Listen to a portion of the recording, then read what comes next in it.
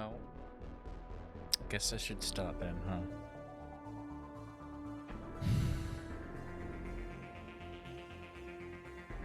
Hello, everyone.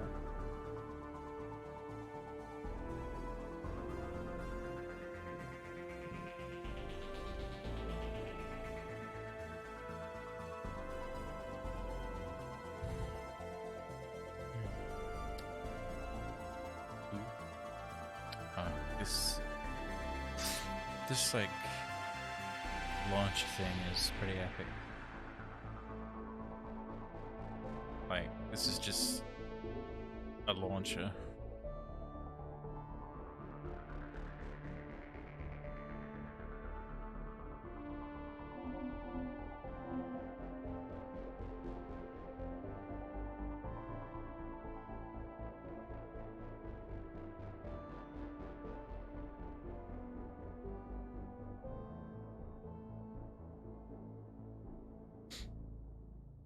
I love my angle. Yeah. Legendary space pirate. That's my whole original purpose, really.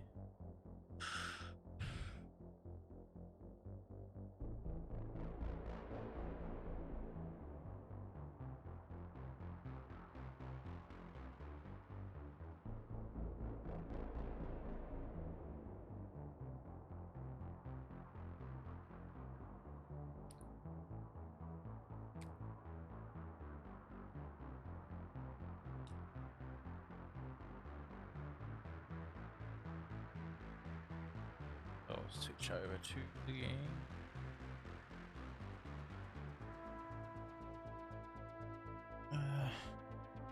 I've still got to set up my avatar and stuff for beginner VTuber. Quotes VTuber.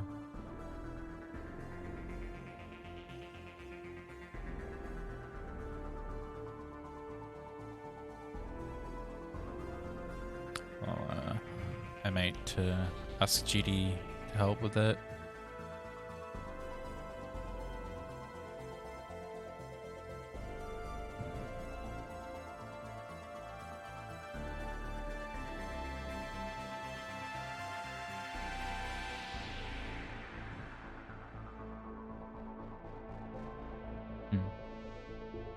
Cuties.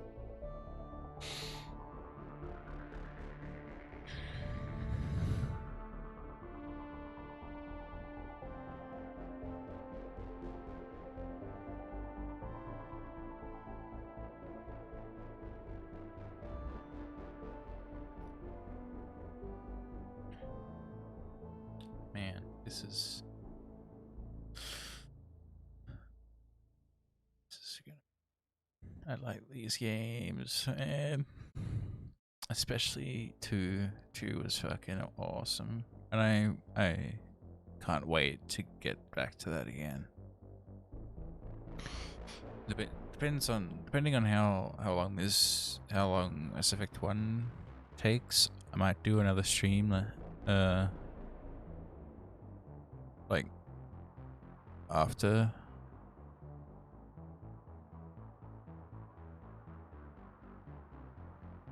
Wow, Mango.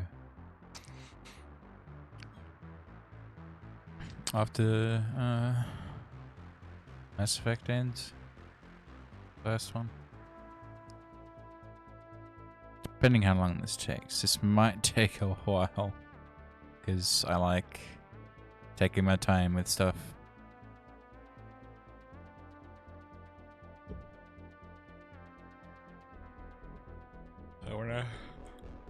I wanna suck in everything.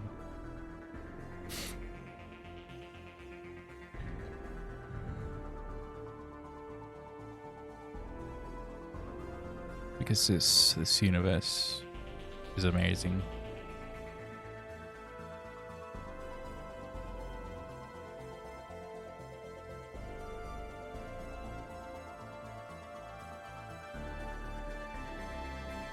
Exactly.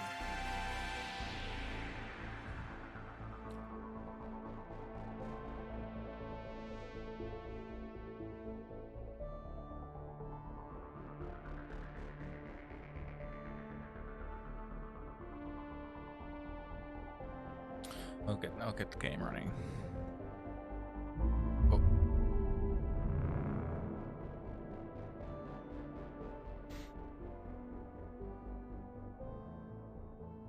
There might be some blackness while it switches over to the game.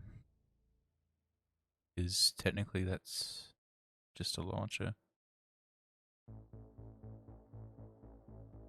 But oh.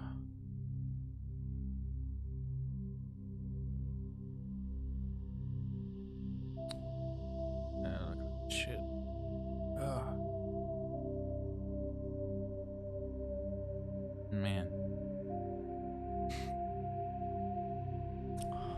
That moon.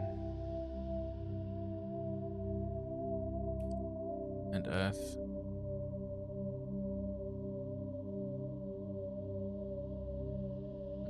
Look at all that beauty to be pondered.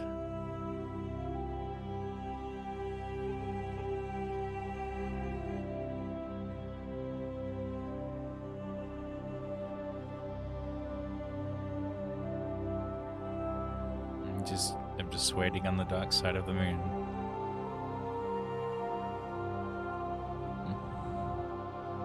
Yummy booty.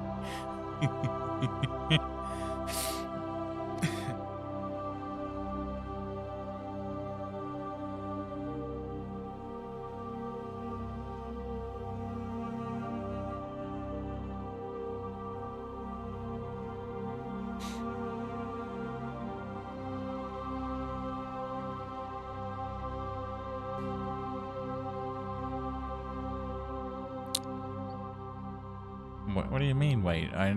You know exactly what you did. You know exactly what you did.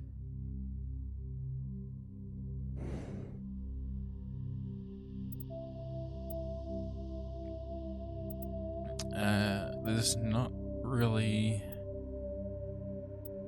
any graphical options. It's just already at max.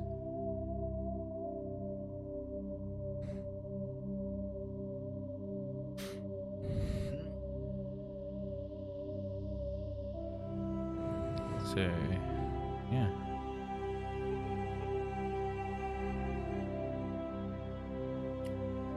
I think maybe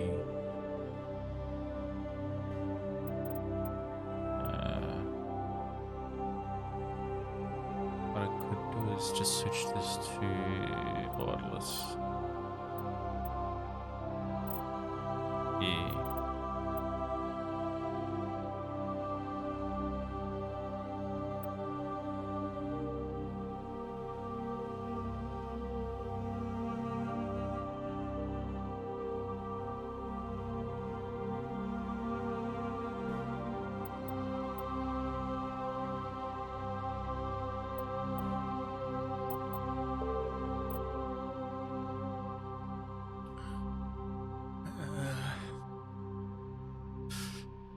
Excitement. What do you mean? You can go all the way. I'm not fucking.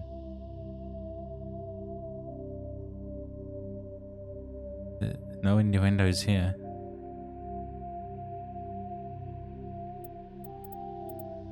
Haha. Alright. Welcome to Alliance Military Database.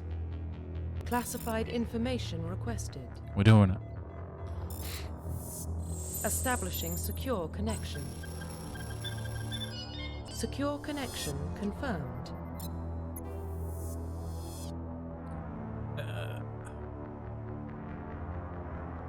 Man, look at that shit. It's real crisp. That is some top shit right there. New animation? Is there new animations? I thought it was just like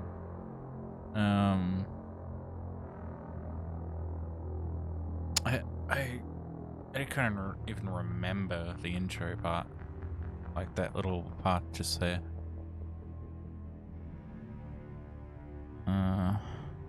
Is it new?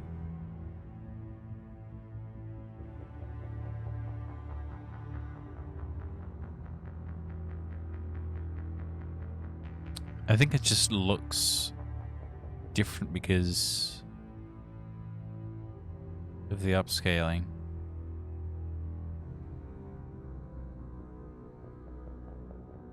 I think it's the same, yeah. It's been a while since I played Mass Effect 1.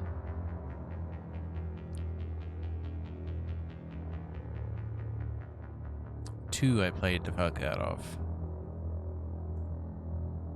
And I think I did like 2 playthroughs of 3.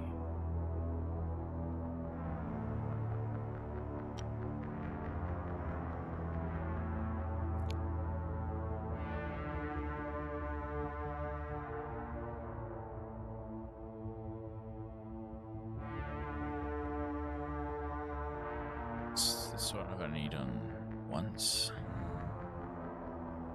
So I can't tell you if it's different or not.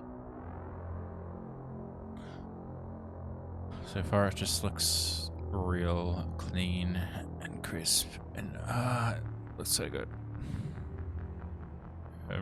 The only thing I remember about it is like all the like muddy, low texture shittiness of console graphics that was still present in the PC version.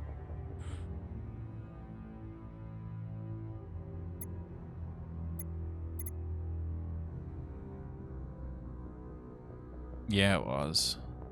So far there's no texture pop-in, which is nice. Yeah. Even then it was pretty bad.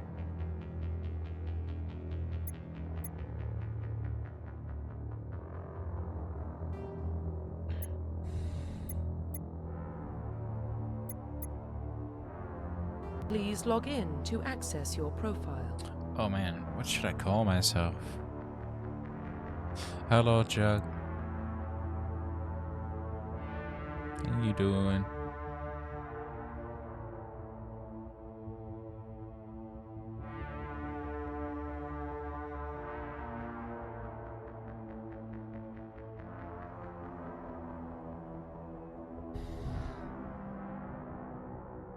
The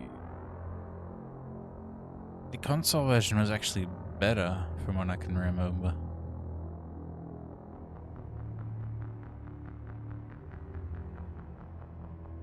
Nice, nice. You do that. I'm doing good.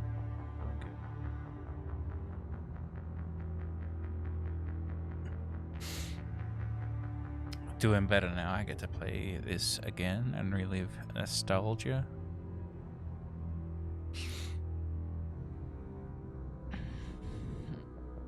And I get to share it with people as well.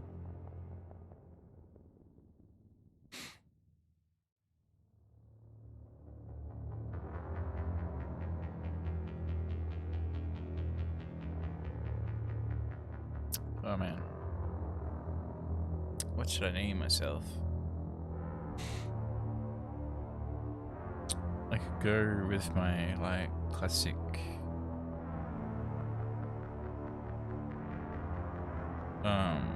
name that I give most of my characters.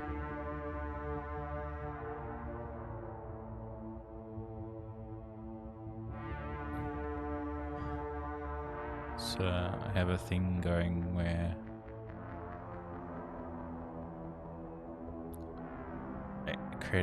I create a character based on other games. Hunter Shepherd. Yeah, that could work, I guess. Yeah.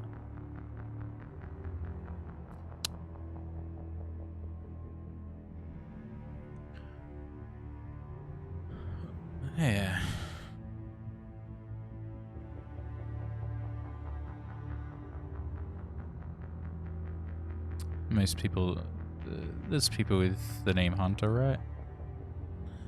First name Hunter.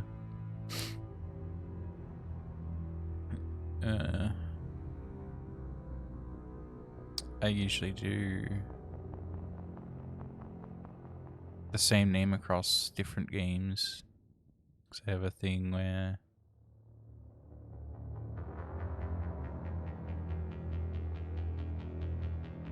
it's an alternate universe version of the same person. So I tend to do the same person. Nice. Yeah. I know someone named Hunter too.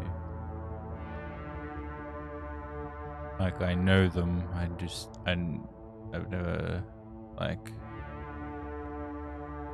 seen them. I know of them.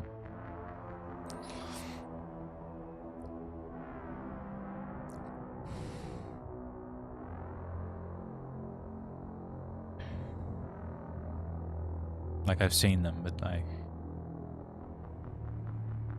yeah.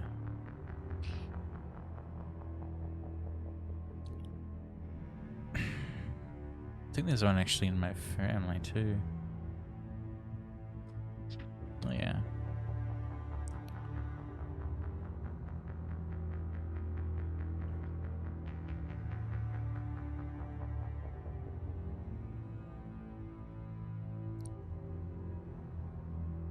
One of my cousin's children or something like that. Yeah, it is. It is.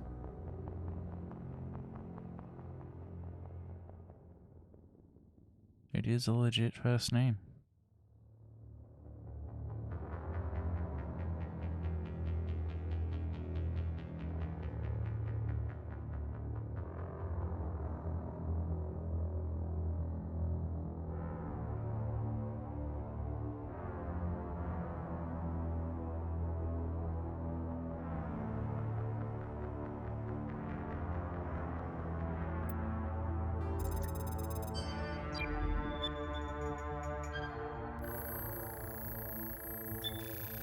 Warning, data corruption detected.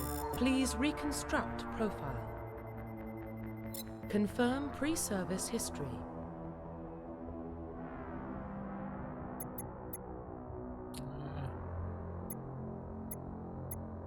As I recall, none of this matters. Like, this stuff doesn't matter, only the next part matters.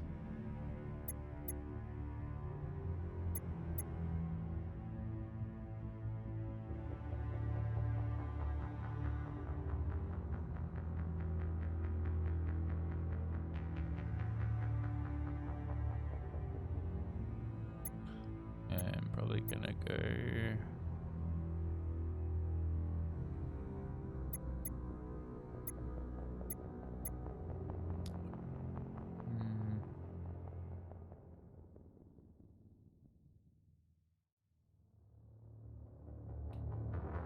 Childhood spent on ships and stations as they...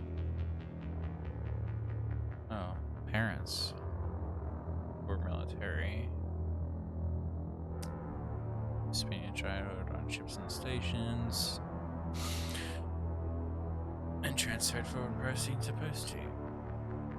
Never staying in one location. Followed in parents' footsteps and enlisted at 18. Eh. It's pretty generic.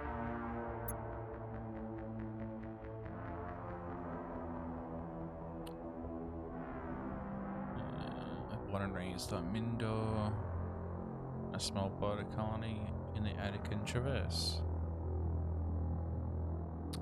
You were 16 slavers raided Mindor, slaughtering your family and friends. You were saved by a passing Alliance patrol. Enlisted with the military a few years later.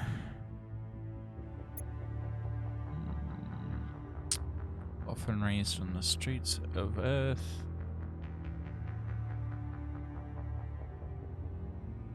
You escaped the life of petty crime and underworld gangs by enlisting in military. When you turned 18. Yeah. Oh, I'm gonna get colonized. Confirm psychological profile. I think this stuff matters though.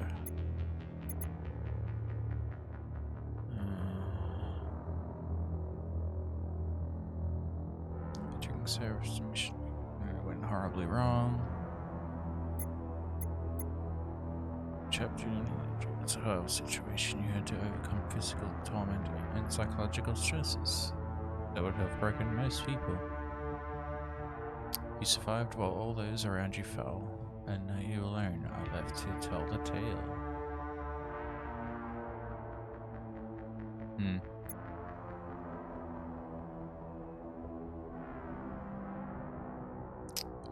The grave found yourself facing an overwhelming enemy force.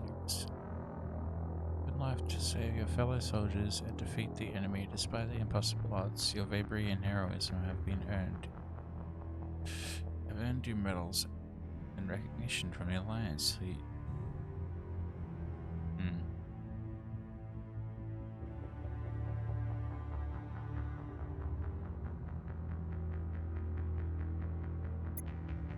Oh yeah.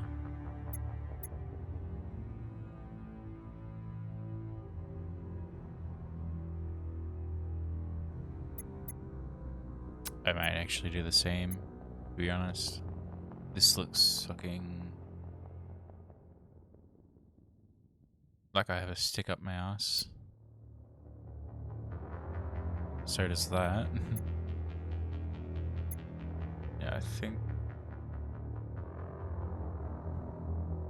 I might do Soul Survivor as well.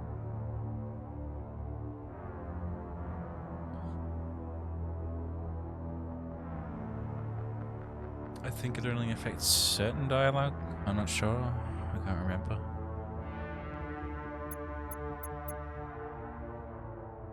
And I think one of them locks you out of something. I'm not 100% sure.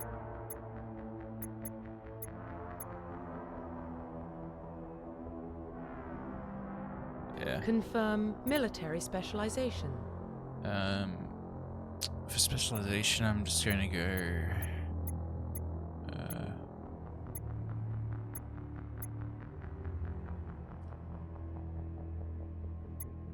Infiltrator.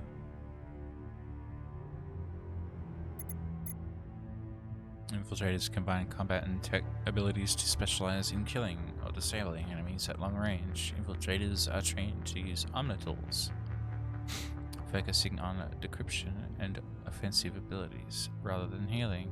They can specialize in pistols or snipers and wear medium armor.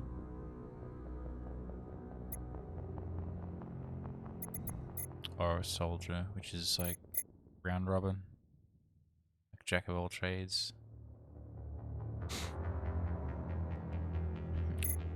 I think all this does is stop you from using certain armor, and one of the attributes is higher, depending what you pick.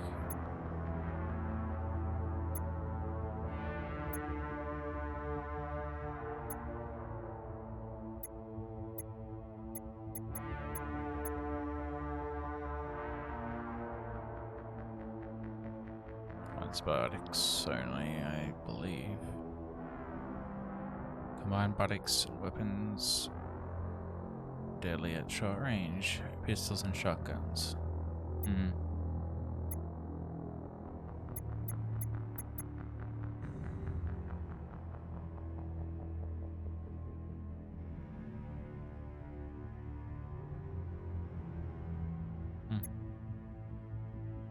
I think I'll just do Infiltrator. Soldier sounds like boring as shit. Whereas Infiltrator is pretty good. I was gonna stick with Infiltrator. Facial anyway. identification.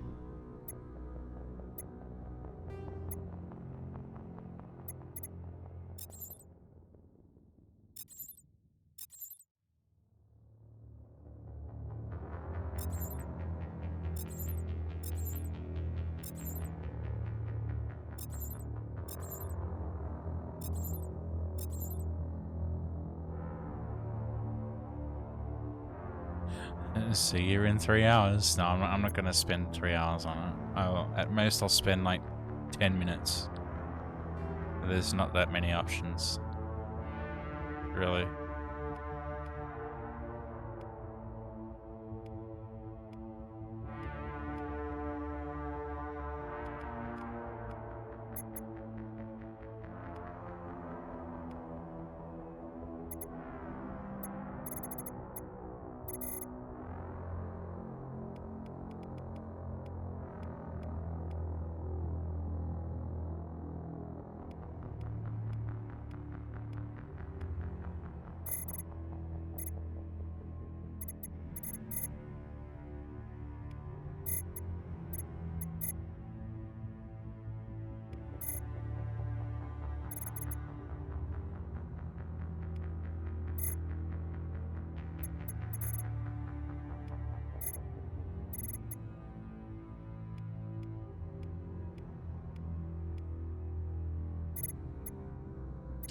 Look how clean that looks. Fucking ears look ugly as ever, but they're gonna be covered anyway.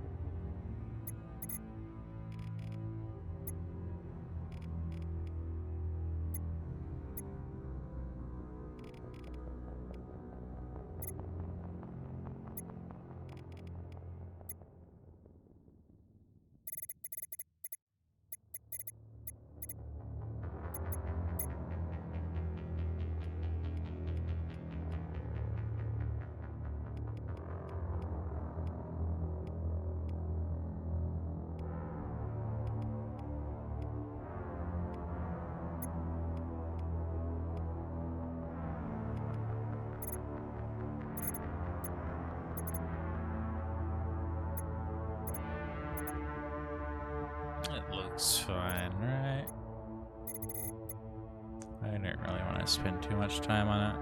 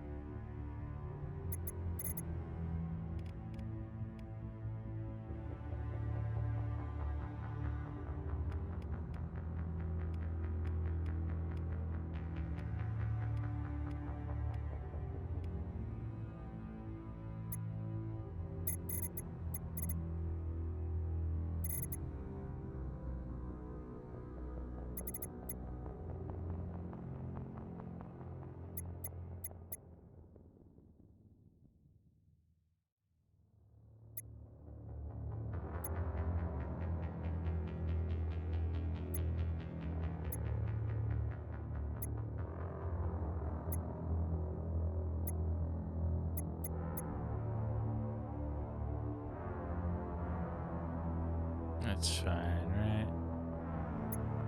Yeah.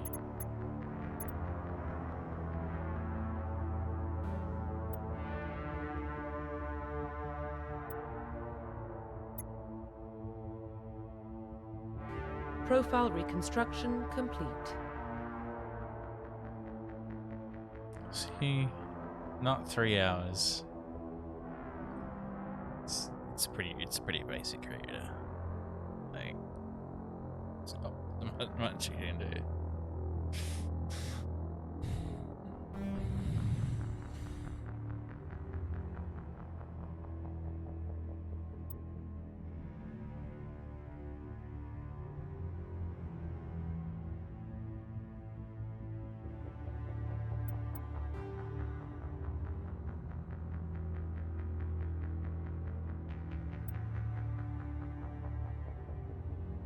Identification confirmed.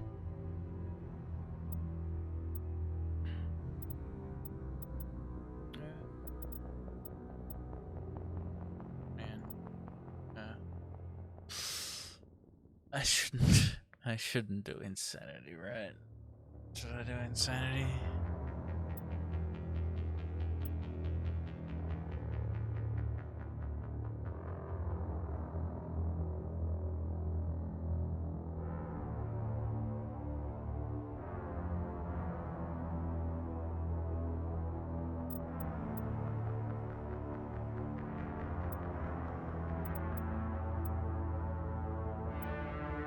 Maybe just odd.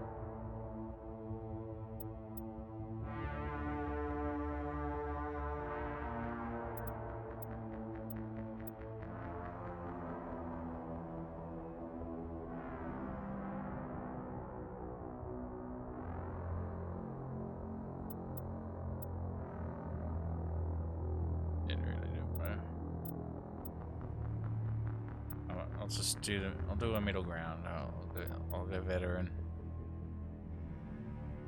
How does that sound?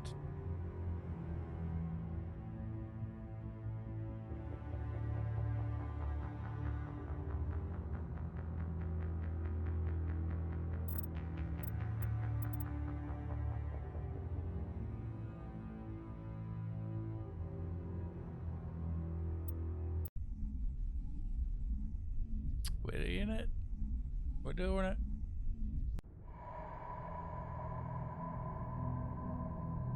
Well, what about Shepard? She grew up in the colonies. She knows how tough life can be out there. Her parents were killed when slavers attacked Mindwar. She saw her whole unit die on a cruise. She could have some serious emotional scars. Every soldier has scars. Shepard's a survivor. Is that the kind of person we want protecting the galaxy? That's the only kind of person who can protect the galaxy. I'll make the call. Ah.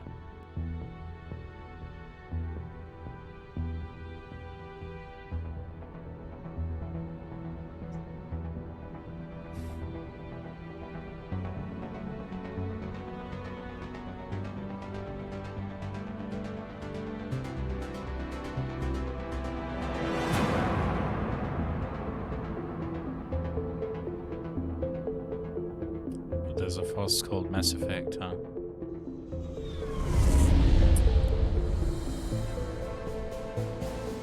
The Arcturus Prime relay is in range. Initiating transmission sequence. Commander?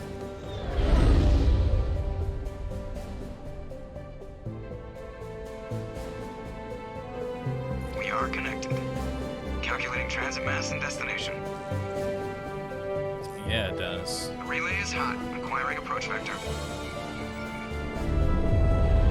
All stations secure for transit.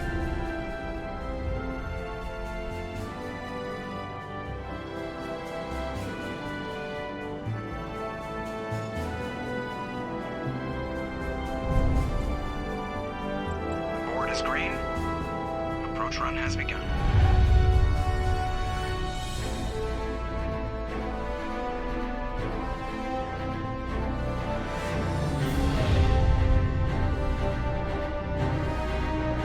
Hitting the relay in 3, 2, 1.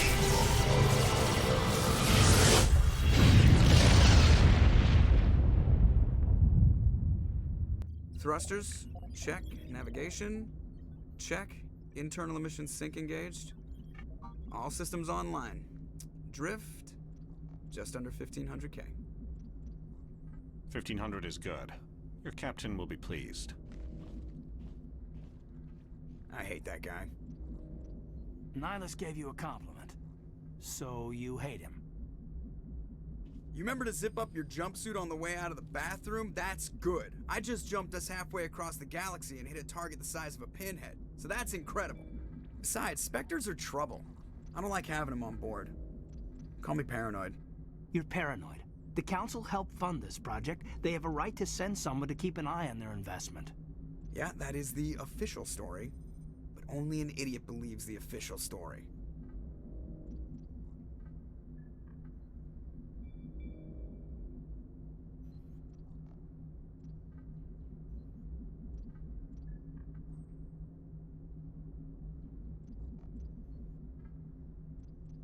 Oh yeah?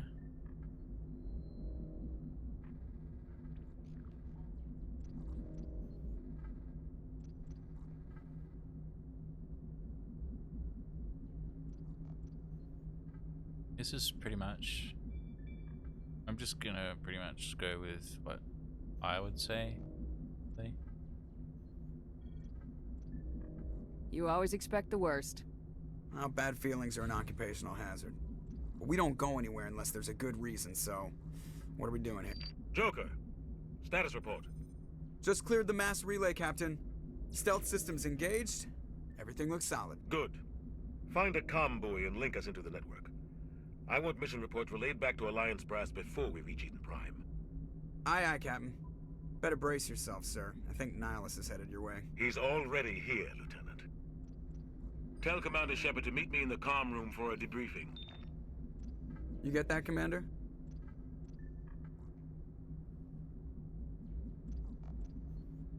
I'm on my way. Is it me or does the captain always sound a little pissed off? Only when he's talking to you, Joker. Hey, I am the captain, motherfucker. I am the fucking captain. I guess he's talking about,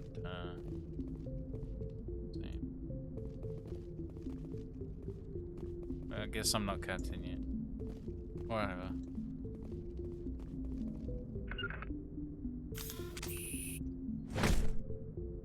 Fuck.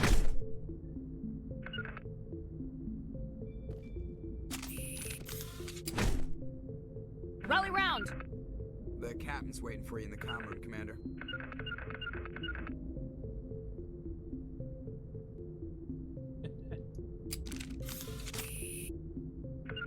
Regroup!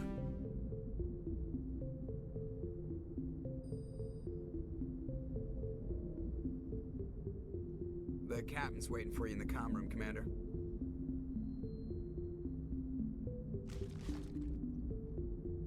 How you doing?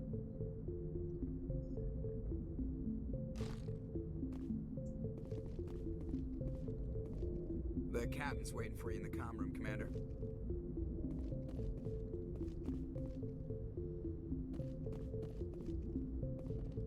I don't think this shit away.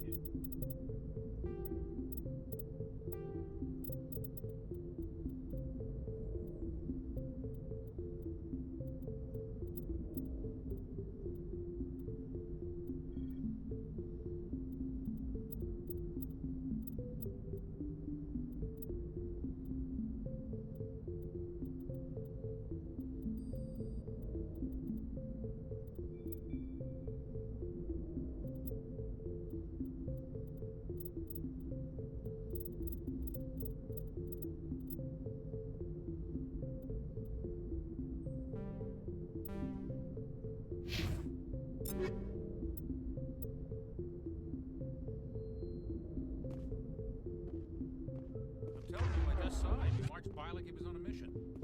He's a Spectre. They're always on a mission. And we're getting dragged right along with him. Relax, Presley. You're gonna give yourself an ulcer.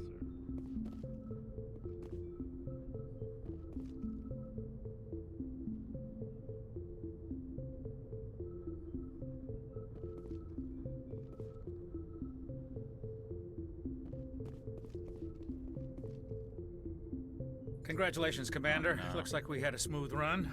You heading down to see the captain? Sounds like you don't trust Arturian guest. Sorry, Commander. Just having a chat with Adams down at engineering. I didn't mean to cause any trouble. But you have to admit, something's odd about this mission. The whole crew feels it. You think the Alliance brass is holding out on us? If all we're supposed to do is test out the stealth system, why is Captain Anderson in charge? And then there's Nihilus. Spectres are elite operatives, top covert agents. Why send a Spectre, a Turian Spectre, on a shakedown run? It doesn't add up. What do you know about the stealth systems? I just know it masks our location from scans and sensors. Cutting-edge technology. The Normandy's the only ship with this prototype drive. Do people not have eyes? Why are we fully staffed? A skeleton crew would be cheaper, less chance of security leaks too. Plus there's Nihilus. It's pretty obvious this shakedown run is just a cover. I'm pretty damn sure you can fucking see it with your eyes.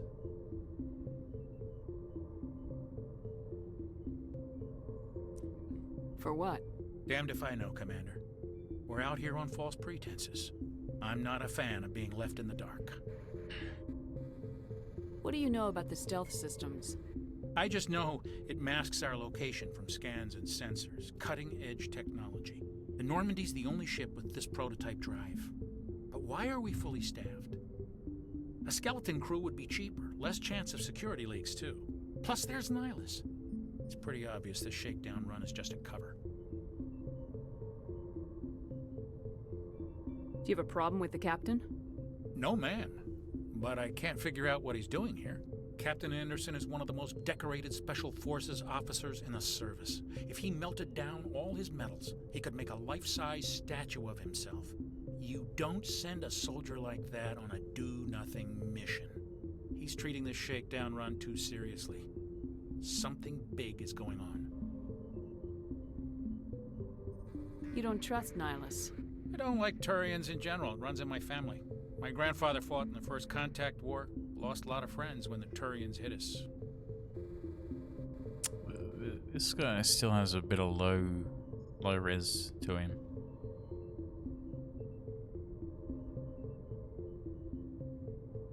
That was 30 years ago. You can't blame Nihilus for that. No, I guess not. But it still makes me nervous to have a Spectre on board, especially a Turian. We're an Alliance vessel, human military, but Nihilus doesn't answer to the captain like the rest of us. Spectres operate outside the normal chain of command, and they don't come along just to observe shakedown runs. Nihilus looks like he's expecting some heavy action. I don't like it.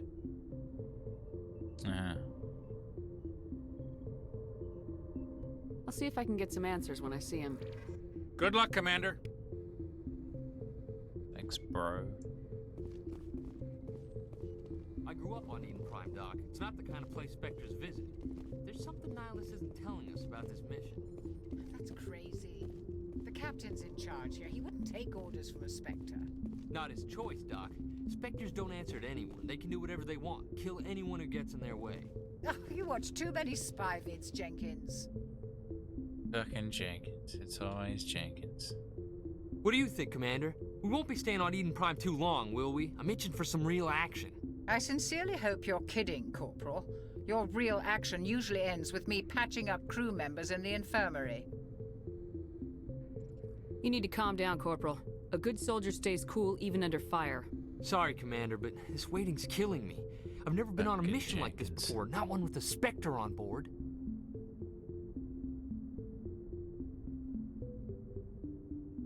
What can you tell me about Nihilus? Turians are generally well respected by the other species. Their fleet has more patrols protecting Citadel space than any other. They don't always get on well with us, though. Some people find them too rigid. Others still blame them for the First Contact War.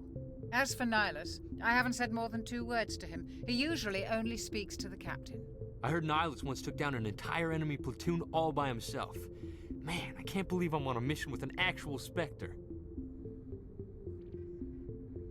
What do you know about the Spectres? Only what I've heard. Spectre agents work directly for the Citadel Council. They usually work alone or in small groups. Spectres don't have any official power, though. Basically, they're a shadow organization with a mandate to preserve and protect galactic stability. Protect it at any cost. Don't forget that part. Spectres operate above the law. You're from Eden Prime, aren't you, Jenkins? What's it like? It's very peaceful, Commander. They've been real careful with development so you don't have any city noise or pollution. My parents lived on the outskirts of the colony. At night, I used to climb this big hill and stare across the fields back at the lights from the main settlement. It was gorgeous. But when I got older, I realized it was a little too calm and quiet for me. That's why I joined the Alliance. Even Paradise gets boring after a while.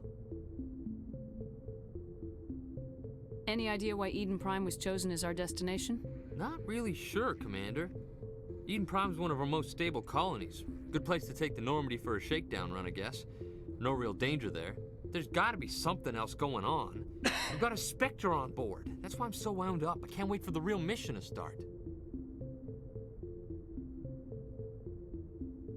Just treat this like every other assignment you've had and everything will work out. Easy for you to say. You proved yourself on Akuz. Everybody knows what you can do. This is my big chance. I need to show the brass what I can do.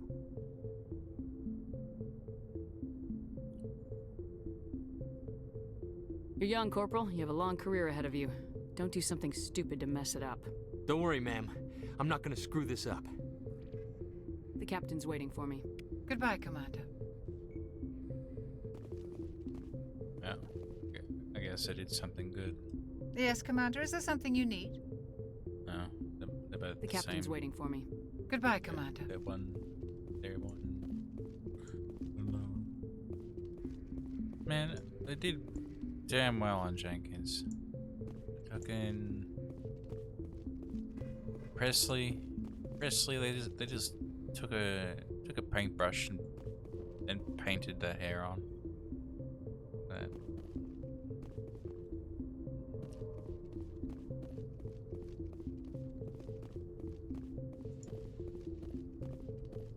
oh, there's Nihilus. This is your boy Nihilus. Soon to be, yeah. All right.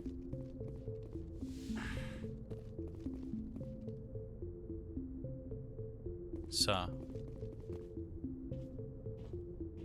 Commander Shepard, I was hoping you'd get here first. It will give us a chance to talk. The captain said he'd meet me here. He's on his way. I'm interested in this world we're going to, Eden Prime. I've heard it's quite beautiful. They say it's a paradise. Yes, a paradise. Serene, tranquil, safe.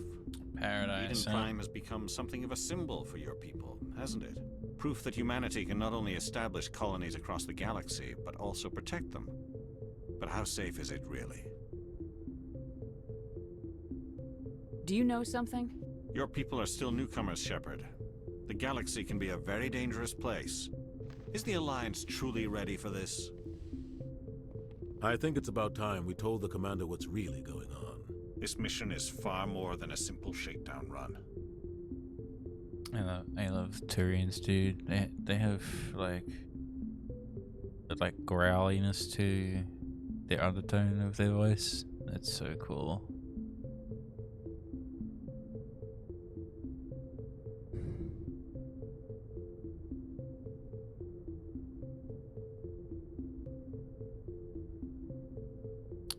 Just a sec.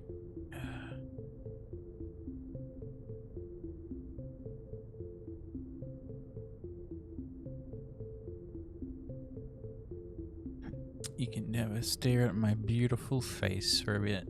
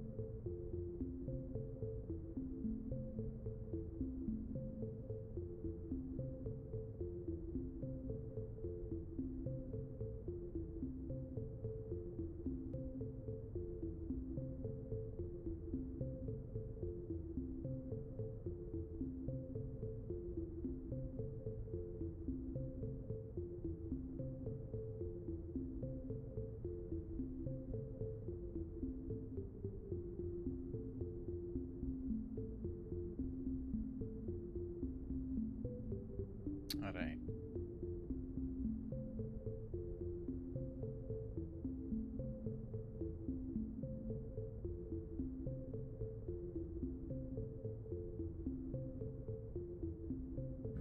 We're in it for the long haul now.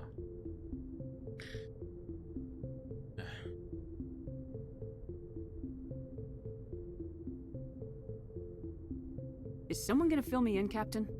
We're making a covert pickup on Eden Prime. That's why we needed the stealth systems operational.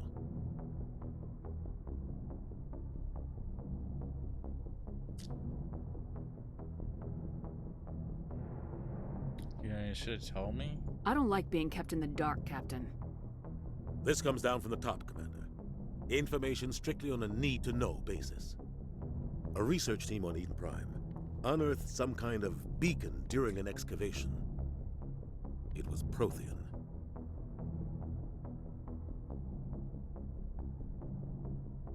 To fix a Prothean. I thought the Protheans vanished 50,000 years ago. Their legacy still remains. The mass relays, the Citadel, our ship drives. It's all based on Prothean technology. This is big, Shepard. The last time humanity made a discovery like this, it jumped our technology forward 200 years. But Eden Prime doesn't have the facilities to handle something like this. We need to bring the beacon back to the Citadel for proper study. Obviously, this goes beyond mere human interests, Commander. This discovery could affect every species in Council space.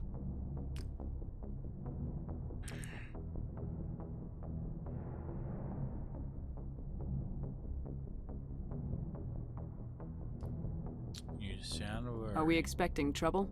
I'm always expecting trouble. There's more, Shepard. Nihilus isn't just here for the beacon. He's also here to evaluate you. Why? What's going on, Captain? The Alliance has been pushing for this for a long time. Humanity wants a larger role in shaping interstellar policy. We want more say with the Citadel Council. The Spectres represent the Council's power and authority.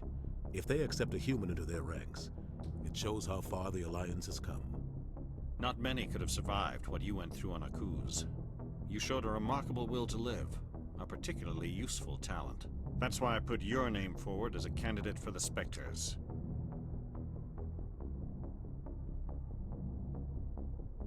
Wow. Why would a Turian want a human in the Spectres?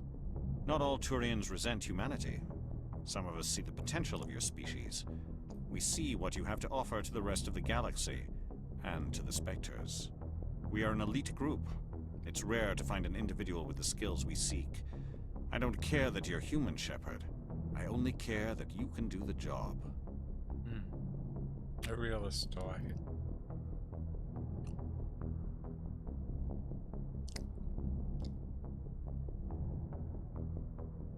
I assume this is good for the Alliance. Earth needs this, Shepard. We're counting on you. I need to see your skills for myself, Commander. Eden Prime will be the first of several missions together. You'll be in charge of the ground team. Secure the beacon and get it onto the ship ASAP. Nihilus will accompany you to observe the mission.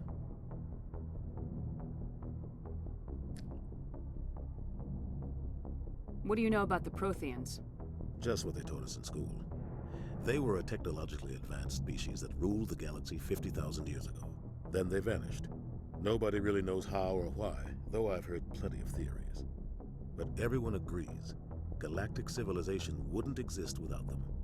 Their citadel is the very heart of galactic society, and without their mass relays, interstellar travel would be impossible. We all owe the Protheans a great debt. I'd like to know more about Eden Prime before we touch down. It's a peaceful farming world, but it represents something much bigger. Eden Prime is one of our oldest and most successful colonies. It proved we were ready to face the challenges of settling new worlds, to forge a place for humanity beyond Earth. It symbolizes humanity's growth and evolution as a spacefaring species. And after this, it will be known as the world where humans made a discovery of galactic importance. Why is this beacon so important? All advanced galactic civilization is based on Prothean technology, even yours. If we hadn't discovered those Prothean ruins buried on Mars, we'd still be stuck on Earth. That was just a small data cache. Who knows what we can learn from this beacon? What if it's a weapons archive? We can't let it fall into the wrong hands. Like who? The Attican Traverse isn't the most stable sector of Citadel space. There are plenty of raiders and criminal groups active in the region. They might figure a Prothean beacon is worth the risk of attacking an Alliance ship. Plus, Eden Prime is right on the border of the Terminus systems. Yeah. The Attican Traverse is under Citadel protection. If the Terminus systems attack, it's an act of war. Technically, yes. But some of the species in the Terminus might be willing to start a war over this. The last thing the Council wants is to get dragged into a major conflict with the Terminus systems. We have to keep this low-key. Why is this beacon so important? All advanced galactic civilization is based on Prothean technology. Even yours. If we hadn't discovered those Prothean ruins buried on Mars, we'd still be stuck on Earth. That was just a small data cache. Who knows what we can learn from this beacon? What if it's a weapons archive? We can't let it fall into the wrong hands. Just give the word, Captain. We should be getting close to Eden. Captain, we got a problem. What's wrong, Joker? Transmission from Eden Prime, sir. You better see this. Bring it up on screen.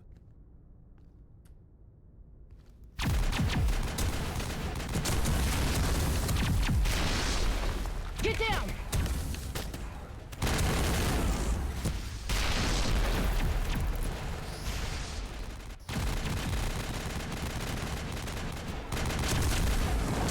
We are under attack, taking heavy casualties. I repeat, heavy casualties.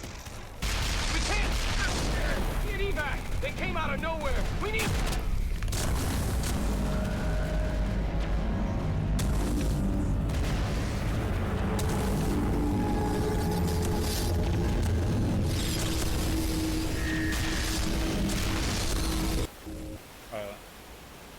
Everything cuts out after that. No comm traffic at all. Just goes dead. There's nothing. Reverse and hold at 38.5.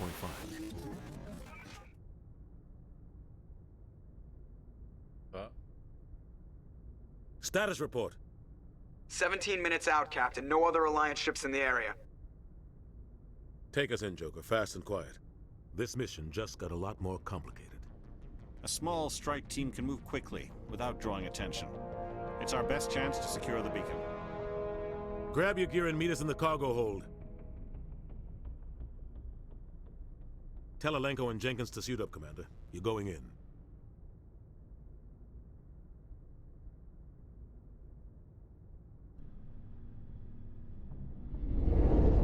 Engaging stealth systems. Somebody was doing some serious digging here, Captain. Your team's the muscle in this operation, Commander. Go in heavy and head straight for the dig site. What about survivors, Captain? Helping survivors is a secondary objective. The beacon's your top priority. Approaching drop point 1. Nihilus, you're coming with us? I move faster on my own. Nihilus will scout out ahead. He'll feed you status reports throughout the mission. Otherwise, I want radio silence. I don't like putting my life in the hands of a Turian, sir. Nihilus is on our side. He wants you in the Spectres, and he wants that beacon. We've got his back, Captain. The mission's yours now, Shepard. Good luck! We are approaching drop point 2.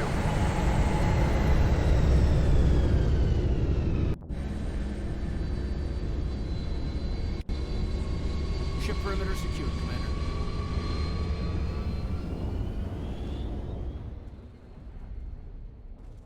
This place got hit hard, Commander. Hostiles everywhere. Keep your guard up. Oh, hey. Oh, God. What happened here? Smells like smoke and death.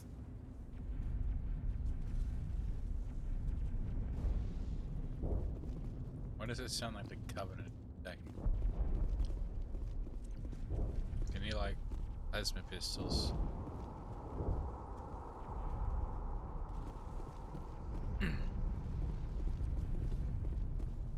H.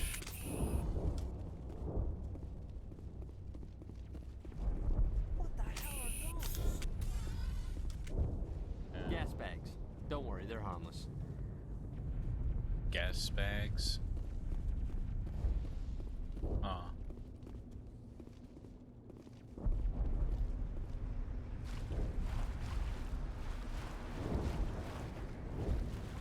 What's this? Nothing around here.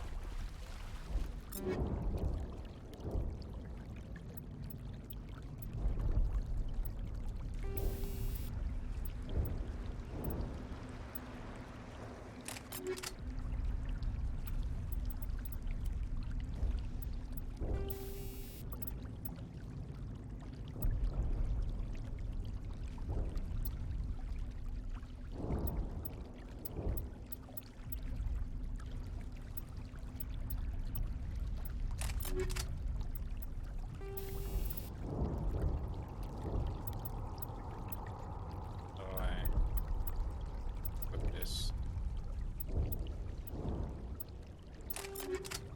Yeah.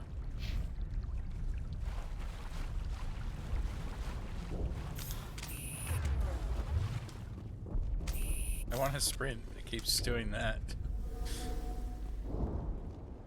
I don't even know if there is a sprint in this. Is there? Oh, this way.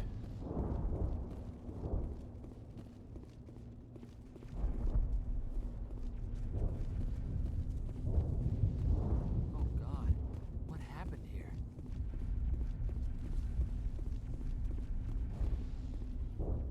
Left shift to switch weapons. Ah.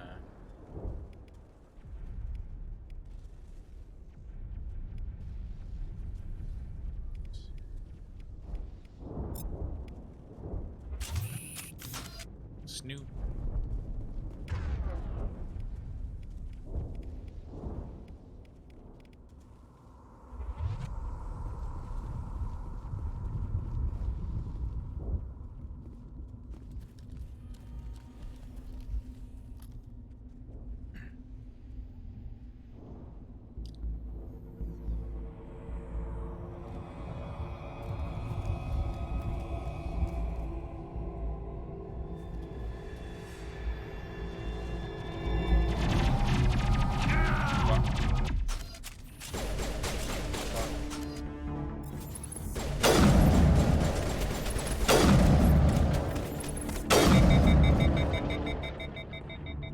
Back on Jenkins.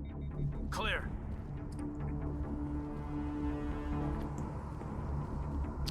Jenkins. No. Ripped right through his shields. Never had a chance.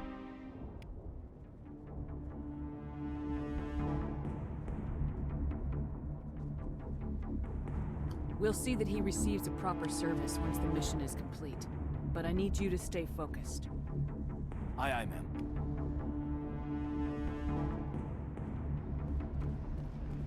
Thanks, bud.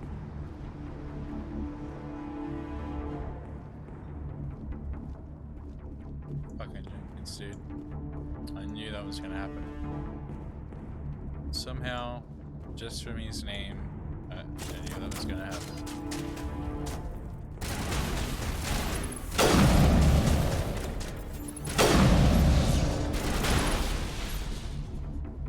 Some burned out buildings here, Shepard. A lot of bodies. I'm gonna check it out. I'll try to catch up with you at the dig site. Okay.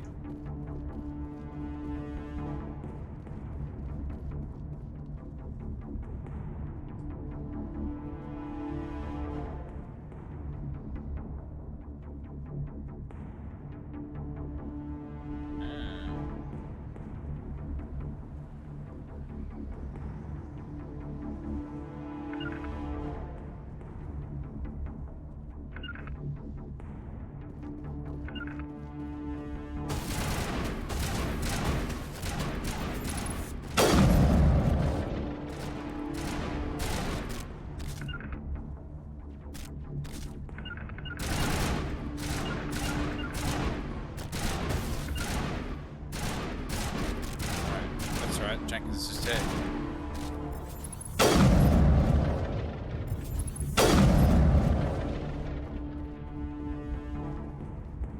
I think we're good, Commander.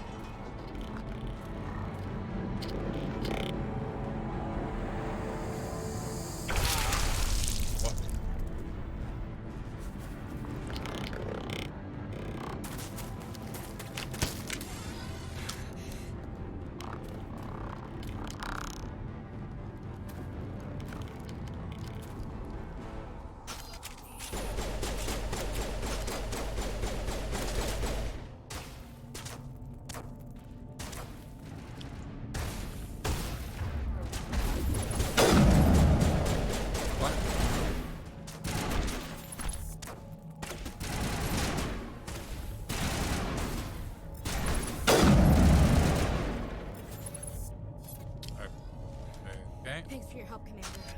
I didn't think I was gonna make it.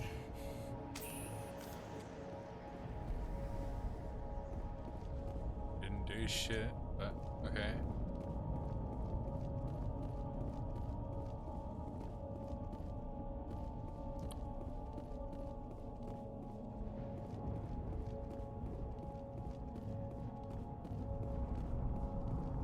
Gunnery Chief Ashley Williams of the 212.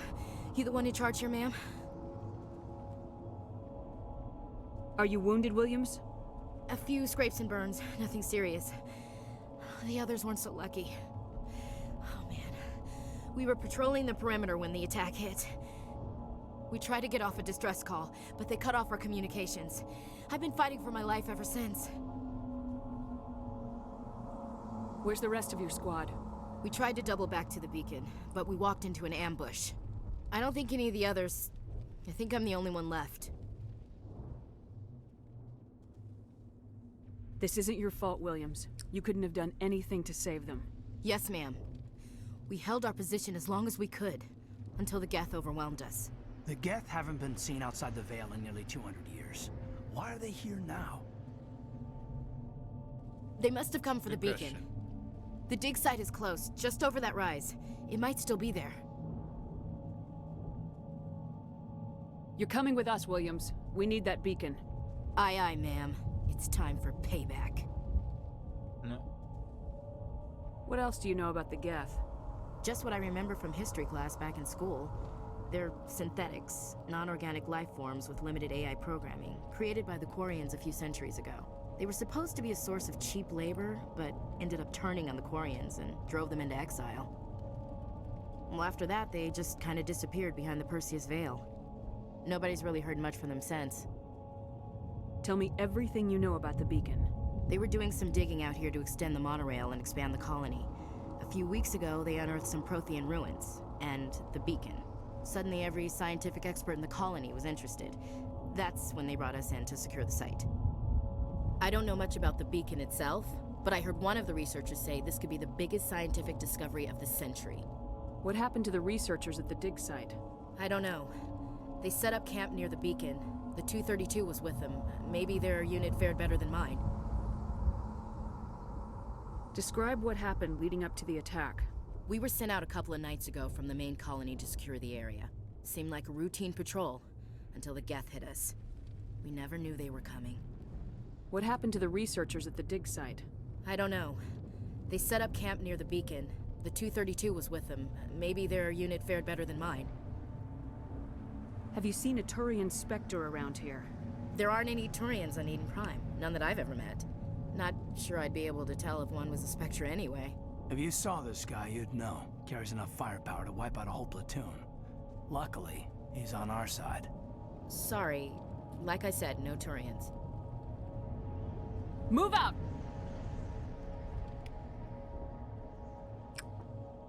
Oh.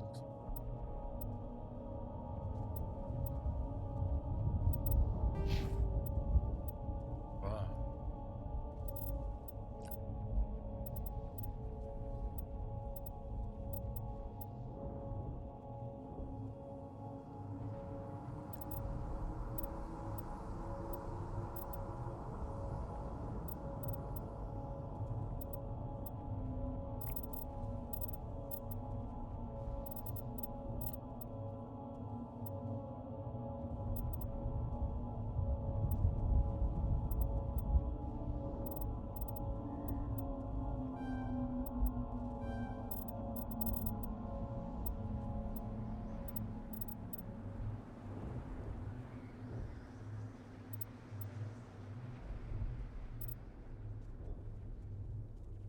Tech mine.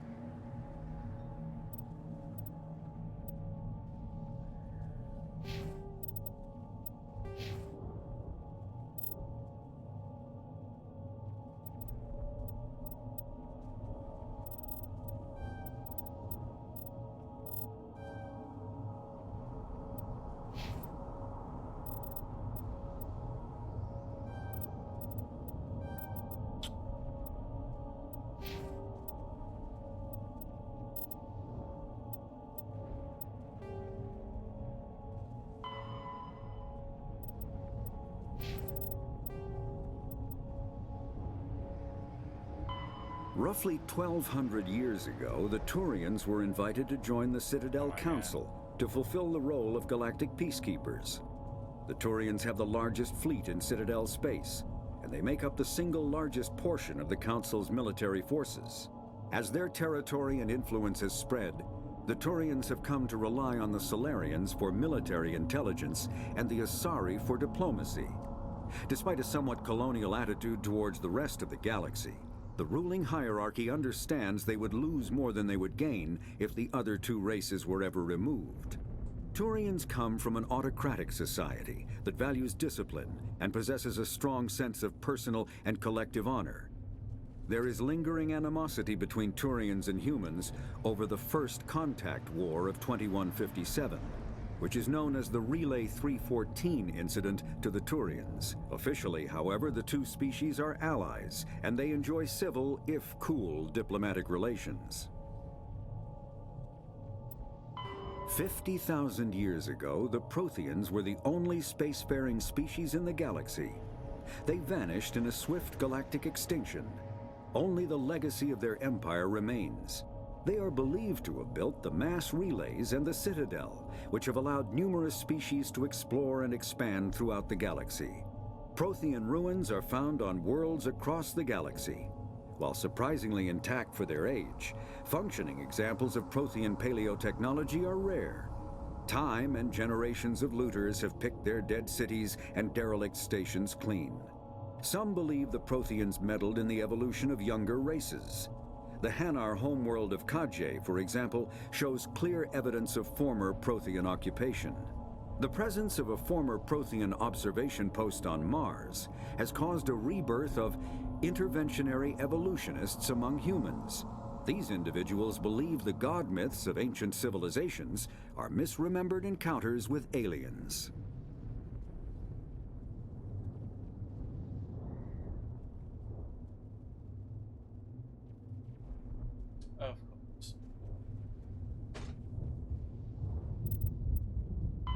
The Geth are a humanoid race of networked AIs. They were created by the Quarians 300 years ago as tools of labor and war. When the Geth showed signs of self-evolution, the Quarians attempted to exterminate them. The Geth won the resulting war. This example has led to legal, systematic repression of artificial intelligences in galactic society. The Geth possess a unique distributed intelligence. An individual has rudimentary animal instincts, but as their numbers and proximity increase, the apparent intelligence of each individual improves. In groups, they can reason, analyze situations, and use tactics, as well as any organic race. Geth space is located at the trailing end of the Perseus Arm, beyond the lawless Terminus systems. The Perseus Veil, an obscuring dark nebula of opaque gas and dust, lies between their space and the Terminus systems. Spectres are agents from the Office of Special Tactics and Reconnaissance, and answer only to the Citadel Council. They are elite military operatives, granted the authority to deal with threats to peace and stability in whatever way they deem necessary. They operate independently or in groups of 2 or 3.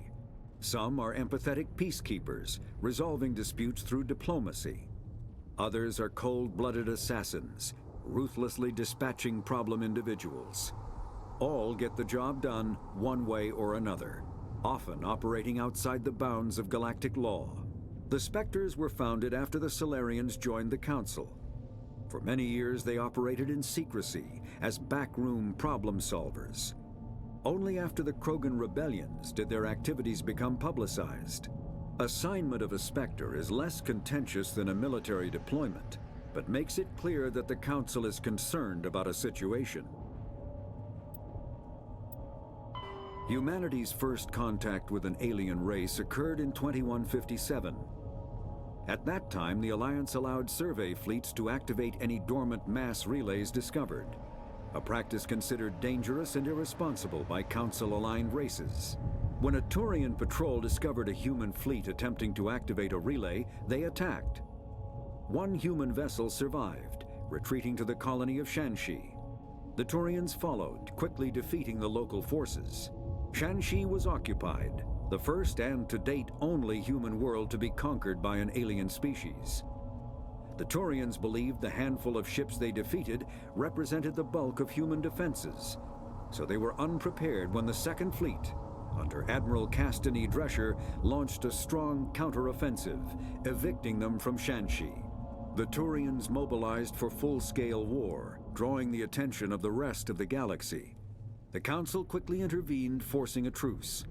Fortunately for humanity, the First Contact War was ended with a diplomatic solution. The Systems Alliance is an independent supranational government representing the interests of humanity as a whole. The Alliance is responsible for the governance and defense of all extrasolar colonies and stations. The Alliance grew out of the various national space programs as a matter of practicality. Sol's planets had been explored and exploited through piecemeal national efforts. The expense of colonizing entire new solar systems could not be met by any one country. With humans knowing that alien contact was inevitable, there was enough political will to jointly fund an international effort. Still, the Alliance was often disregarded by those on Earth until the First Contact War. While the national governments dithered and bickered over who should lead the effort to liberate Shanxi, the Alliance fleet struck decisively.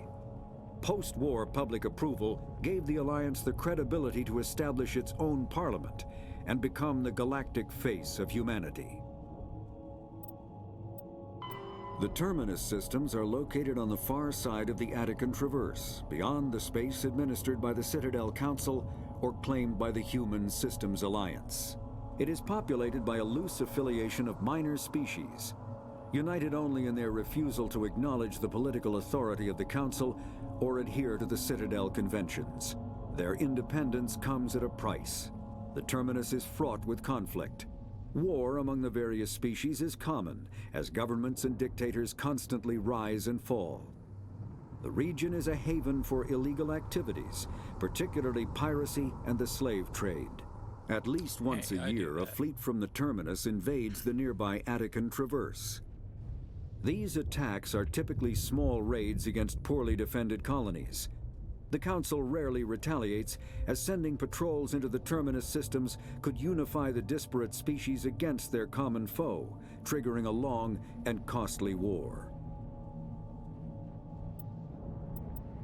Kinetic barriers, more commonly called shields, provide protection against most mass accelerator weapons. Whether on a starship or a soldier's suit of armor, the basic principle remains the same. Kinetic barriers are repulsive mass effect fields, projected from tiny emitters. These shields safely deflect small objects traveling at rapid velocities. This affords protection from bullets and other dangerous projectiles, but still allows the user to sit down without knocking away their chair. The shielding afforded by kinetic barriers does not protect against extremes of temperature, toxins, or radiation.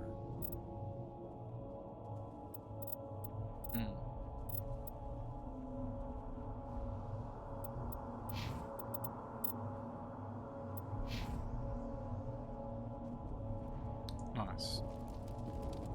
Bullshit. The beacon's at the far end of this trench. Yes, thank you, Ashley.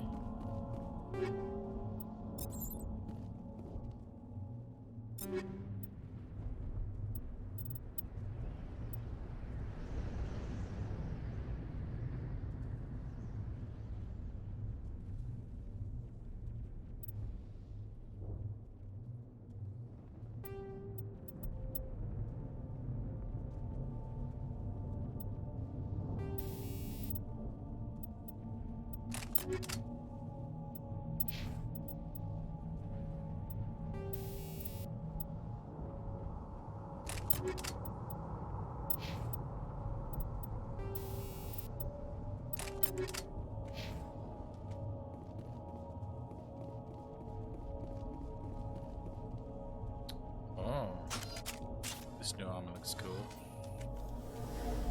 It's like camo.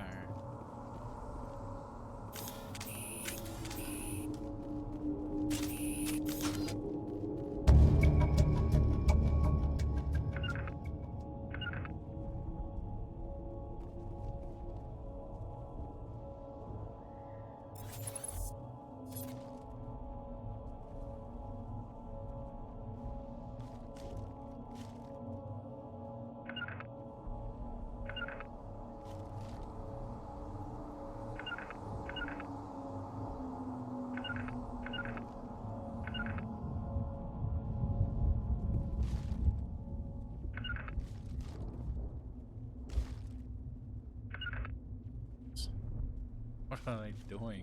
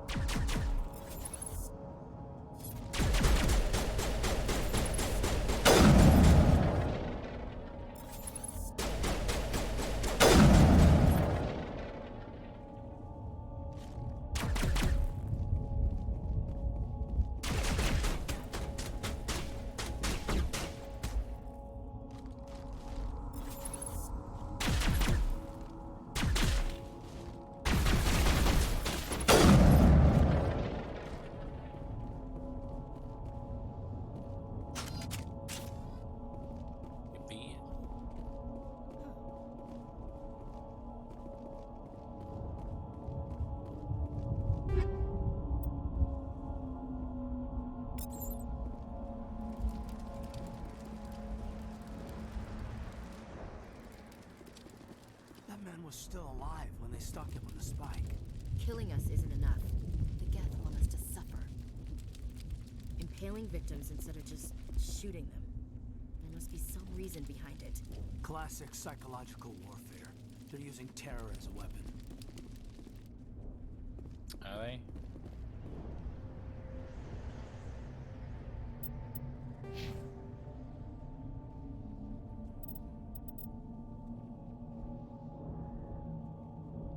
Wait. I thought I was supposed to be good with the snipers. But if I can pick the wrong thing.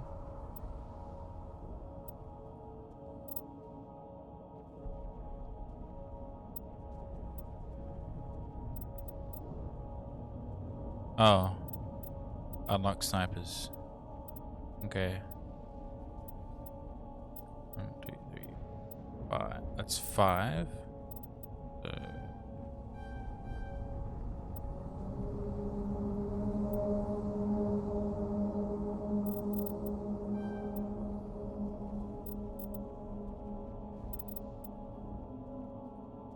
How do I do that?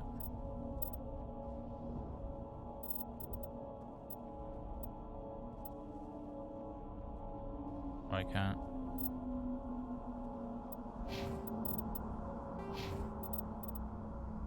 Why isn't it?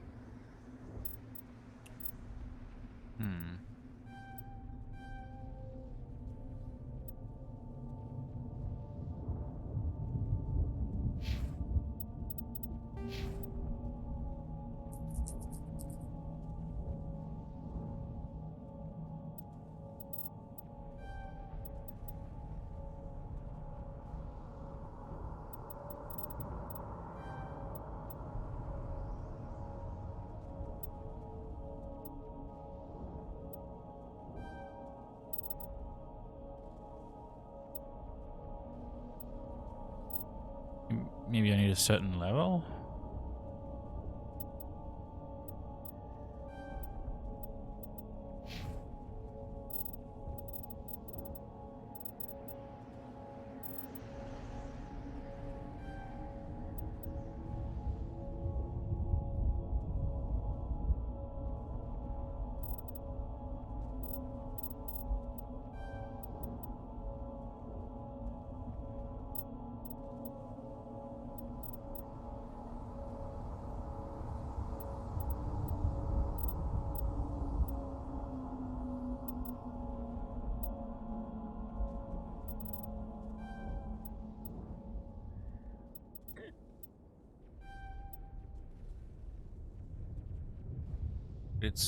It was blue, right? No, it's not blue. So I need to be a certain level to unlock this? It's gray. Maybe I do need a certain level.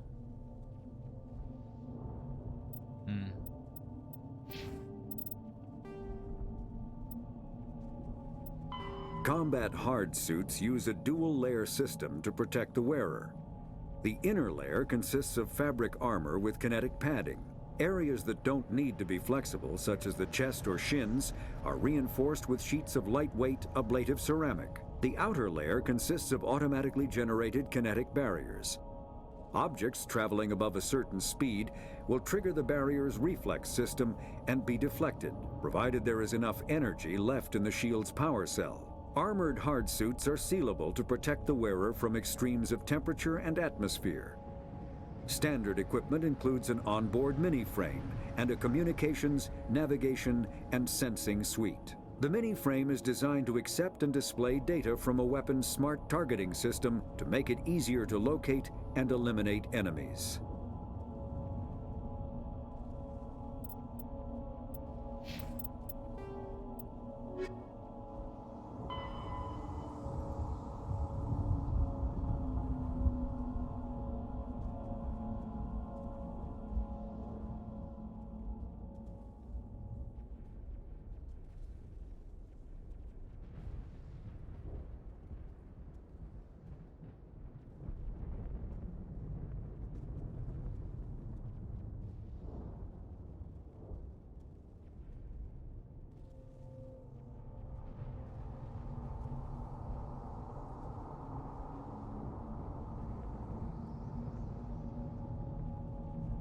Mixed vegetables, huh?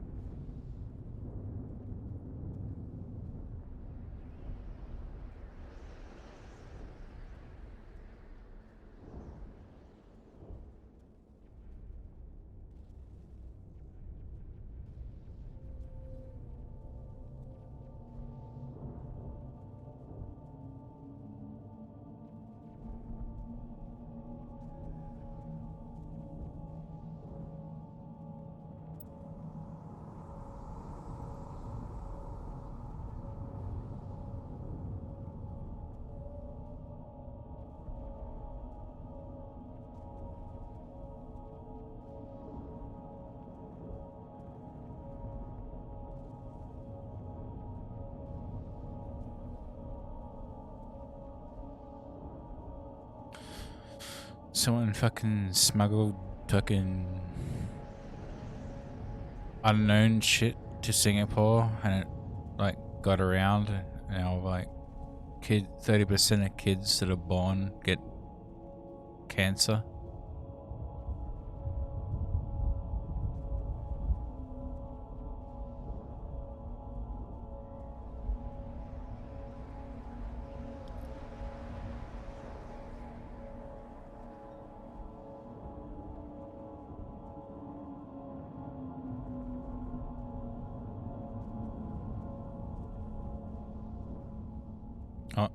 They started developing telekinetic powers. Okay.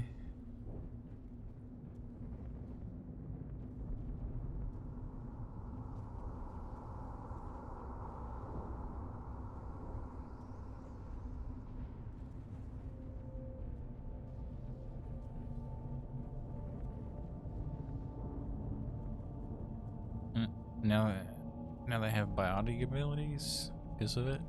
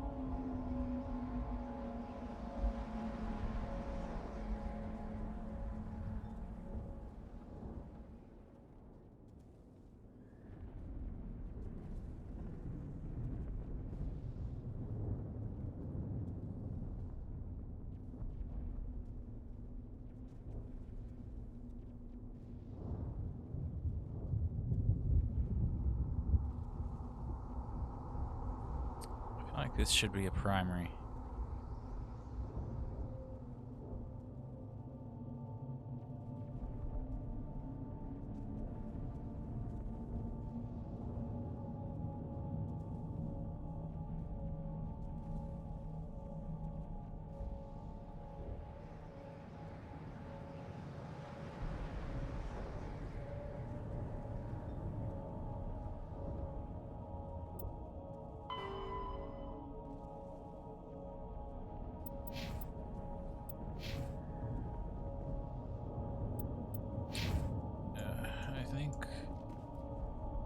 This is the dig site. The beacon was right here. It must have been moved. By who? Our side or the Geth? Hard to say. Maybe we'll know more after we check out the research camp. You think anyone got out of here alive? If they were lucky. Maybe hiding up in the camp. It's just on the top of this ridge, up the ramps. Change of plans, Shepard. There's a small spaceport up ahead. I want to check it out. I'll wait for you there. Thanks, Nihilus.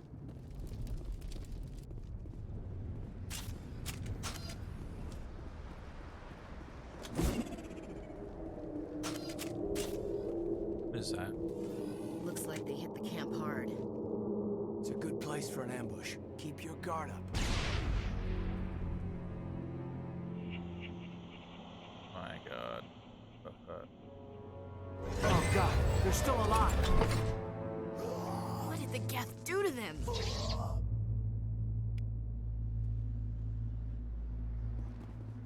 Oh, they're Zambos now. What the fuck?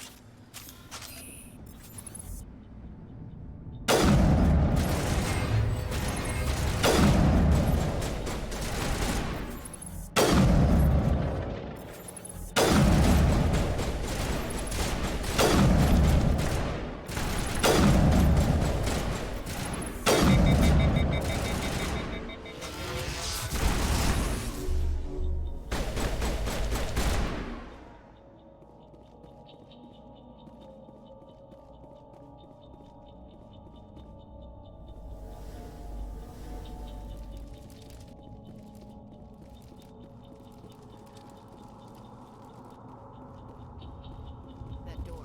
It's closed. Security locks engaged.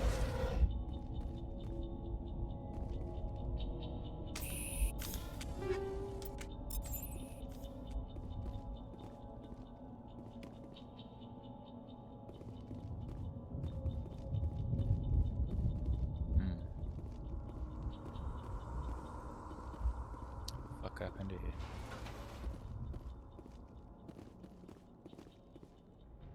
There's someone in there. It's,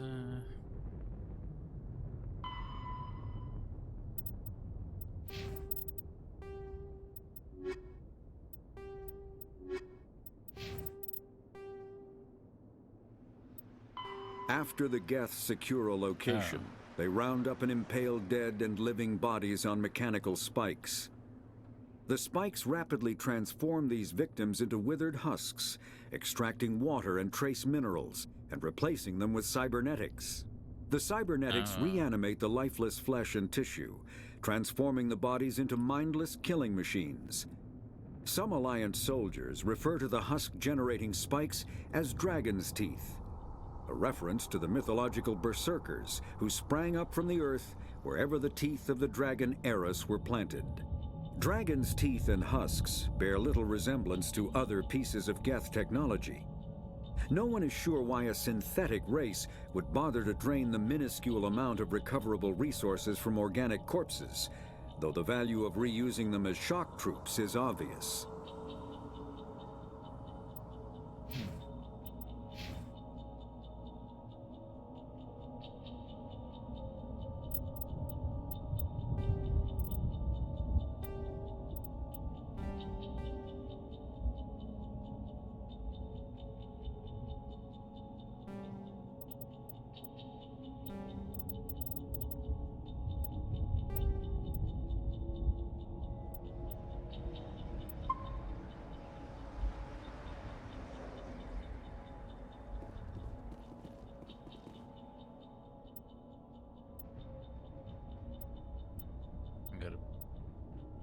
Decrypt this?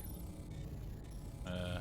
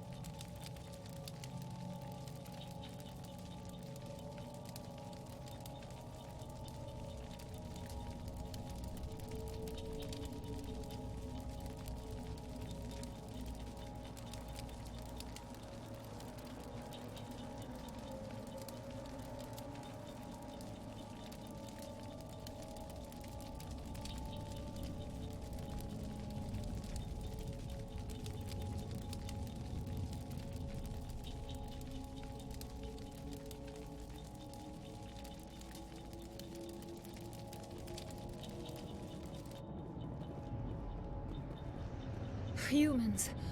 Thank the Maker. Hurry! Close the door before they come back. Don't worry. We'll protect you. Thank you. I think we'll be okay now. It looks like everyone's gone. You're Dr. Warren, the one in charge of the excavation.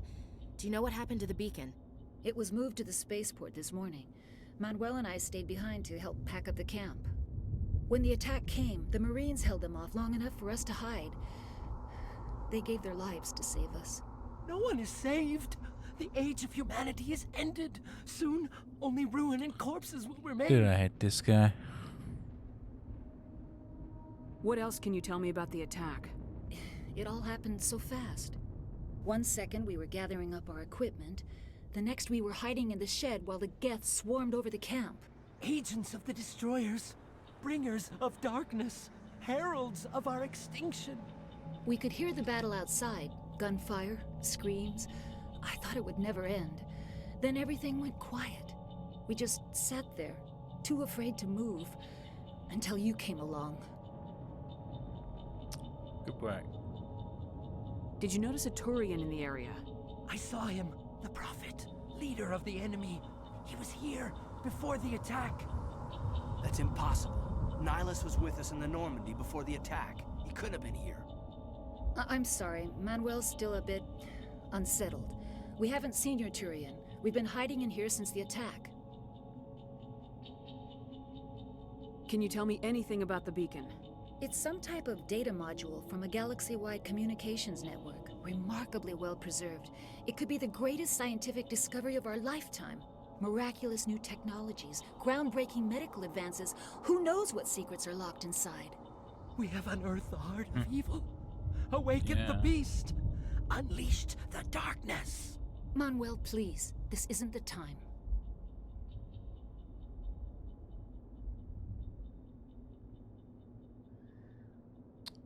I already know why he's crazy, but I'll just leave it until after it happens. What's wrong with your assistant? Manuel has a brilliant mind, but he's always been a bit unstable. Genius and madness are two sides of the same coin. Is it madness to see the future? To see the destruction rushing towards us? To understand there is no escape? No hope? No. I am not mad. I'm the only sane one left. I gave him an extra dose of his meds after the attack.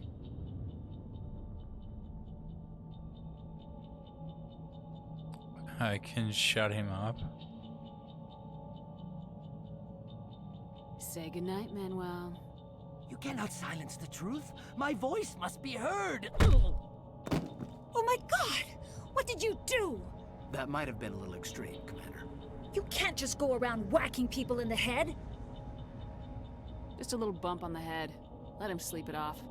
I suppose you're right. By the time he wakes up, the meds will have kicked in. Williams, take us to the spaceport. Good luck, Commander.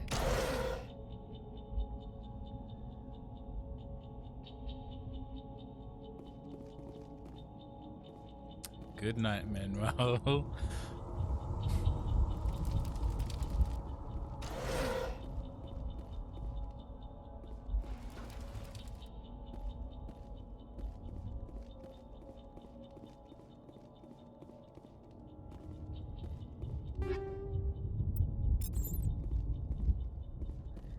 Pog, $30.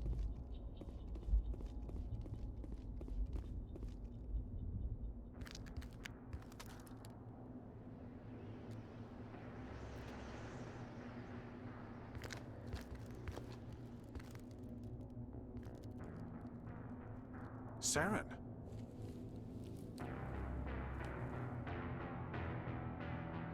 Nihilus. This isn't your mission, Saren. What are you doing here? The Council thought you could use some help on this one. I wasn't expecting to find the Geth here. The situation's bad. Don't worry. I've got it under control.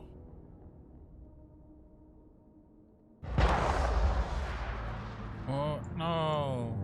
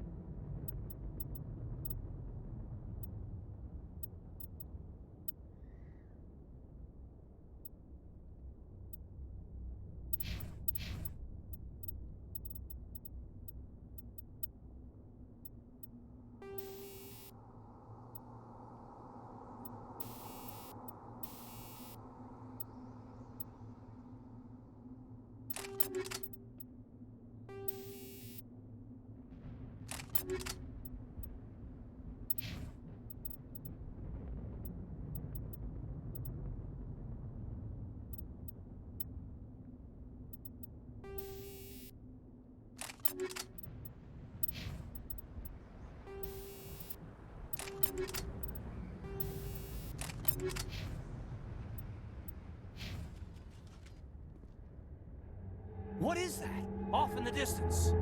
It's a ship. Look at the size of it.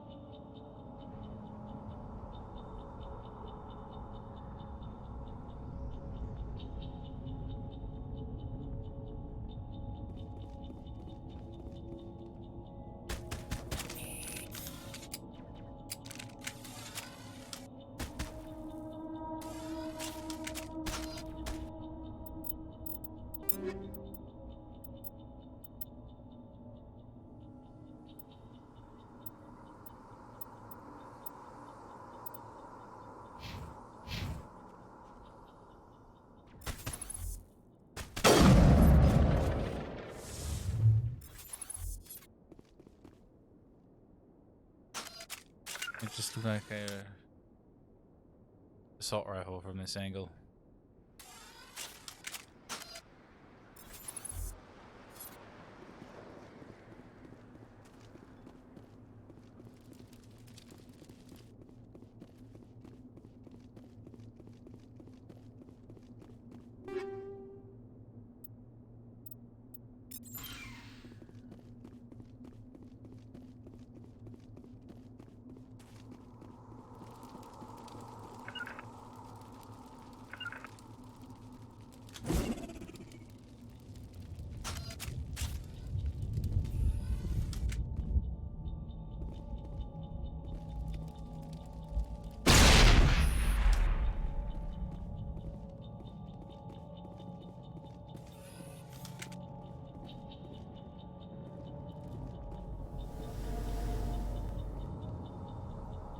Oh, there's people in here too. Almost blew myself up with that grenade.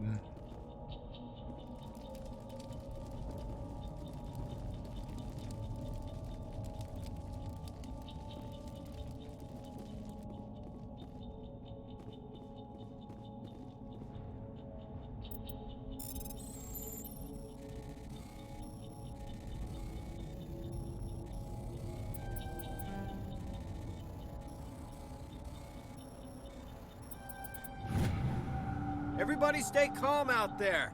We're coming out, we're not armed. Is it safe? Are they gone? You're okay now. Nobody's gonna hurt you. Those things were crawling all around the shed. They would have found us for sure. We owe you our lives. I still can't believe it. When we saw that ship, I thought it was all over. It showed up right before the attack. Knew it was trouble the second I saw it, so we made a break for the sheds. Tell me everything you remember about the attack.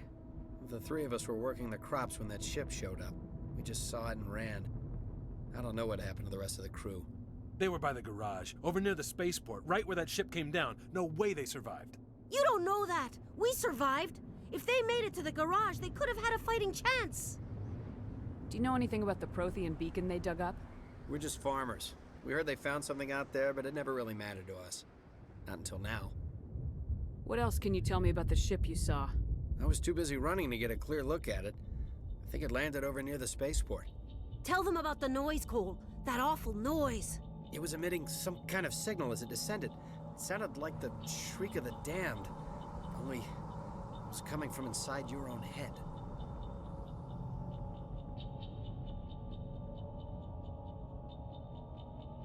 It was probably trying to block communications.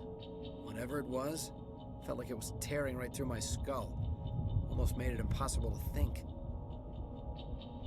I have to go. Hey, Cole, we're just a bunch of farmers. These guys are soldiers. Maybe we should give them the stuff.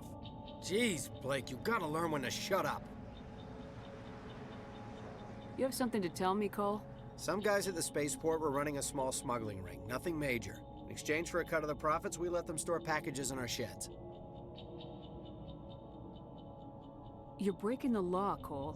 We're not hurting anybody. Hell, most of the time I don't even know what's in the packages. Just thought there might be something we could use. I found a pistol. Figured it would come in handy if those things came back. But you'll probably get more use out of it than we will.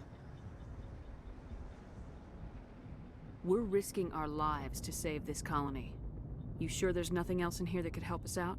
Yeah, there's one more thing. I was gonna sell it after this was over, but you probably deserve it more than I do. Who's your contact at the spaceport, Cole? What's his name? He's not a bad guy. I don't want to get him in trouble. Besides, I'm not a snitch. He might have something to do with this whole attack, Cole. We need his name. It's important. Yeah, okay, you're right. His name's Powell. Works the docks at the spaceport, if he's still alive.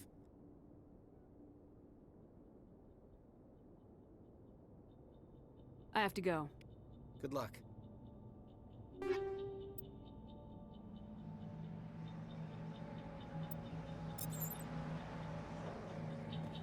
I came here to get away from the stress of living on Earth. Yeah. You need something? I have to go. Good luck. We're just a small farming colony. Why did they attack us?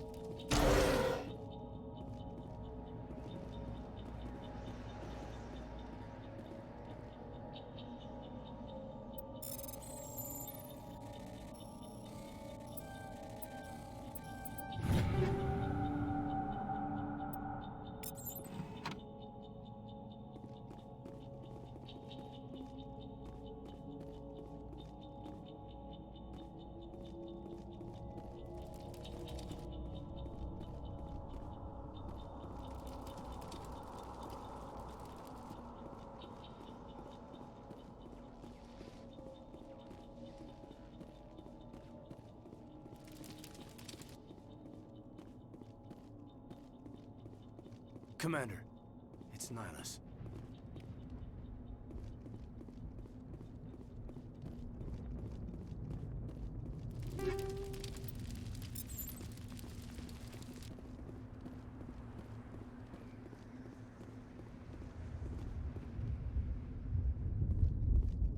Something's moving, over behind those crates. Wait! Don't shoot! I'm one of you! I'm human! Sneaking up on us like that nearly got you killed. I'm sorry, I was hiding from those creatures. My name's Powell. I saw what happened to that Turian. The other one shot him. I need to know how Nihilus died. The other one got here first. He was waiting when your friend showed up. He called him Saren.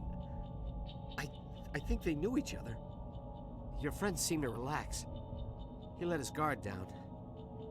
And Saren killed him. Shot him right in the back. I'm just lucky he didn't see me behind the crates. We were told a Prothean beacon was brought to the spaceport. What happened to it? It's over on the other platform. Probably where that guy Saren was headed. He hopped on the cargo train right after he killed your friend. I knew that beacon was trouble. Everything's gone to hell since we found it.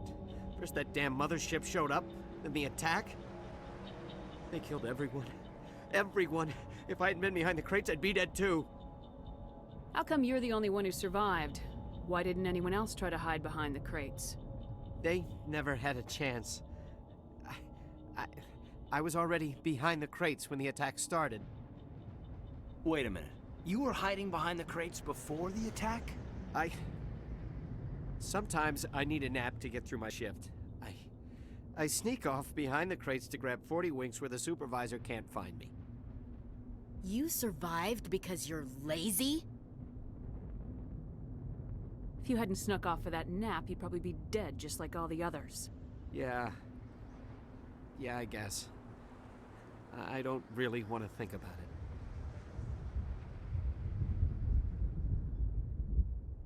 You're Cole's contact here on the docks, for the smuggling ring. What? No! I mean, what does it matter now? So I'm a smuggler, who cares? My supervisor's dead, the entire crew's dead. It doesn't matter now, does it? Anything hidden nearby that we could use against the Geth? A shipment of grenades came through last week. Nobody notices if a few small pieces go missing from the military orders. You greedy son of a bitch. We're out here trying to protect your sorry ass, and all you can think about is how you can rip us off? I never thought you'd actually need those grenades. Who'd want to attack Eden Prime? We're just a bunch of farmers. How was I supposed to know? Forget about him. He's not worth it. You're lucky the commander's here, pal. Hand over those grenades. They're yours. Take them. My smuggling days are over, I swear.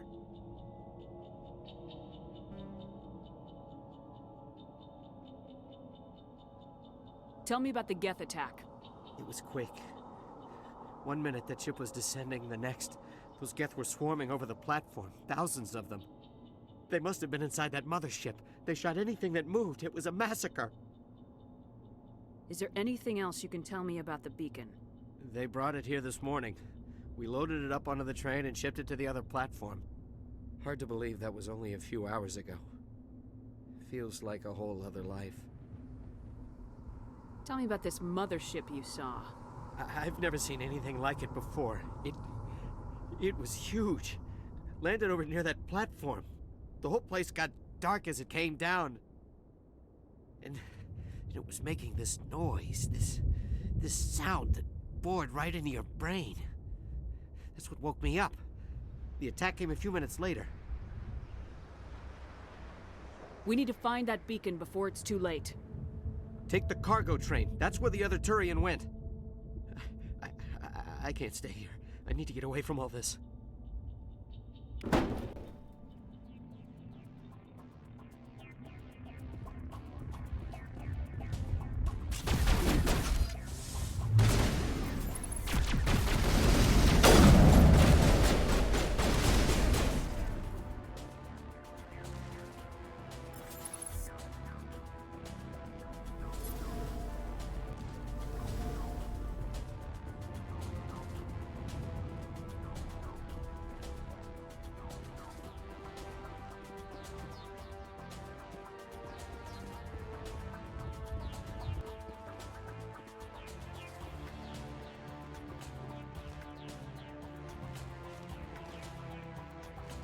Not in the middle of a fight!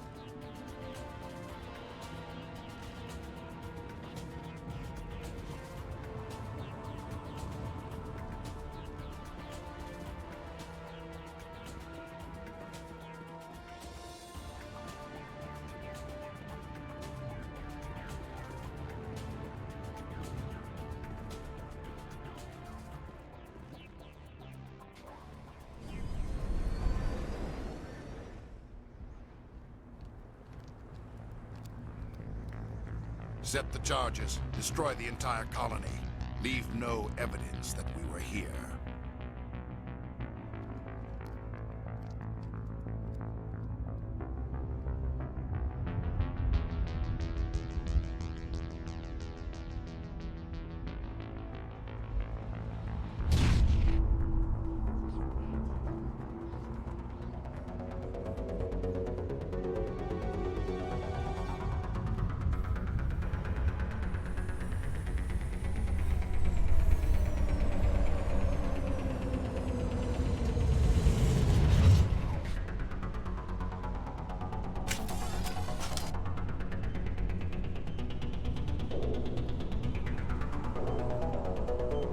Demolition charges. The Geth must have planted them.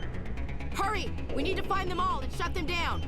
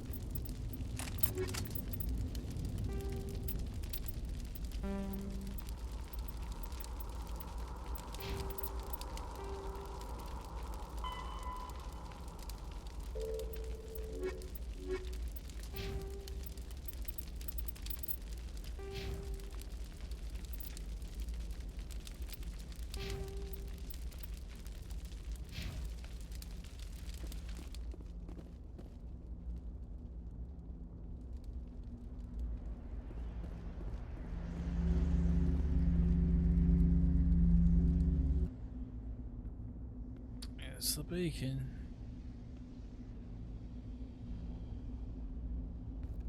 Normandy, the beacon is secure. This is Request amazing. immediate Actual working Prothean technology.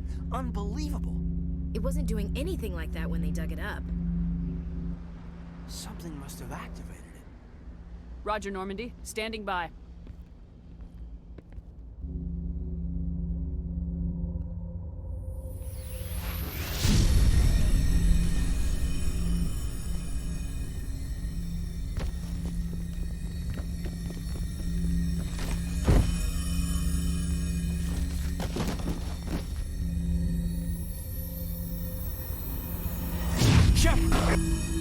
No, don't touch it. It's too...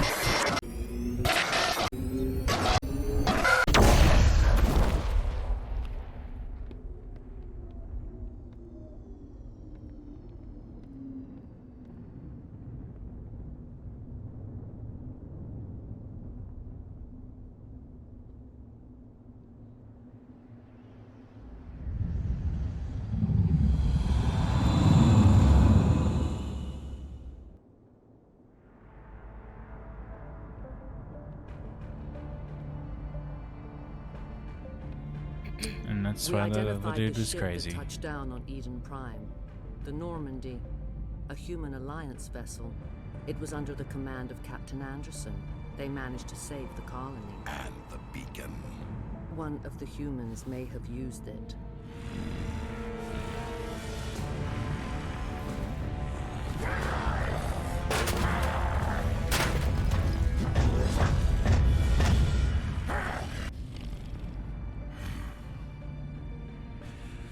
This human must be eliminated.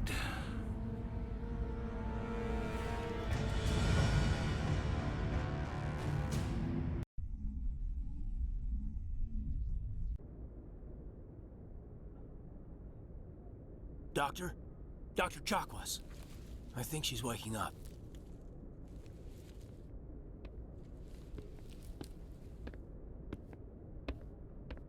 You had us worried there, Shepard. How are you feeling? Minor throbbing. Nothing serious. How long was I out? About 15 hours. Something happened down there with the beacon, I think. It's my fault. I must have triggered some kind of security field when I approached it. You had to push me out of the way. You had no way to know what would happen. Actually, we don't even know if that's what set it off. Unfortunately, we'll never get the chance to find out. The beacon exploded. A system overload, maybe. And the blast knocked you cold. Williams and I had to carry you back here to the ship. I appreciate it. Physically, you're fine. But I detected some unusual brain activity. Abnormal beta waves. I also noticed an increase in your rapid eye movement. Signs typically associated with intense dreaming.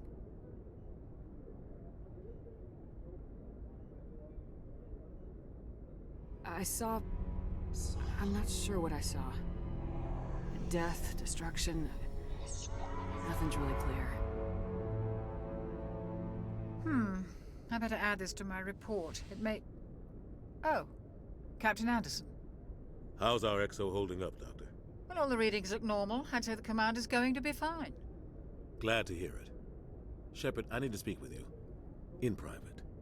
Aye, aye, Captain. I'll be in the mess if you need me. Sounds like that beacon hit you pretty hard, Commander. Are you sure you're okay?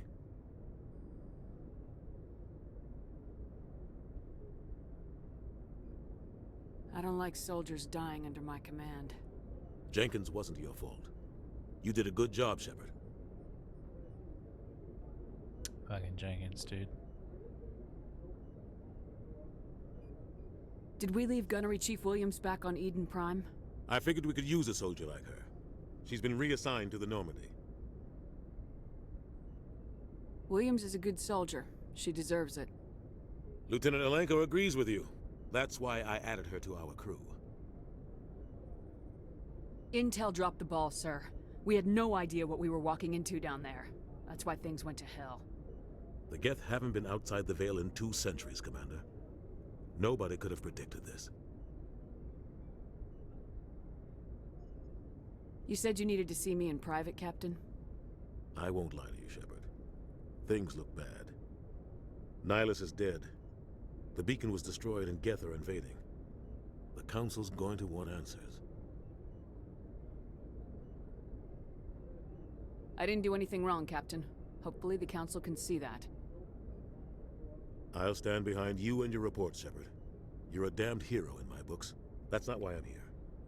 It's Saren, that other Turian.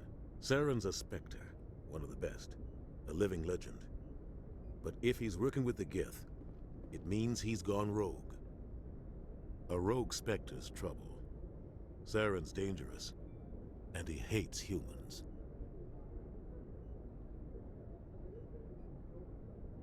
Why? He thinks we're growing too fast, taking over the galaxy. A lot of aliens think that way. Most of them don't do anything about it. But Saren has allied himself with the Geth. I don't know how, I don't know why. I only know it had something to do with that beacon. You were there just before that beacon self-destructed. Did you see anything? Any clue that might tell us what Saren was after? Just before I lost consciousness, I had some kind of vision. A vision? A vision of what? I saw synthetics. Geth, maybe. Slaughtering people. Butchering them. We need to report this to the Council, Shepard. What are we gonna tell them? I had a bad dream? We don't know what information was stored in that beacon. Lost Prothean technology? Blueprints for some ancient weapon of mass destruction? Whatever it was. Saren took it. But I know Saren. I know his reputation is politics. He believes humans are a blight on the galaxy. This attack was an act of war. He has the secrets from the beacon. He has an army of Geth at his command, and he won't stop until he's wiped humanity from the face of the galaxy. I'll find some way to take him down. It's not that easy. He's a Spectre. He can go anywhere, do almost anything. That's why we need the Council on our side. We prove Saren's gone rogue and the Council will revoke his Spectre status. I'll contact the Ambassador and see if he can get us an audience with the Council. He'll want to see us as soon as we reach the Citadel. We should be getting close. Head up to the bridge and tell Joker to bring us into dock.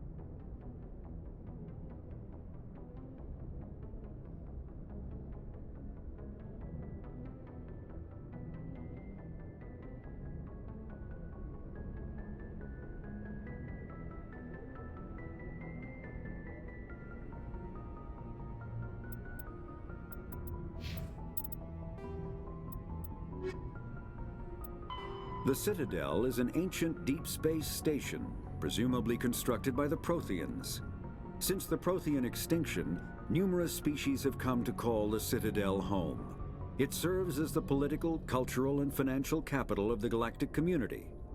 To represent their interests, most species maintain embassies on the Presidium, the Citadel's inner ring.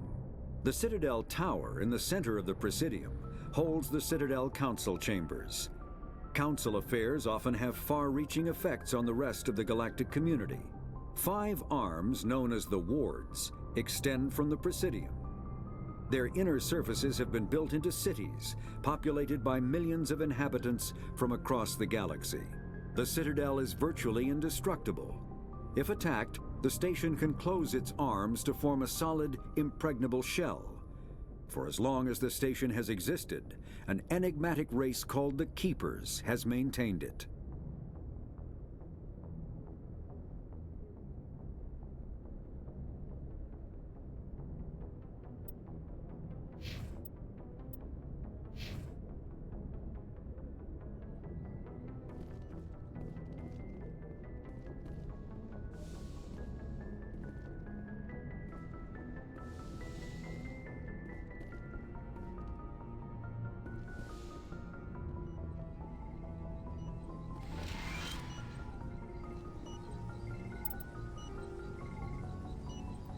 Combat hard suits use a dual-layer system. Medigel is a common medicinal salve used by paramedics, EMTs, and military personnel.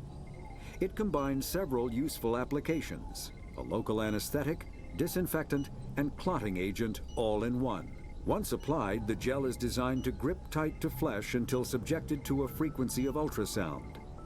It is sealable against liquids, most notably blood, as well as contaminants and gases. The gel is a genetically engineered bioplasm created by the CERTA Foundation, a medical technology megacorp based on Earth. Technically, Medigel violates Council laws against genetic engineering, but to date, it has proved far too useful to ban.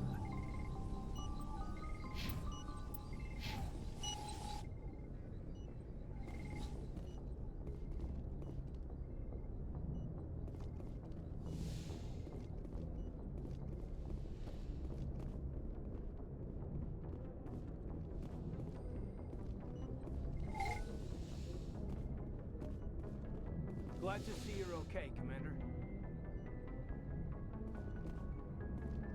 Commander, I'm glad to see you're okay. Losing Jenkins was hard on the crew, and I'm glad we didn't lose you too.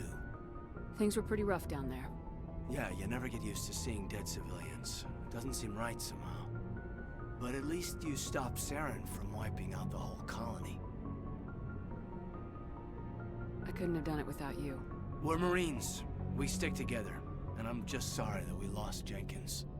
Yeah, I wish I could have done something to save him. I was there. You did everything right. It was just bad luck. It's been a hell of a shakedown, Cruz. Our first mission ends with one Spectre killing another. The Citadel Council's not going to be happy about that. Probably use it to lever more concessions out of the Alliance.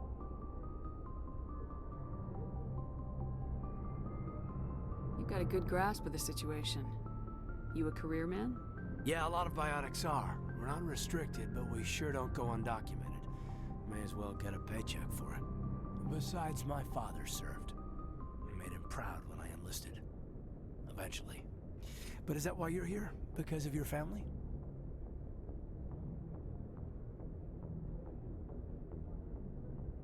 My family were homesteaders on Mindoir. I'm the only one left. But I've moved beyond that. Oh, that's right, a Kuz. I imagine that bought you any post in the fleet. Word is we're heading for the Citadel, ma'am. Can you, tell me why? The captain hopes the ambassador can get an audience with the council. Tell them what Saren's been up to. Makes sense. They'd probably like to know he's not working for them anymore. Whatever happens, we'll be ready, Commander.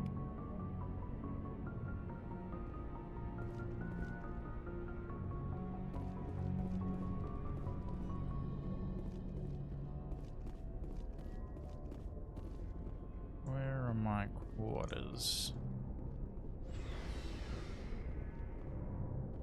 Do I have quarters yet?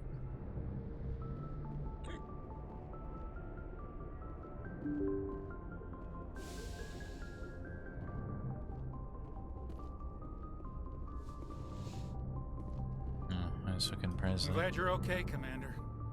Losing Jenkins was hard enough on the crew. Yeah.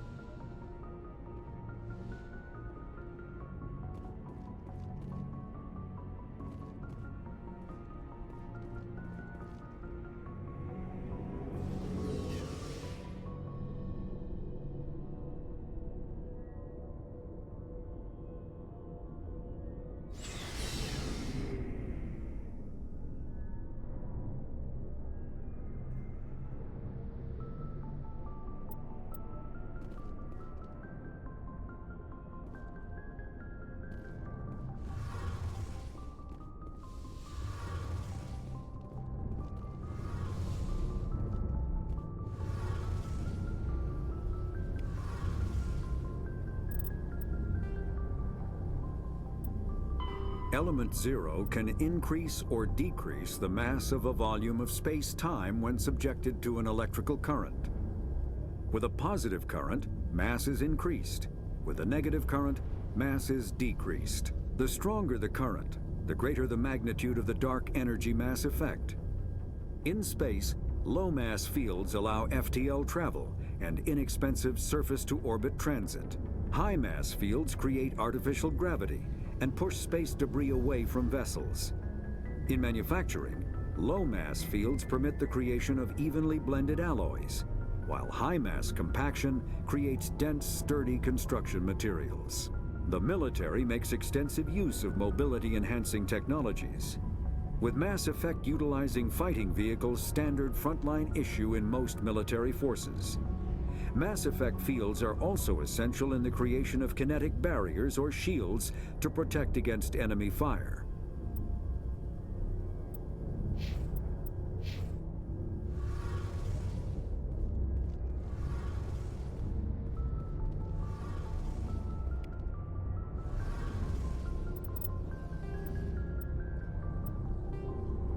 When subjected to an electrical current, the rare material dubbed Element Zero, or EZO, emits a dark energy field that raises or lowers the mass of all objects within it. This mass effect is used in countless ways, from generating artificial gravity to manufacturing high-strength construction materials. It is most prominently used to enable faster-than-light space travel. EZO is generated when solid matter, such as a planet, is affected by the energy of a star going supernova. The material is common in the asteroid debris that orbits neutron stars and pulsars. These are dangerous places to mine, requiring extensive use of robotics, telepresence, and shielding to survive the incredible radiation from the dead star. Only a few major corporations can afford the setup costs required to work these primary sources. Humanity discovered refined Element Zero at the Prothean Research Station on Mars, allowing them to create Mass Effect fields and develop FTL travel.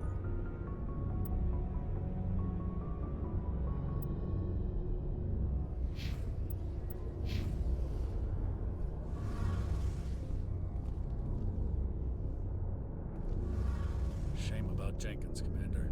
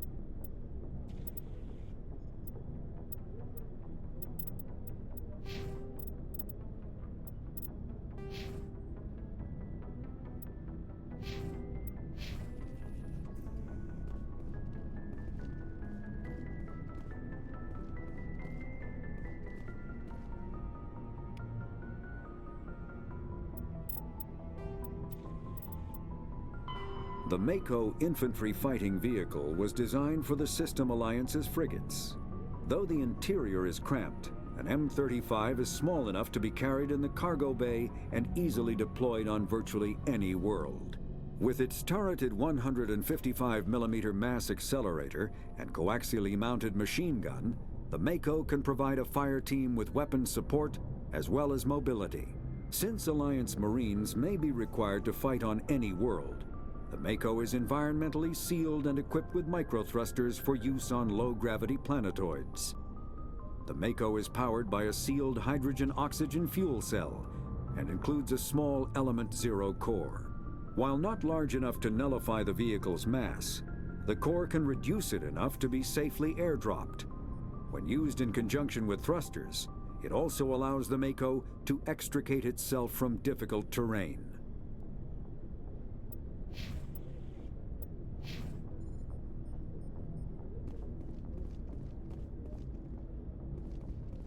Hey, Commander. Looking for some extra supplies before you head out? What have you got? Whatever you want. Armor, weapons, mods. It's not standard Alliance issue, but that's not necessarily a bad thing. Well, as long as you don't mind paying for it. Why should I pay you for my weapons and armor? My stuff doesn't come from the Alliance. I have to purchase it myself, and it's not cheap. Hell, the licenses alone have set me back more than I'd like. But no licenses, no goods. Without the goods, I'm out of a job. What are licenses? Why do you need them? Manufacturers sell licenses. Each license allows me to buy and sell a certain brand of products. I already have several basic ones, but you'll need to buy more if you want me to bring in different brands. Many of the best licenses are hard to get, but they're well worth the cost if you can find them.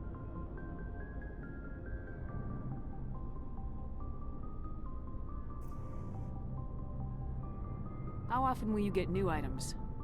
Well, that depends on how many licenses you've purchased. But I'll rotate items on a regular basis regardless. And anytime we land someplace with a big enough port, I'll buy, sell, and trade whatever I can. Check back often. I need to move items quickly, so only the most basic items will be stocked consistently. Let's see what you got. You bet, Commander.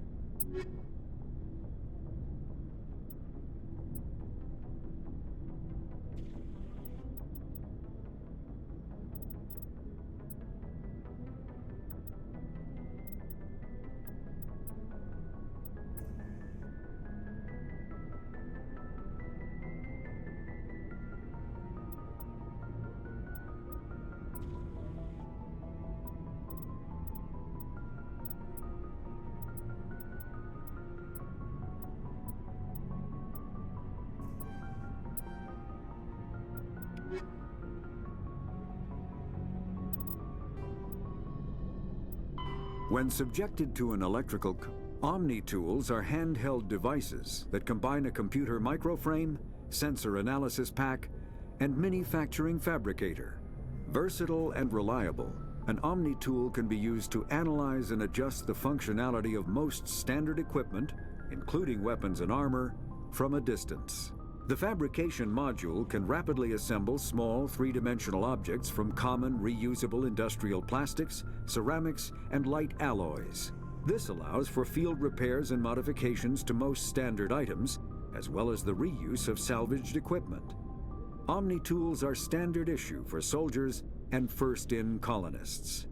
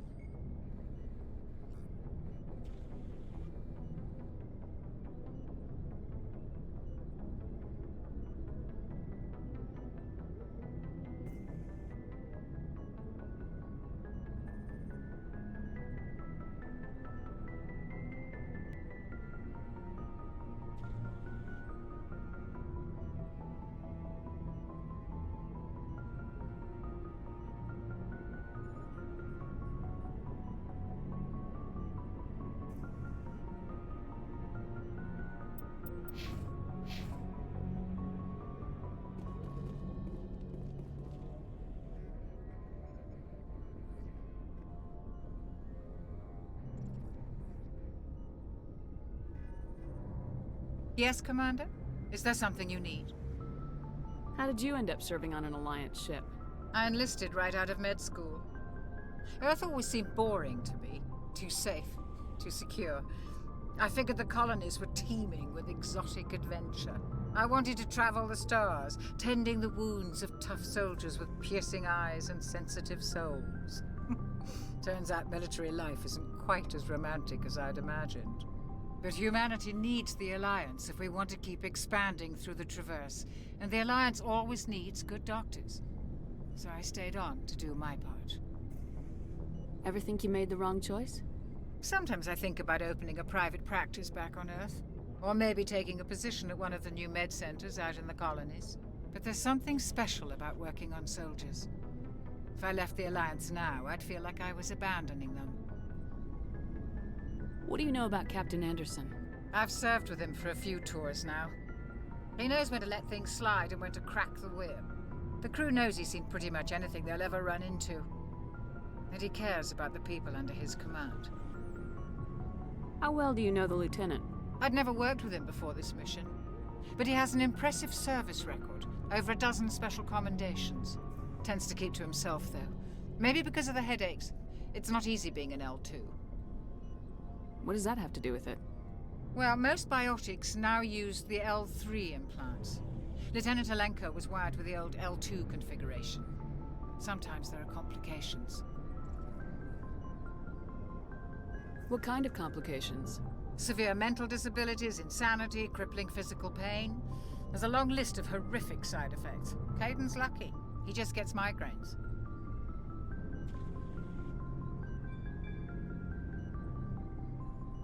I should go. Goodbye, Commander.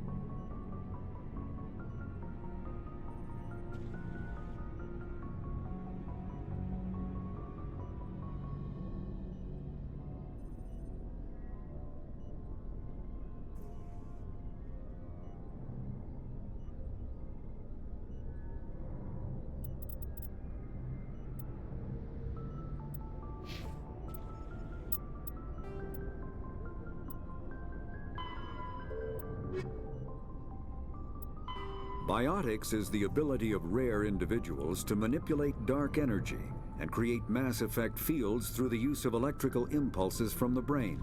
Intense training and surgically implanted amplifiers are necessary for a biotic to produce mass effect fields powerful enough for practical use.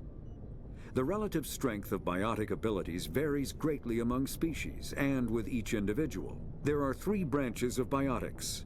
Telekinesis uses mass-lowering fields to levitate or impel objects.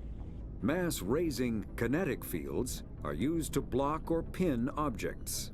Spatial distortion uses rapidly shifting mass fields to shred objects. Most organic species are capable of developing biotic abilities, though there are risks involved.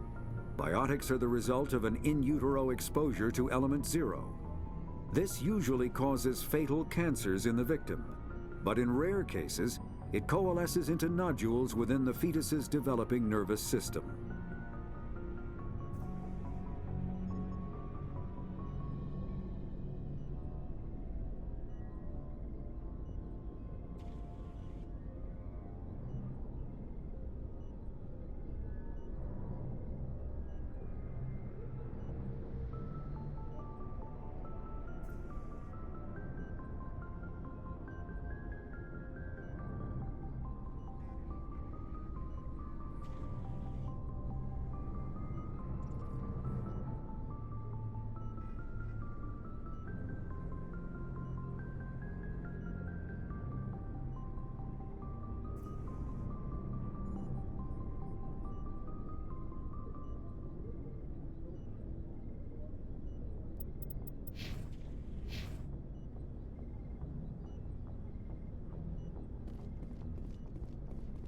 I'm glad you're okay, Commander.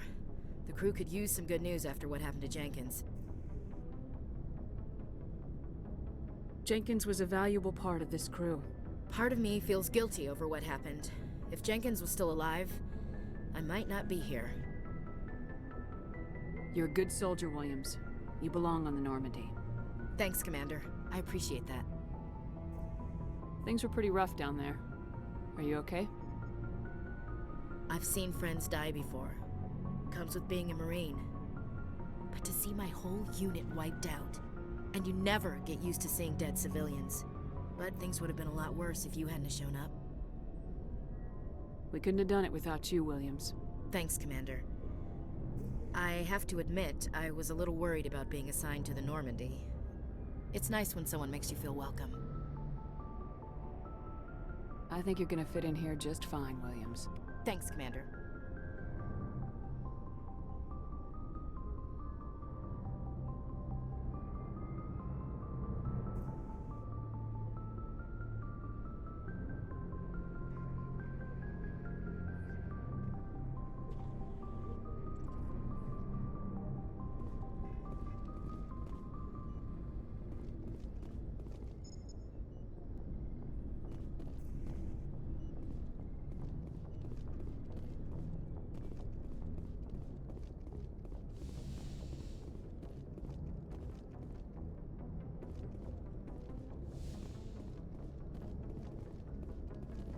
Go speak to Joker when you're ready. Tell him to bring the Normandy into dock.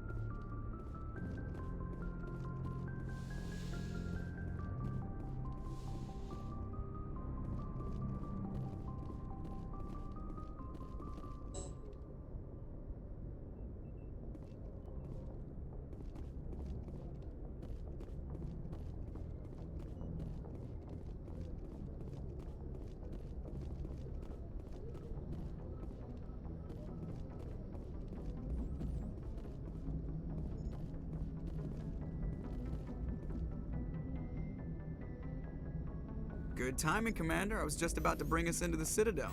See that taxpayer money at work.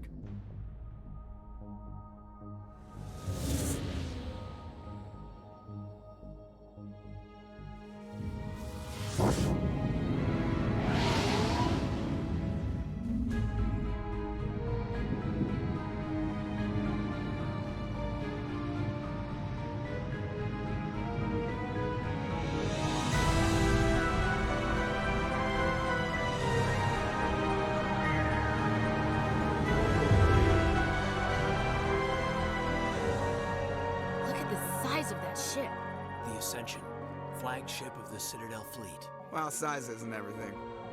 Why so touchy, Joker? I'm just saying you need firepower, too. Look at that monster. Its main gun could rip through the barriers in any ship in the Alliance fleet. Good thing it's on our side, then. Citadel Control, this is SSV Normandy, requesting permission to land. Stand by for clearance, Normandy. Clearance granted. You may begin your approach. Transferring you to an Alliance operator. Roger, Alliance Tower. Normandy out. Normandy, this is Alliance Tower. Please proceed to Dock 422.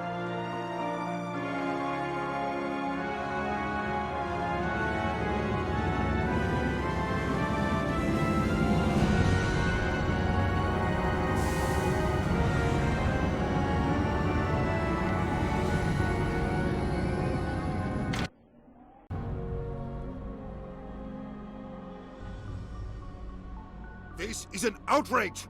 The Council would step in if the Geth attacked a Turian colony? The Turians don't found colonies on the borders of the Terminus systems, Ambassador. Humanity was well aware of the risks when you went into the Traverse. What about Saren? You can't just ignore a rogue Spectre. I demand action! You don't get to make demands of the Council, Ambassador. Citadel Security is investigating your charges against Saren. We will discuss the CSEC findings at the hearing, not before.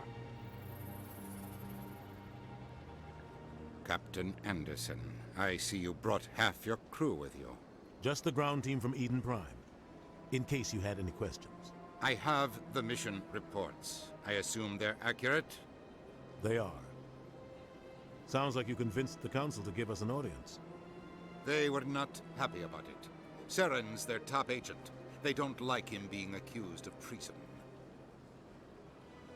Saren's a threat to every human colony out there. He needs to be stopped. The Council has to listen to us. Settle down, Commander. You've already done more than enough to jeopardize your candidacy for the Spectres. The mission on Eden Prime was a chance to prove you could get the job done. Instead, Nihilus ended up dead and the beacon was destroyed. That's Saren's fault, not hers. Then we better hope the CSEC investigation turns up evidence to support our accusations. Otherwise, the Council might use this as an excuse to keep you out of the Spectres. Come with me, Captain. I want to go over a few things before the hearing. Shepard, you and the others can meet us at the Citadel Tower, top level. I'll make sure you have clearance to get in. And that's why I hate politicians.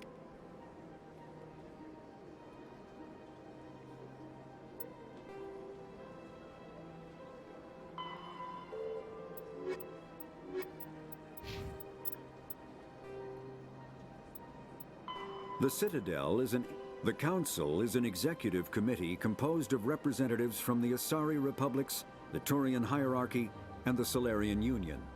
Though they have no official power over the independent governments of other species, the Council's decisions carry great weight throughout the galaxy. No single Council race is strong enough to defy the other two, and all have a vested interest in compromise and cooperation. Each of the Council species has general characteristics associated with the various aspects of governing the galaxy. The Asari are typically seen as diplomats and mediators. The Solarians gather intelligence and information. The Turians provide the bulk of the military and peacekeeping forces. Any species granted an embassy on the Citadel is considered an associate member, bound by the accords of the Citadel Conventions. Associate members may bring issues to the attention of the Council, though they have no input on the decision. The Human Systems Alliance became an associate member of the Citadel in 2165.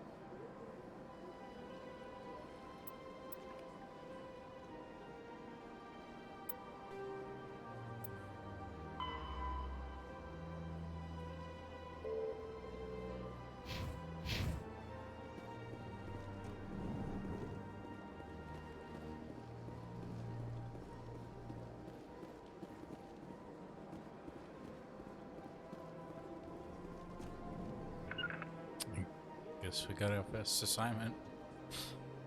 A random fucking terminal message.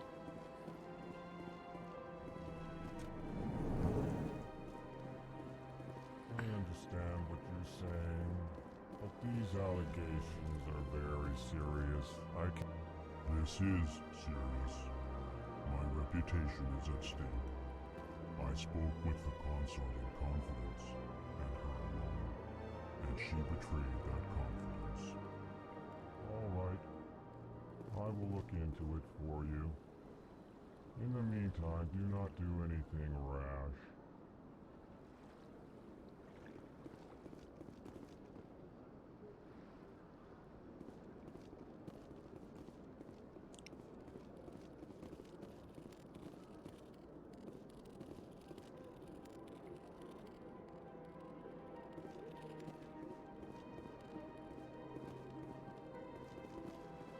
Hello there, human.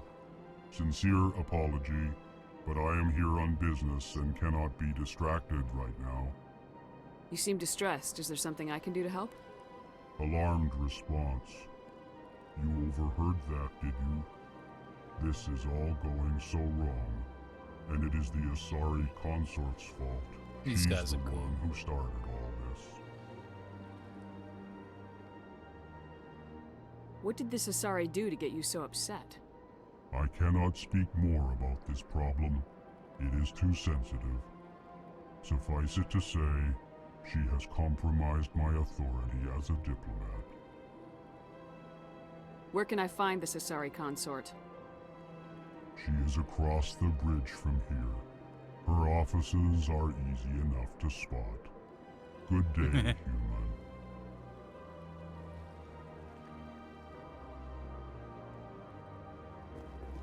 Pleased greeting. Human, it is always good to see your kind. I am Ambassador Kalen. Genuine query. Is there something I can do for you this day? Why do you explain what you're about to say? Our people communicate less through words and more through scent and slight movements. Plainly, we discovered our vocal expression was not enough to convey the feelings of our conversations to other species. Why do you bother, Kalen? These Earth Clan don't really care about our ways. Remorseful response, Din. You don't truly believe that, and if you do, I am very sorry for you. Tell me more about your species. Genuine enthusiasm. They're called Elcor.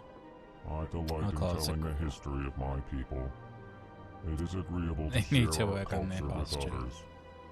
They do, yeah.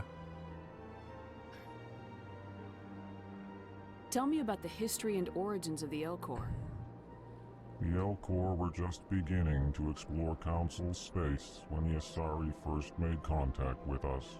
With their help, we discovered the relay closest to our system, and from there the Citadel. Proudly, within one lifetime we established a regular route to the Citadel, and quickly became one of the more active species living on this great station. I'd like to know more about the culture of the Elcor. Frankly, we Elcor prefer the safety and familiarity of our own colonies to the confines of space travel. Our society is built on small, tight-knit groups. Though we are always welcoming to outsiders, our government tends to be very stable. Our people are not very comfortable with sudden changes. What do you do here? Modestly, I work to bring the problems and the requests of the Elcor groups to the attention of the Council. Ha! They only give us these positions to keep us quiet. The Council doesn't care about our races. Chastising rebuke. Your tone is inappropriate, Din. This human is not to blame for your malcontent or your misconceived suspicions.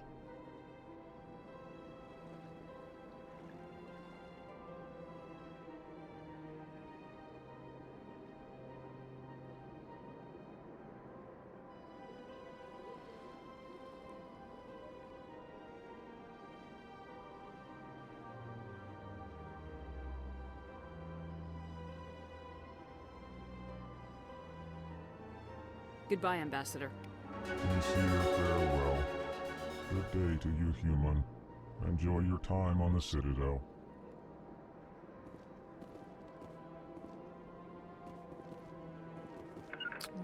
Just want to do their own thing and be helpful as well. Earth Clan, you are in the wrong place, I think. Your ambassador is next door in the large office.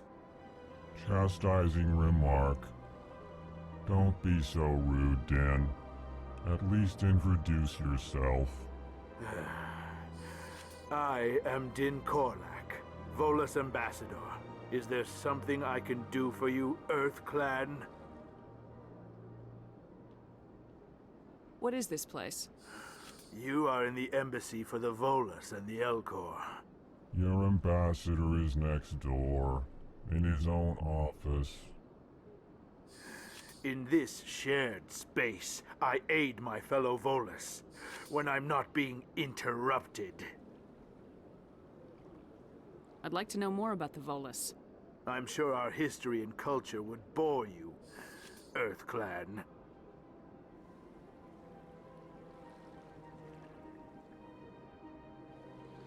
Actually, I would like to know more about your history. My people came to the Citadel shortly after the Asari Solarians had discovered it. We were instrumental in establishing a standardized galactic economy. However, despite our long association with the Citadel and our many contributions to galactic society, we still do not hold a seat on the Council. Tell me about Volus culture. We are tribal by nature, but our ways are not violent. We barter and trade our lands and tribe members in order to increase status. Larger tribes often engulf smaller ones and eventually split again. Our society is very malleable, and our government is always shifting and changing. Since we're not physically adept, we trade our services for protection. What is it you do here? I look out for the best interests of the Volus people.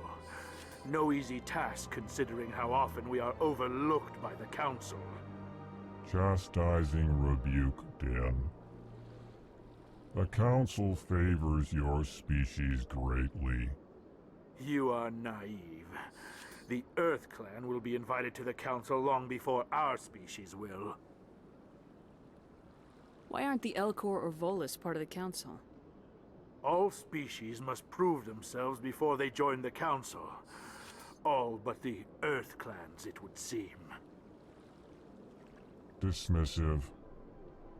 Ignore the Volus ambassador, human.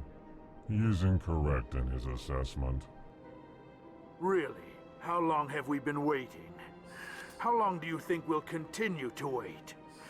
Bah, this talk is wasted on the humans. You seem to have a bit of a chip on your shoulder, Din. You humans are new to the Citadel, and yet the Council has granted you great favor. Chastising rebuke, Din. Your species has always been granted many concessions. Volus territory has expanded tenfold since coming to the Citadel. Details. We still have no real say in the decisions that affect Citadel space. Goodbye, Ambassador. Yes, yes. Good day, EarthClan.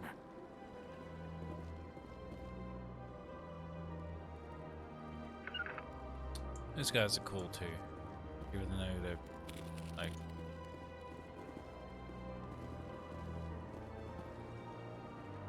yeah.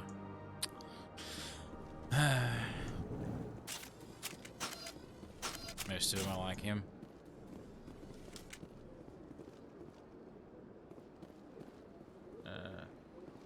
Next door meaning so? Yeah. No. He said next door. Is it?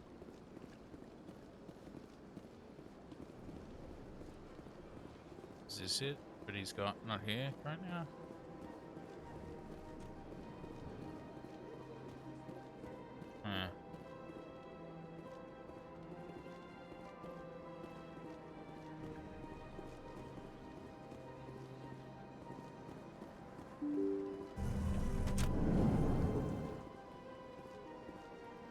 Politics, yeah.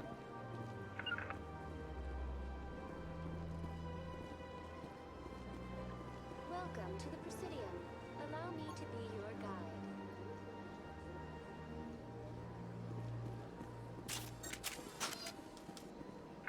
Over here. Anything? This is the opposite side of the courtyard, I guess. Why do I have this out?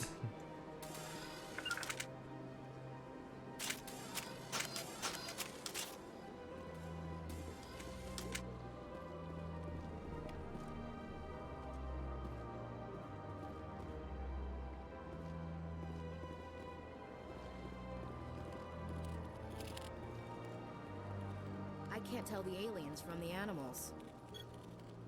Big place. You guys not been here before?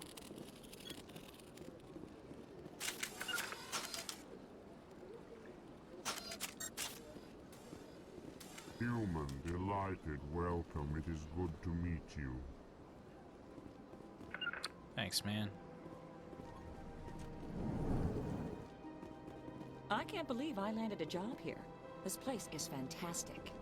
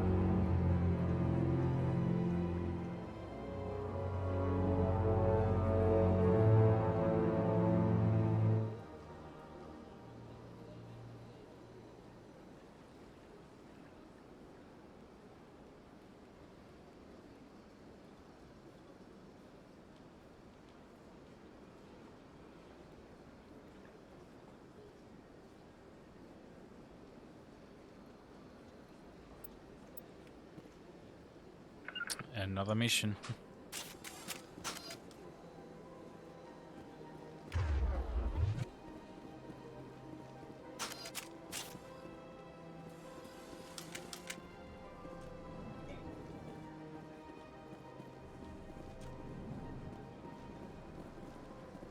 Commander Shepard, I didn't expect to see you here.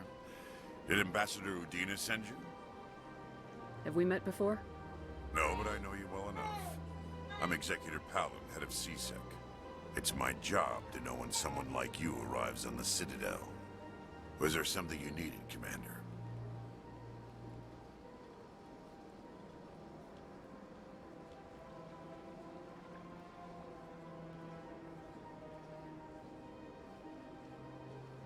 I get the feeling you're not too fond of humans. No, I just don't trust your kind. Not yet. You humans are eager to take all the power you can get, and you're being given a lot. If the Council wants to make humanity their new favorite pet, that's their business. But I don't have to like it. The Council treats us like second-class citizens. We have to fight for everything we get. Good. Then fight for it. But don't expect the rest of us to just sit back and let you take it. I'm a busy man, Commander. Are we done here? What do you know about the Spectres? They're the right hand of the Council, or so they like to be called. More like the underhanded side of the Council. What do you have against the Spectres? I can't abide any organization that considers itself above the law. Especially when it's left up to each individual Spectre to decide when and how to bend the rules.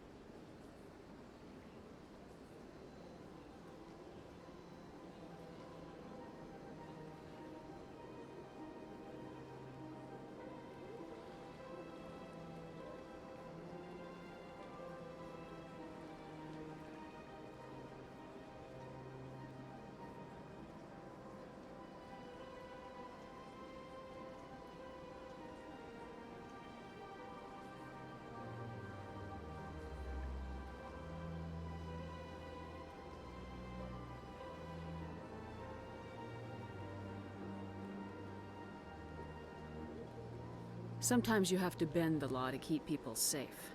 I've been with CSEC for 30 years. I've never had to break the law to do my job, not once. Yeah, right. You expect us to believe none of your officers are corrupt? There are over 200,000 CSEC agents. Some of them are going to be bad. But we don't turn a blind eye to corruption like the Spectres do. We do our best to find and punish any officer who breaks the law. Spectres. They'll never come under that kind of scrutiny. The galaxy needs people like that. People who do the dirty jobs. I agree. But they need to be held to a higher standard. They need to be accountable. Saren's out of control. We both know that. But because he's a Spectre, the Council doesn't want to do anything about it. Is that the kind of person this galaxy needs? But not all Spectres are like Saren. True. But the potential is always there. Tell me about CSEC. CSEC provides necessary police and security services throughout the Citadel. We're a civilian government agency, though many of our members have had military training. Of course, as the CSEC representative to the Council, I spend most of my time liaising between the two. Tell me about your investigation into Saren. Sorry, Commander. I don't make a habit of giving out details about ongoing investigations. I'll be going now. Goodbye, Commander.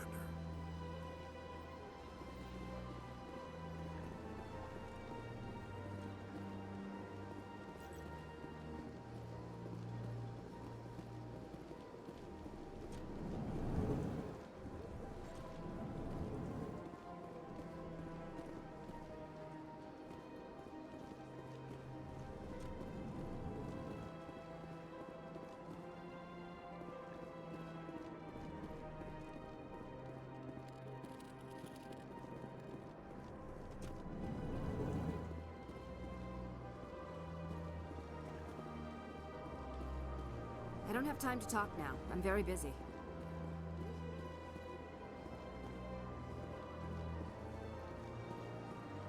Don't believe the room.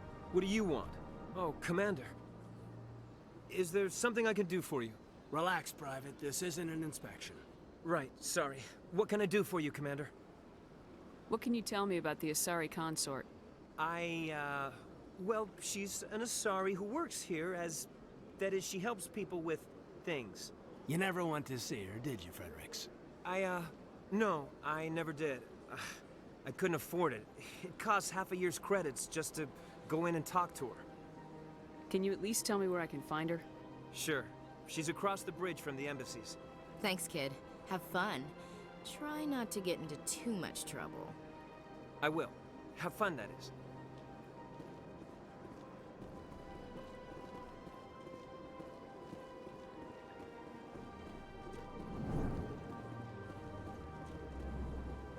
I don't have time to talk now. I'm very busy. Hello, Commander. Can I get you something? You know who I am?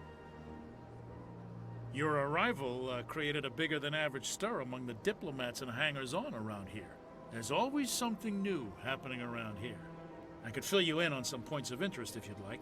What's going on around here? Well, you found the embassies, not much going on here. Across the bridge, you'll find the bank, the Emporium, and Shayera's.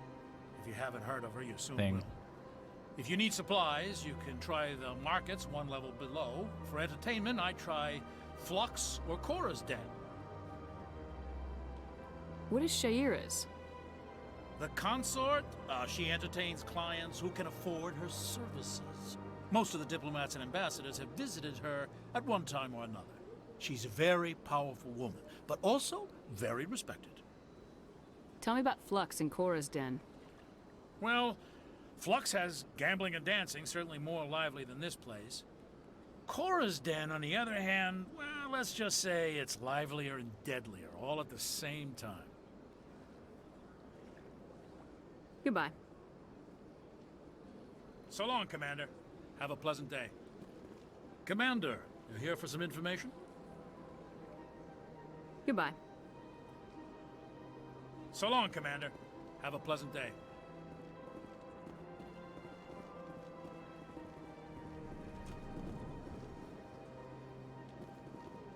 Is this fucking Lando? This place seems strange. I wish there were more humans around. Oh. It's just a rando. Their land.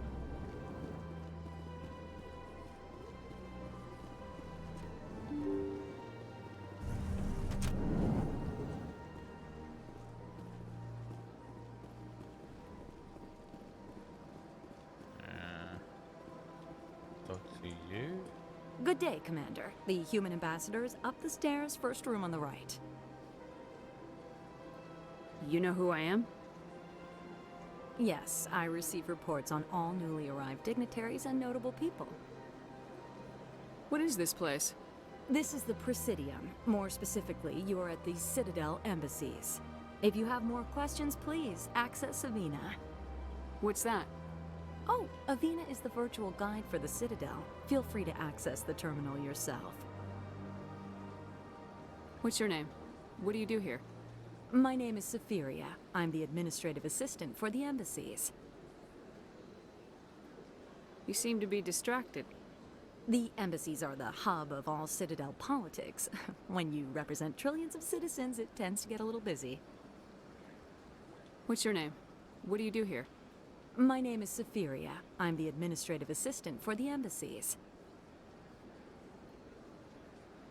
I should be going now. Have a pleasant day.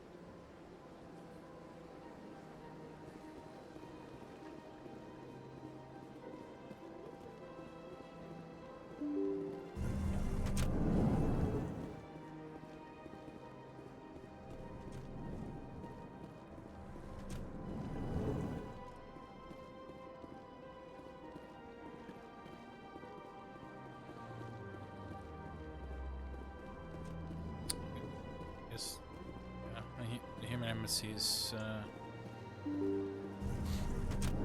there's no one there right now. Welcome to the Presidium. Allow me to be your guide. Wait a minute.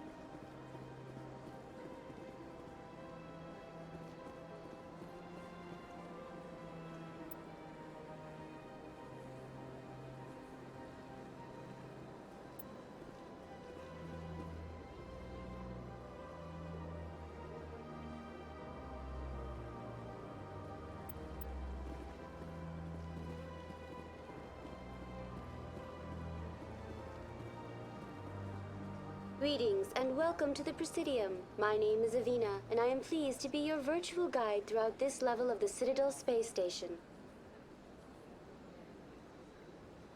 What does that mean? I am a fully interactive virtual intelligence, programmed to provide spontaneous guidance at predetermined locations of interest throughout this level of the Citadel. I may also be contacted through any of the Presidium VI terminals, should you require assistance. Give me the tour. You are standing at Presidium Tourism Terminal 1. On either side of this lobby are the embassies of the various Citadel races, along with CSEC headquarters. On the far end of this level, you can see the Citadel Tower, where the Council meets regularly to discuss matters of interstellar importance. I want to know more about Citadel security. Citadel security serves as law enforcement for all regions of the Citadel, though the majority of officers serve in the wards. Executor Palin, a Turian, is the current head of CSEC, but individuals from virtually every species across Citadel space serve as officers beneath him. If you wish to learn more, Executor Palin's office is located in the CSEC headquarters just across the lobby. Tell me about the embassies. Each species in Citadel space important enough to be consulted on matters of galactic politics maintains an embassy on the Presidium. The Volus were the first non-council species to be granted an embassy, roughly 2,384 galactic standard years ago. As Citadel space has expanded, more embassies have been added. The most recently added embassy belongs to your own species, humanity. It was added 19 galactic standard years ago, despite some rather vocal opposition. Why were people trying to keep my species out? Some species felt humanity was given preferential treatment. It often takes a century or more before a new species is granted an embassy. The Council gave a great deal of thought to this matter. In the end, they decided humanity's impact on Citadel space was significant enough to warrant an embassy.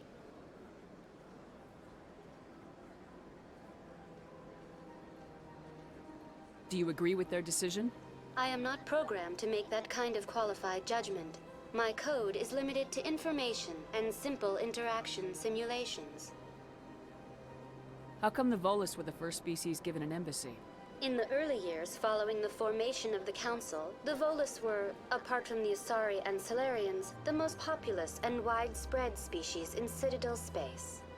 They established many new colonies and trading outposts, and they petitioned the Council for a greater role in determining interstellar policy. In recognition of their work to expand interstellar trade and establish a standardized galactic economy, the Volus were granted an embassy here on the Citadel. Why weren't they made a council race? The council races have extensive responsibilities. They must provide personnel and ships for the Citadel fleets. They often provide economic aid in times of disaster. It would be unfair to demand such an enormous burden of a species unable to meet these obligations. The embassies allow lesser species to have a voice on the Citadel. That's pretty damn arrogant. I apologize if my personality has offended you. Please submit all formal complaints in writing to the Citadel Tourist and Visitor Board. Do you know anything about Spectres? The term Spectre is derived from the branch of Special Tactics and Reconnaissance. Each Spectre agent is handpicked by the Council. Their primary role is preserving galactic stability and resolving volatile situations that cannot be handled through normal political channels. In this role, they are granted extraterritorial rights and jurisdictions. Spectres answer to no law or authority except the Council itself. What can you tell me about the Citadel Council? Originally, the Council consisted of representatives from the Asari and Salarians, the two dominant species in Citadel space. Roughly 1,304 galactic standard years ago, Turians were invited to join the Council in recognition of the role they played during the Krogan Rebellion. Since then, the three council races have worked together to ensure the peaceful coexistence of the galactic community, while preserving individual autonomy for each species.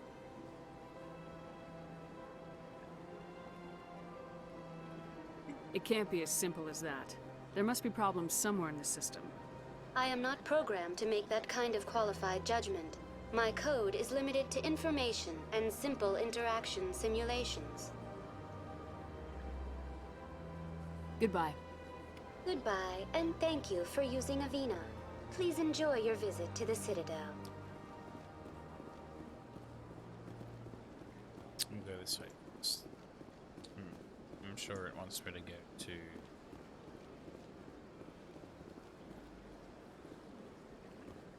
embassy first, but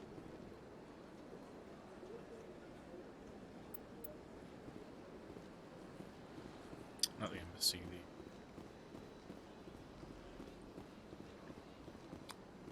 the council.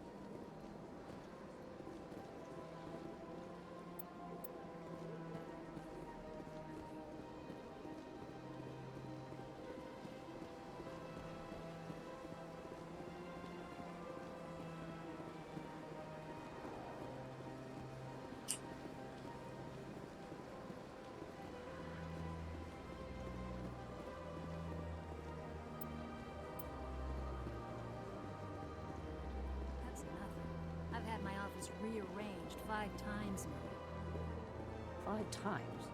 Why? They what? How should I know? It's not like Keepers offer an explanation for the...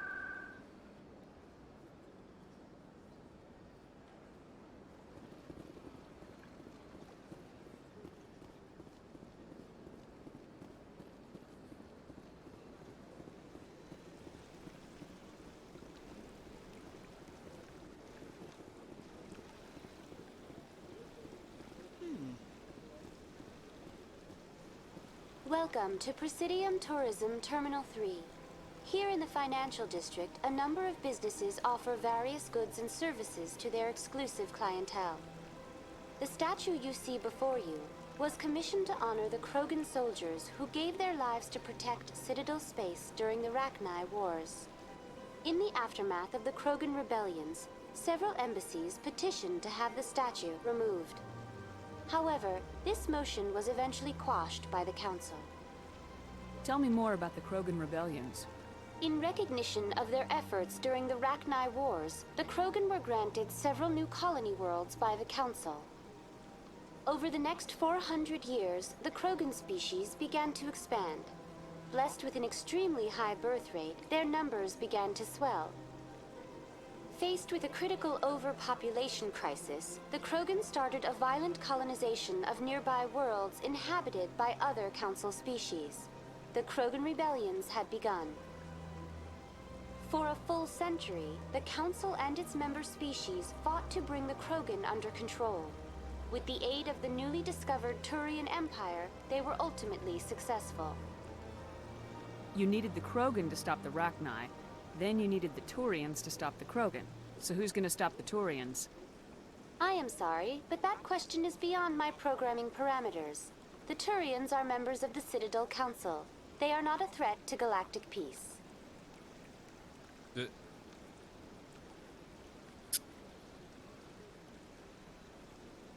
Why did the Council fight so hard to keep the statue? The Krogan were instrumental in saving the galaxy from the Rachni threat. The Council believed this historical fact should not be forgotten.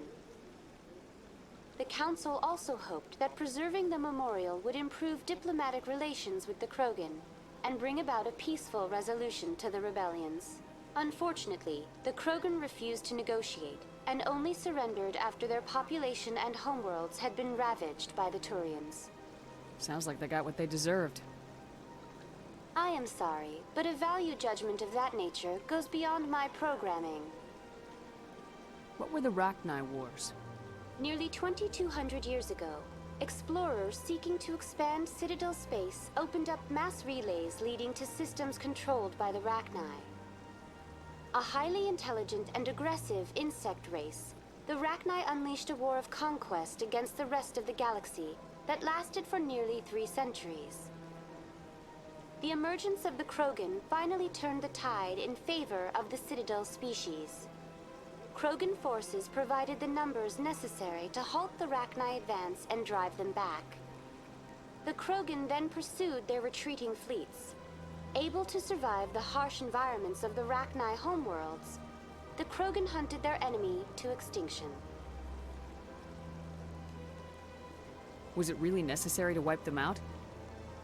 I am sorry, but a value judgment of that nature goes beyond my programming. That's all for now. Thank you for using Avina.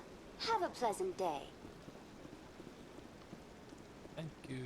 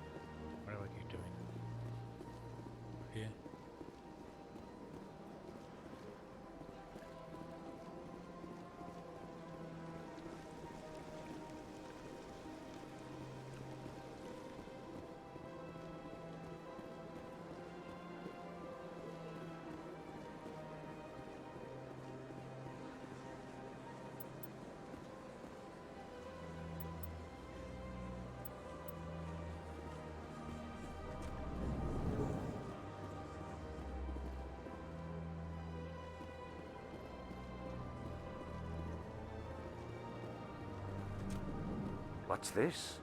One of the Earth Clan. Ah, a very famous one, yes? You are the one called Shepard. The tale of how you survived the great tragedy on Akuz is truly remarkable. I am amazed each time I hear it. Thanks, man.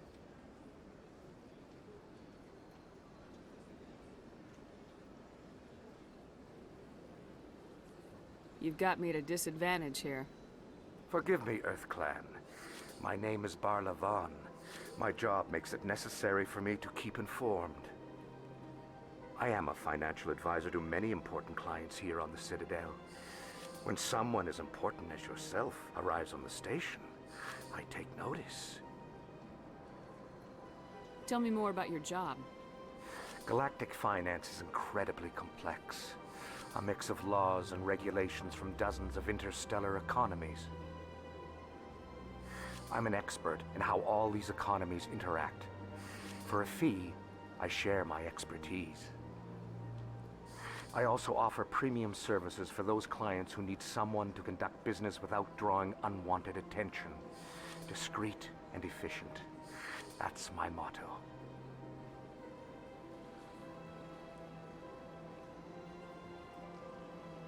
Sounds pretty shady.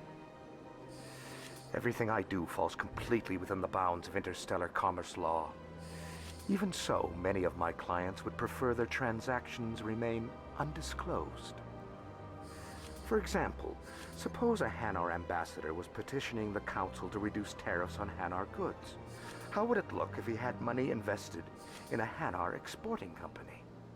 Even if his true motives were to help his people, he would be accused of advancing the petition for his own personal gain.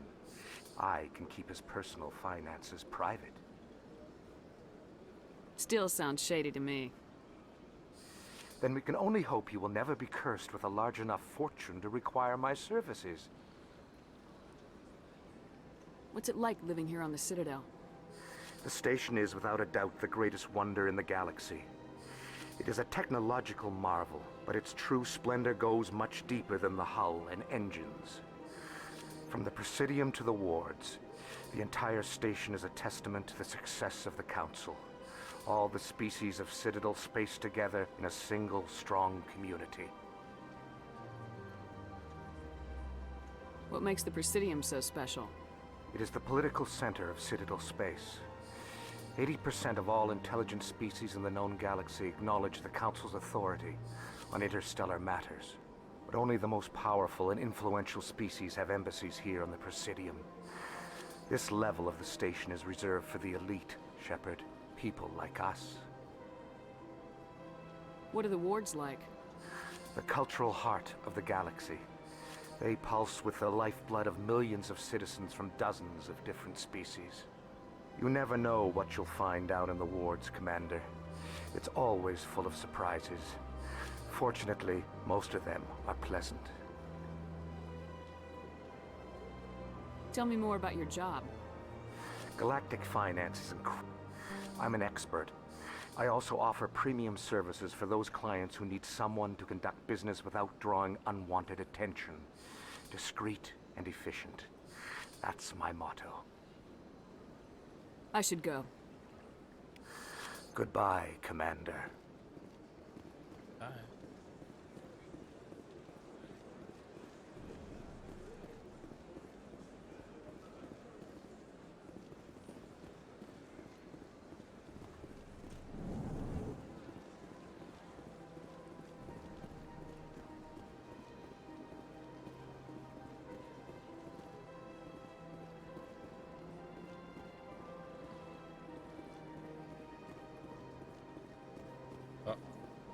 Is this a museum or something?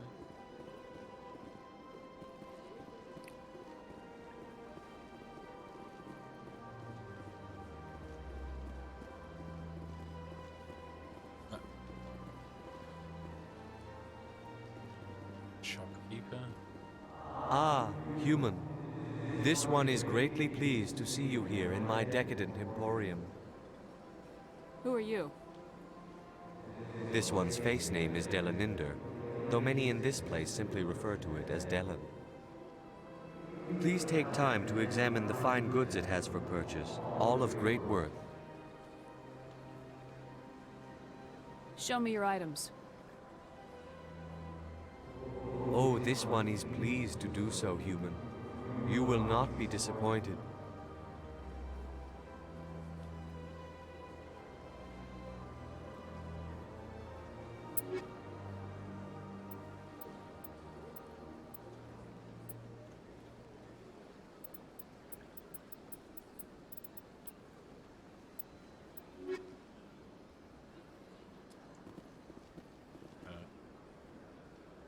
Commander, it is good to see you again. Would you care to see some of its fantastic items today? What exactly do you sell? Only the finest and most luxurious items that credits can buy. This one is able to procure almost any item the human would desire, for a price, naturally. Why do you refer to yourself as this one and it? For the same reason that humans are so inquisitive. It is part of our culture. Specifically, Hanar only refer to themselves in the first person with family or intimates. And we rarely do so with other species. It is just our way. Who are you? This one's face name is Delaninder, though many in this place simply refer to it as Delan. Please take time to examine the fine goods it has for purchase, all of great worth. Show me your items.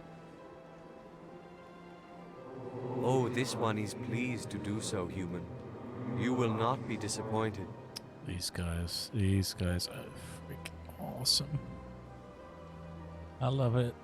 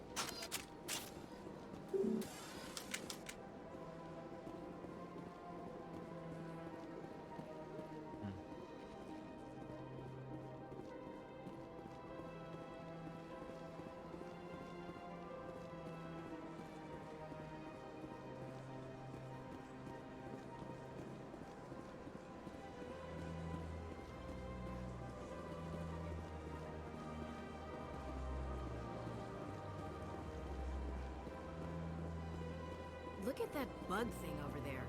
What's it doing? Please do not disturb the keepers.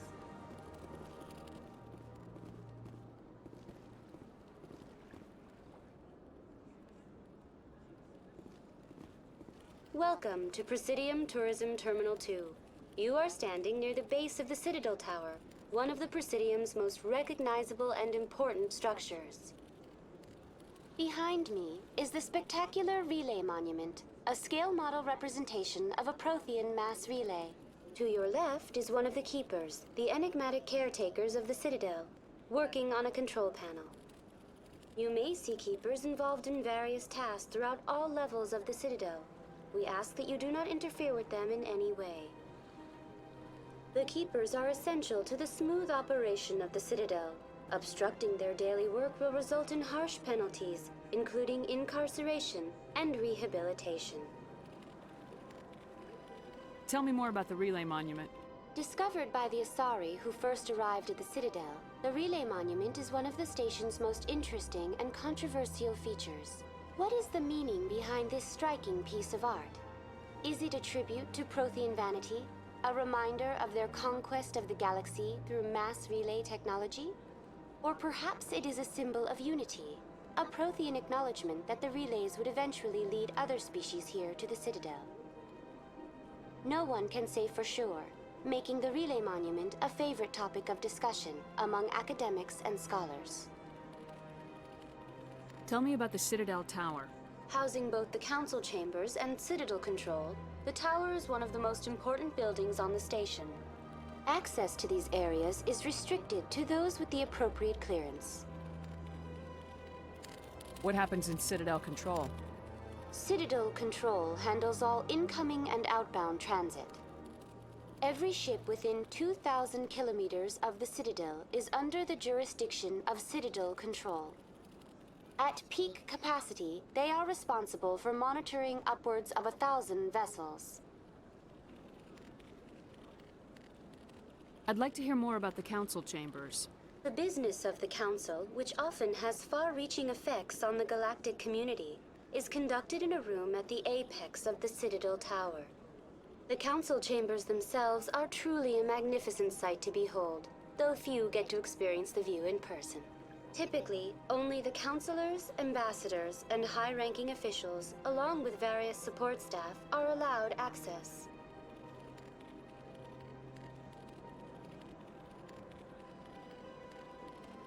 What if someone has business with the council? The average citizen must go through the proper channels if they wish an audience with the council. This is usually arranged through their respective ambassadors. Even then, few are given access to the actual council chambers. In most cases, the ambassador acts on behalf of the citizen. I'm scheduled to have an audience with the council. Only a handful of visitors to the Citadel are ever granted that privilege. I would be jealous, but that is outside the scope of my programming. I'd like to know more about the Keepers. Little is known about these peaceful servants of the Citadel, though they are essential to the operation and maintenance of the entire station. Citadel regulations protect the Keepers against interference during the performance of their tasks. Failure to comply will result in harsh penalties. Keepers can be seen in all sections of the Citadel, but are typically found in and around the tower. Any particular reason there are so many Keepers in this area? The Keepers do not communicate with other species. It is assumed, however, that the tower houses the Citadel's primary control systems. Many of the station's systems, such as navigation and life support, function automatically. It is believed the Keepers operate those systems from inside the tower's inaccessible core. The Keepers also make frequent appearances in the council chamber itself, though they appear to be just passing through on their way to some other destination. That's all for now. Thank you for using Avina. Have a pleasant day.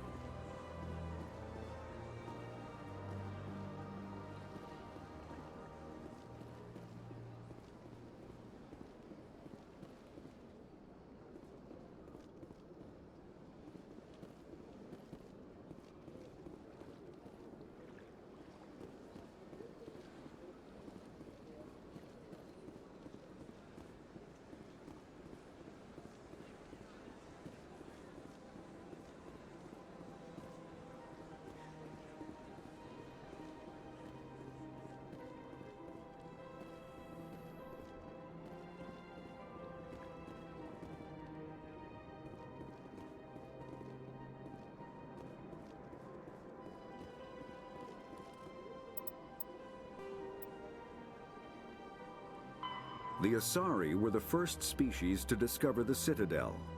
When the Solarians arrived, it was the Asari who proposed the establishment of the Citadel Council to maintain peace throughout the galaxy. Since then, the Asari have served as the mediators and centrists of the Council. An all-female race, the Asari reproduce through a form of parthenogenesis. They can attune their nervous system to that of another individual of any gender and of any species to reproduce.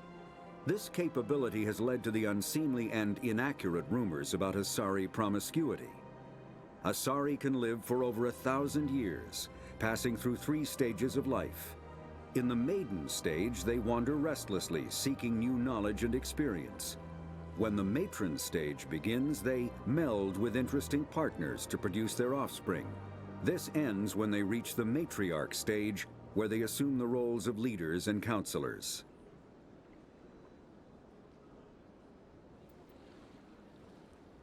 "50,000 years ago, the Protheans were the only spacefaring species in the galaxy. Though now extinct, the Rachni once threatened every species in Citadel space.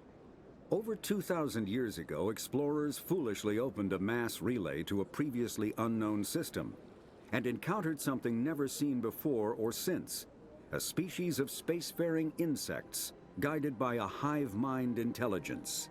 Unfortunately, the Rachni were not peaceful, and the galaxy was plunged into a series of conflicts known as the Rachni Wars. Attempts to negotiate were futile, as it was impossible to make contact with the hive queens that guided the race from beneath the surface of their toxic home world. The emergence of the Krogan ended the Rachni Wars. Bred to survive the harshest environments, the Krogan were able to strike at the queens in their lairs and reclaim conquered Council worlds. But when Krogan fleets pressed them back to their homeworld, the Rachni refused to surrender, and the Krogan eradicated them from the galaxy.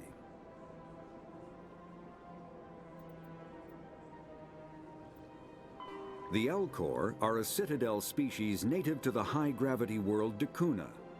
They are massive creatures, standing on 4 muscular legs for increased stability. Elcor move slowly, an evolved response to an environment where a fall can be lethal. This has colored their psychology, making them deliberate and conservative. Elcor's speech is ponderous and monotone. Among themselves, scent, slight movements, and sub-vocalized infrasound convey shades of meaning that make a human smile seem as subtle as a fireworks display. Since their subtlety can lead to misunderstandings with other species, the Elcor often go out of their way to clarify when they are being sarcastic, amused, or angry. D'Kuna's high gravity impedes mountain formation. Most of the world consists of flat, open plains, which prehistoric Elcor wandered across in small family bands. Modern Elcor still prefer open sky, and can become restless and uncomfortable on long starship journeys. The Hanar are a Citadel species known for excessive politeness. They speak with scrupulous precision and take offense at improper language. Hanar that expect to deal with other species take special courses to help them unlearn their tendency to take offense at improper speech. All Hanar have 2 names. The face name is known to the world. The soul name is kept for use among close friends and relations. Hanar never refer to themselves in the first person in conversation with someone they know on a face name basis. To do so is considered egotistical, so instead they refer to themselves as this one, or the impersonal it. Their homeworld, Kajay, has 90% ocean cover and orbits an energetic white star, resulting in a permanent blanket of cloud. Due to the presence of Prothean ruins on the world, many Hanar worship them, and Hanar myths often speak of an elder race that civilized them by teaching them language.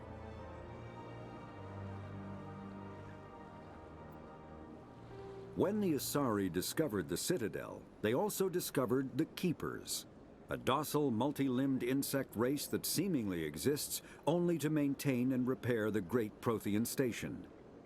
Early attempts to communicate with or study the Keepers were failures, and it is now illegal to interfere with or impede Keeper activity. Because they are completely non-threatening, Keepers have become virtually invisible to everyone else. Similarly, they seem indifferent to other species, except for their tendency to help new arrivals integrate themselves into the Citadel. No matter how many keepers die due to old age, violence, or accident, they maintain a constant number.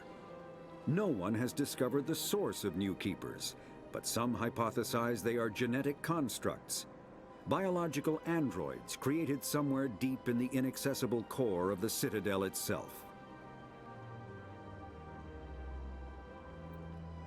The Volus are a member species of the Citadel with their own embassy, but they are also a client race of the Turians. Centuries ago, they were voluntarily absorbed into the hierarchy, effectively trading their mercantile prowess for Turian military protection. Erun, their homeworld, lies far beyond the normal life zone of its star. However, the world has a high-pressure greenhouse atmosphere that traps enough heat to support an ammonia-based biochemistry. As a result, the Volus must wear pressure suits and breathers when dealing with other species, as conventional nitrogen-oxygen air mixtures are poisonous to them, and in the low-pressure atmospheres tolerable to most species, their flesh will actually split open.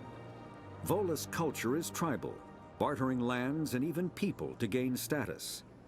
This culture of exchange inclines them to economic pursuits. It was the Volus who authored the Unified Banking Act, and they continue to monitor and balance the Citadel economy.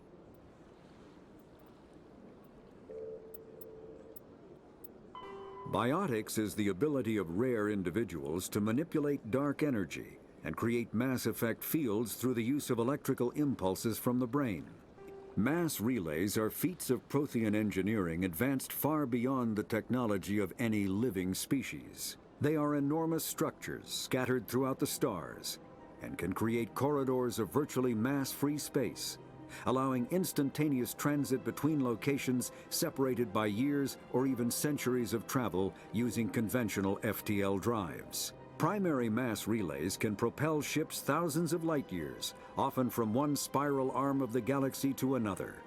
However, they have fixed one-to-one connections. A primary relay connects to one other primary relay and nowhere else. Secondary relays can only propel ships across a few hundred light years. However, they are omnidirectional. A secondary relay can send a ship to any other relay within its limited range. There are many dormant primary relays whose corresponding twins have not yet been located. These are left inactive until their partner is charted, as established civilizations are unwilling to blindly open a passage that might connect them to a hostile species.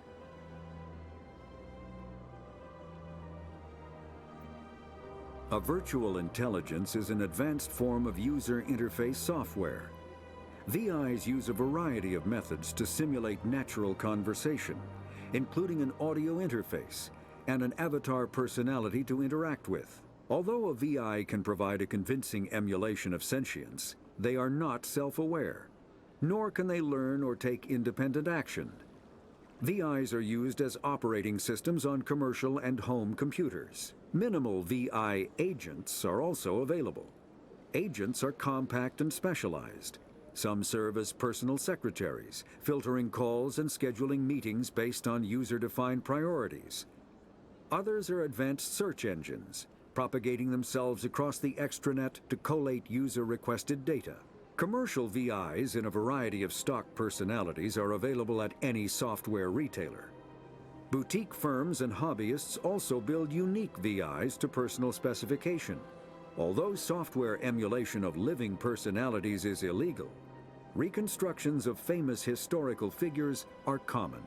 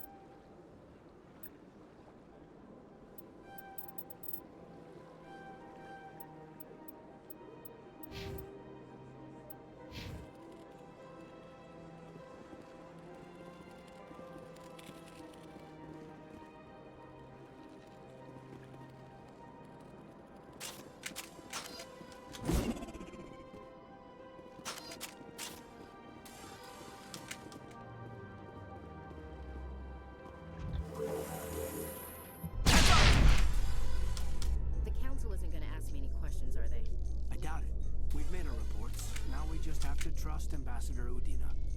No, we don't, sir. Maybe. I don't know about that one.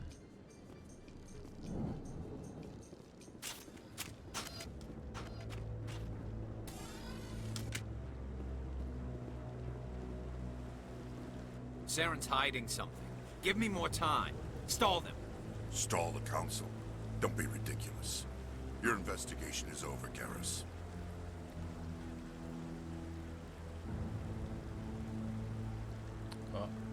Commander Shepard, Garrus Vakarian. I was the officer in charge of the C-Sec investigation into Saren. Come across anything I should know about? Saren's a Spectre. Most of his activities are classified. I couldn't find anything solid. But I know he's up to something. Like you humans say, I feel it in my gut. I think the Council's ready for us, Commander. Good luck, Shepard. Maybe they'll listen to you. You don't want to keep the Council waiting. Doubt it.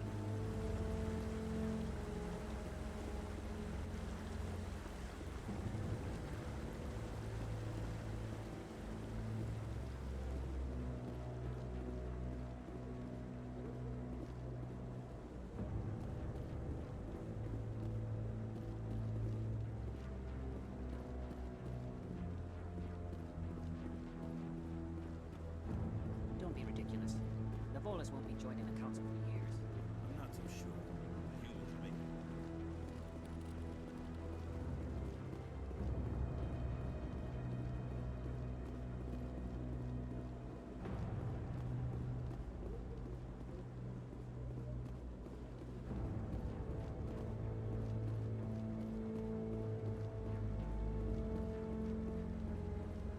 No, I'm waiting to speak with one of the Councilor's assistants. Commander?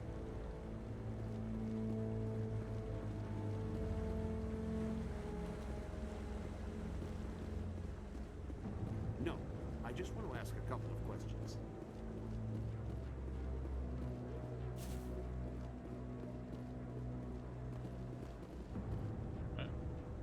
Where's this one just sitting there looking pretty sick?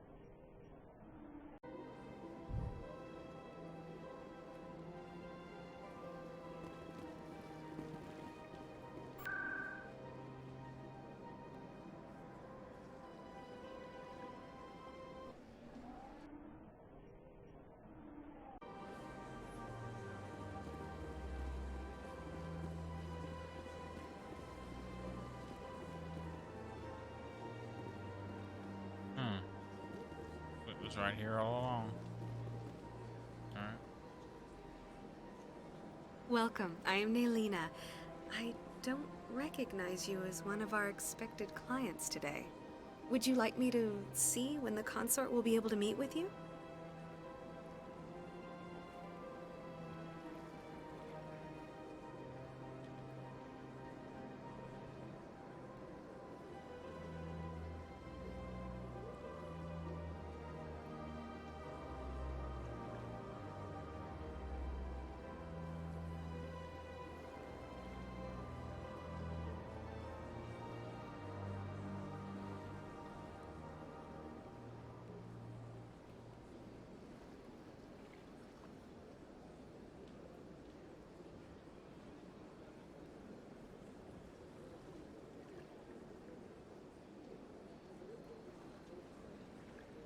Can't I just go in? I'm afraid not. Yeah, you must understand there are many who seek the consort services. But if you wish to leave your name, she'll make every effort to meet with you. What do you do here, Nelina? I'm one of the consort's acolytes. Many of the people here today will not see the consort, but they expect to be attended to just the same. It's our job to ensure that they leave contented. What exactly do you attend to? Well, each acolyte has her unique abilities. Some soothe with song, others with conversation. As much as possible, we seek to match the needs of our clients to the skills of our acolytes. My specialty is touch. My fingertips can find every tension point in your body and relieve it. I'd like to try out your services. Excellent. I'll add you to our client list. We should be able to see you in 3 or 4 months. Nobody's worth that much of a wait. Well, that's not for me to judge. I have your name and you'll be contacted. Is there anything else? What do you do here, Nelina? I'm one of the consort's acolytes. Many of the people here today will not see the consort, but it's our job to ensure that they leave contented. What is the consort? What does she do? It's difficult to explain. She's many things to many people, and something different for each. Some seek her for advice, some for entertainment, others still for pleasure. Most of the time, our clients won't realize what they were seeking until after she has provided it for them. You make her sound like some kind of oracle. No, not in the usual sense.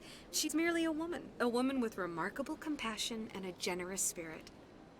I suggest you make an appointment and see for yourself. I think I'm done here. Oh, well, I hope you'll return again in the future. We always enjoy seeing new clients. Nelina. Yes, Sha'ira? Send the commander up to see me. I wish to speak with her. Yes, of course, mistress.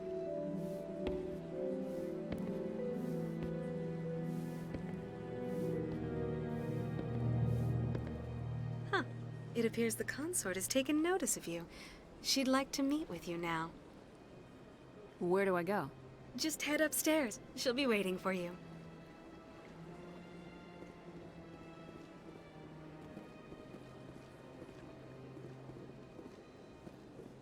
I see even the humans find the consort irresistible. Welcome. It is a pleasure to see you. This is my first time. I can't believe I didn't come sooner. Please, relax and enjoy yourself. I'd spend all day here if I could.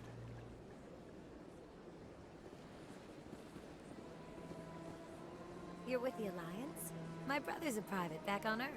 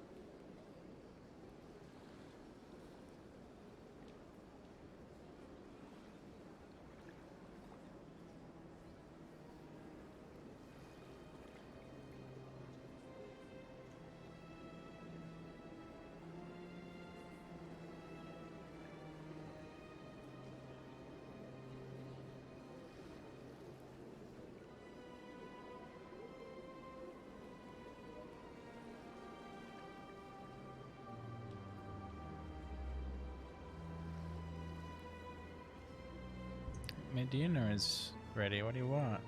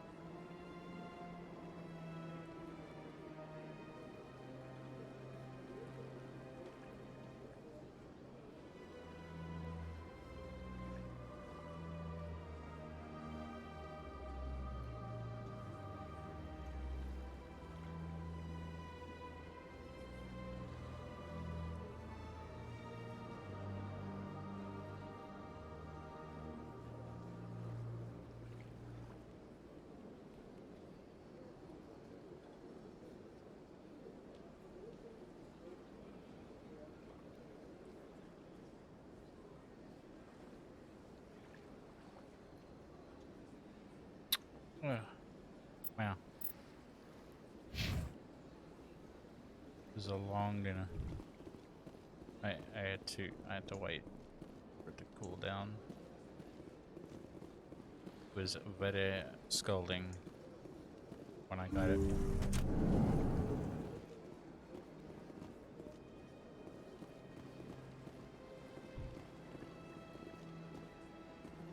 Oh.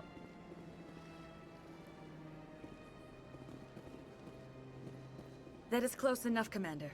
I've heard a great many things about you since your arrival here in our citadel. What exactly do you do? That depends on your needs. I offer advice to some, comfort to others. I have a certain problem that could use your expertise. Maybe I can help. I have a friend, Septimus, a retired Turian general. I won't discuss the details, but he wanted me to be more than I could be. We had a falling out. Now he spends his days in Korra's den, drinking and spreading lies about me. If you would speak to him as a fellow soldier, I believe he will listen to you and let the matter be. What happened between you? I respect his privacy too much to go into the details. If he wishes to tell you what happened, that is his prerogative. What exactly do you want me to tell him? Appeal to his sense of honor. Remind him of his position as a general. If you can convince him to stop spreading lies about me, I would be very grateful. Lady, stop brushing up against me. Now I must ask you to take your leave. I have many clients waiting to see me. Please, Commander. I ask that you return to me only after you have spoken with Septimus.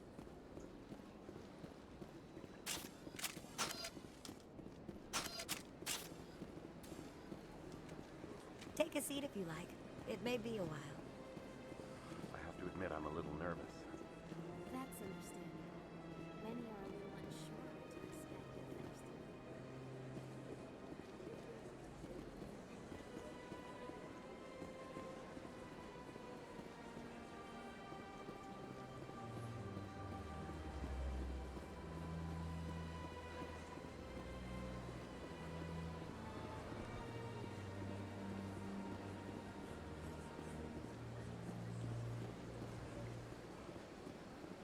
I'm sure there was a run key.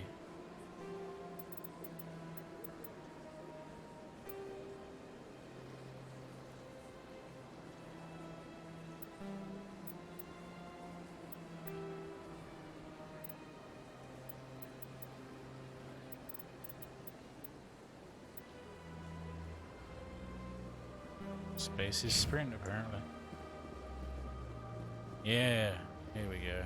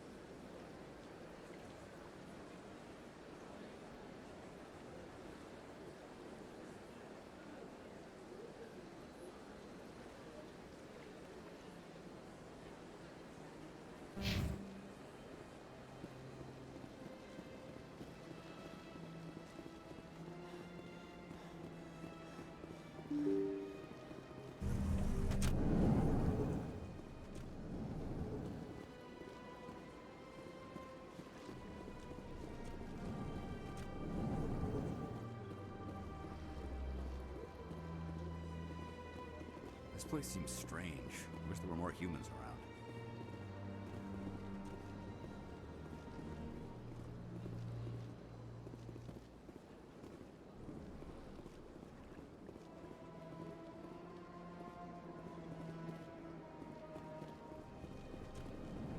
Is it in the...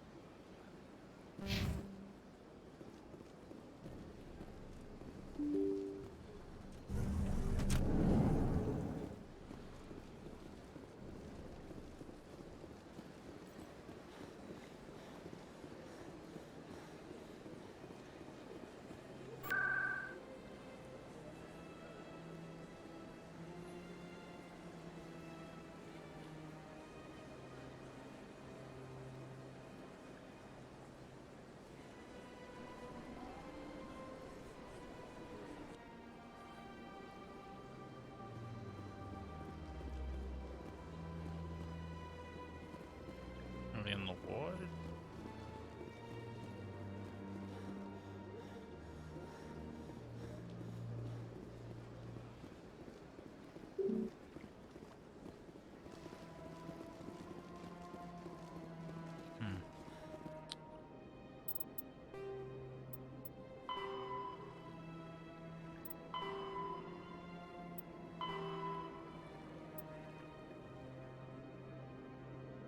Oh yeah, all the wards. I can't get to the wards yet.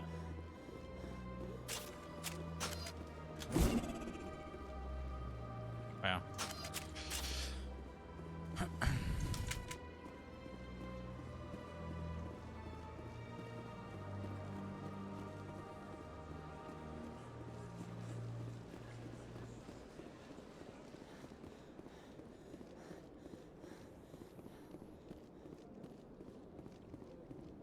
How you holding up, Lieutenant?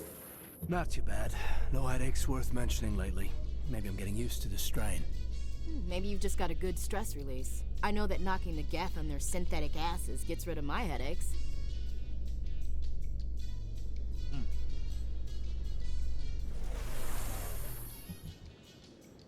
Oh my god, this elevator amazing.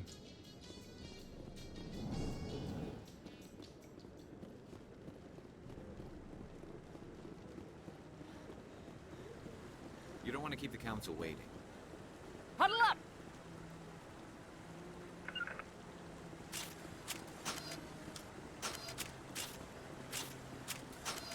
Let's start.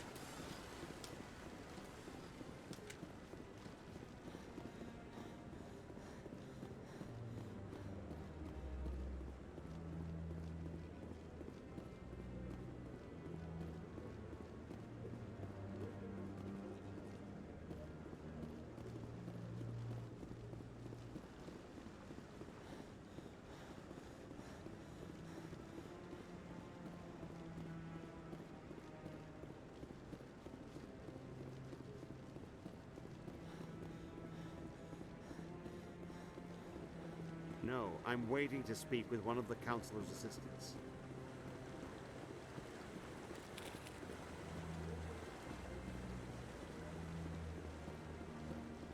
No, I just want to ask a couple of questions.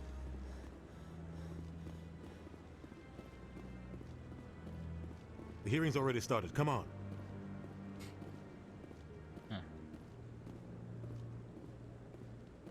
The Geth attack is a matter of some concern, but there is nothing to indicate Saren was involved in any way.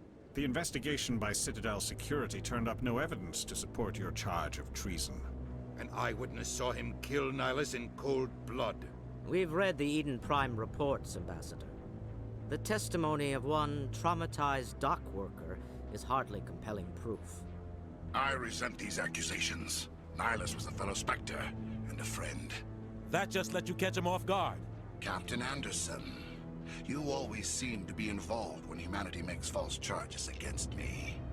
And this must be your protege, Commander Shepard. The one who let the beacon get destroyed.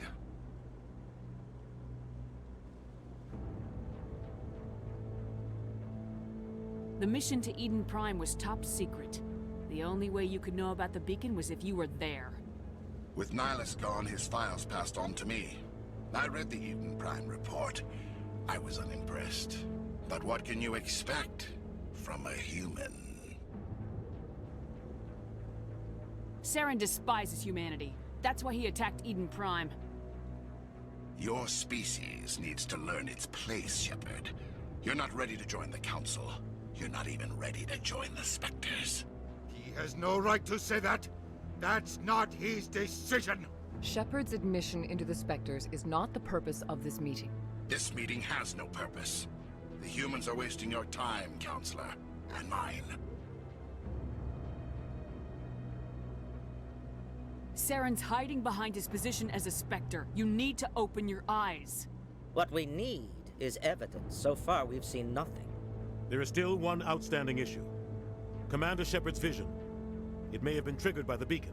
Are we allowing dreams into evidence now? How can I defend my innocence against this kind of testimony? I agree. Our judgment must be based on facts and evidence, not wild imaginings and reckless speculation. Do you have anything else to add, Commander Shepard? You've made your decision. I won't waste my breath.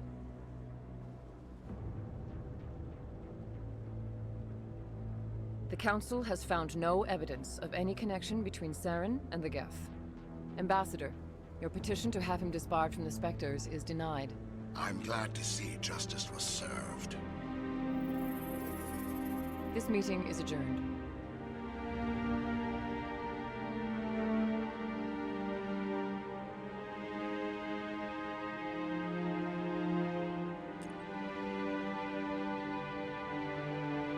It was a mistake bringing you into that hearing, Captain. You and Saren have too much history. It made the Council question our motives. I know Saren.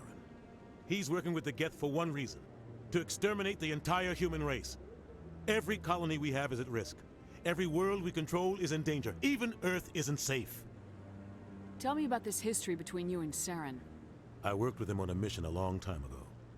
Things went bad. Real bad. We shouldn't talk about this here. But I know what he's like. And he has to be stopped. What's our next step? As a Spectre, he's virtually untouchable. We need to find some way to expose him. What about Garrus, that C-Sec investigator? We saw him arguing with the Executor. That's right. He was asking for more time to finish his report. Seems like he was close to finding something on Saren.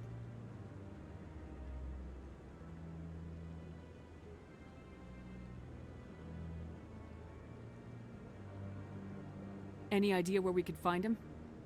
I have a contact in C-Sec who can help us track Garrus down. His name is Harkin. Forget it. They suspended Harkin last month, drinking on the job. I won't waste my time with that loser. Didn't we just see Garrus at the I don't want the Council using your past the door history with before we Saren as an excuse got to here? ignore anything we turn up. Shepard will handle this.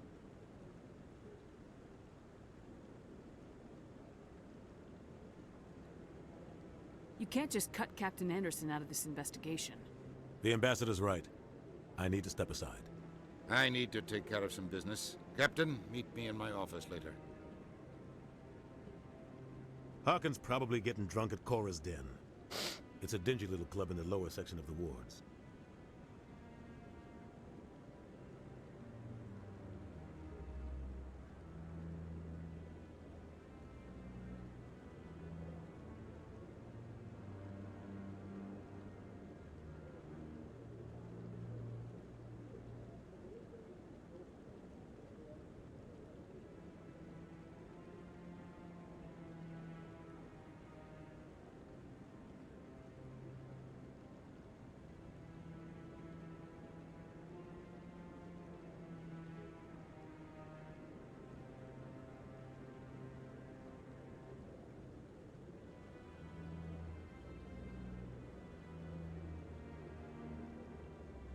I thought you said he was a drunken loser.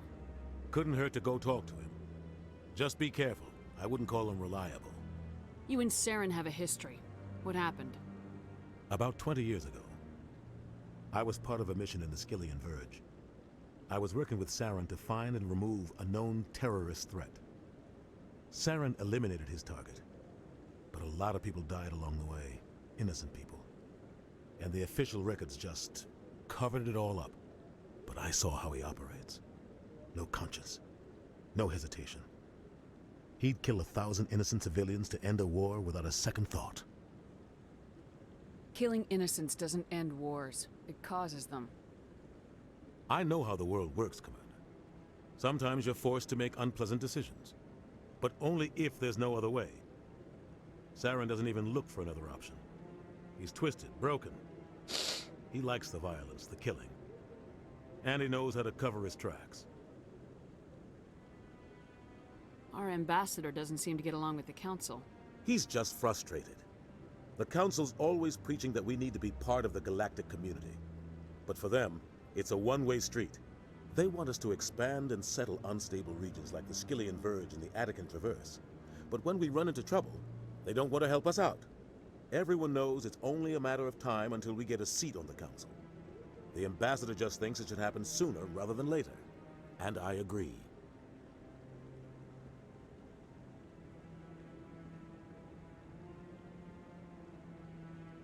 Maybe they'd let us join the council if we were more willing to cooperate with the other species. Of course they would. If we did everything they told us to, they'd love to have us on the council. But it wouldn't be much of a deal for us. I understand their side. They don't want us dominating the council. It's founded on cooperation and alliances. But we have to look out for our own interests too.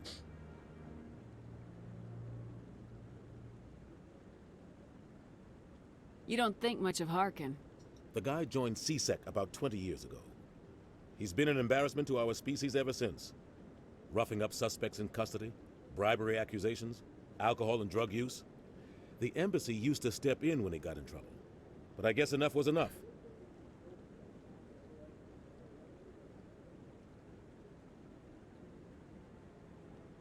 Guy's a scumbag. He should have been cut loose a long time ago. He was one of the first human CSEC officers.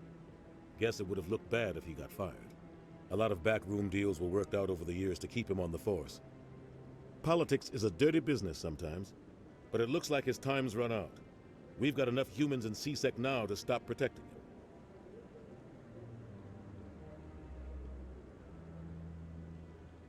I want to know more about the Spectres. They're not your typical government agency. They tend to work alone, behind the scenes. They take care of problems the Council can't. It's not easy preserving peace across an entire galaxy. The Council prefers to use diplomacy and negotiation. But sometimes more extreme measures are needed. How do they decide who becomes a Spectre? You can't just apply to join. There's no training program. Spectres aren't made. They're born. The Council's always looking for exceptional individuals. People who can get the job done, like you. They've been watching you for years. They see something in you. They want you on their side. Nihilus was supposed to give them a final recommendation, but with him gone, things are still up in the air. What's their command structure like? There is no command structure. Each Spectre answers directly to the Council. Sometimes they're sent on specific missions. Other times, they act on their own. They tend to operate outside the law, do whatever it takes to accomplish their goals. The Council just turns a blind eye. Spectres have a lot of power, Shepard. They sound like shadow operatives. Everything about them is classified. We don't even know how many there are. The latest Alliance estimate puts their numbers under 100. But the Council couldn't do its job without them. They're the Citadel's top agents, the last line of defense, the final option before open war. The entire galaxy respects and fears them. If a Spectre shows up, you know something big is about to happen. What happens when a Spectre goes rogue, like Saren? It doesn't happen often. The Council is careful when they select their candidates. But when something does go wrong, there's usually only one solution. Send another Spectre to bring the rogue agent down.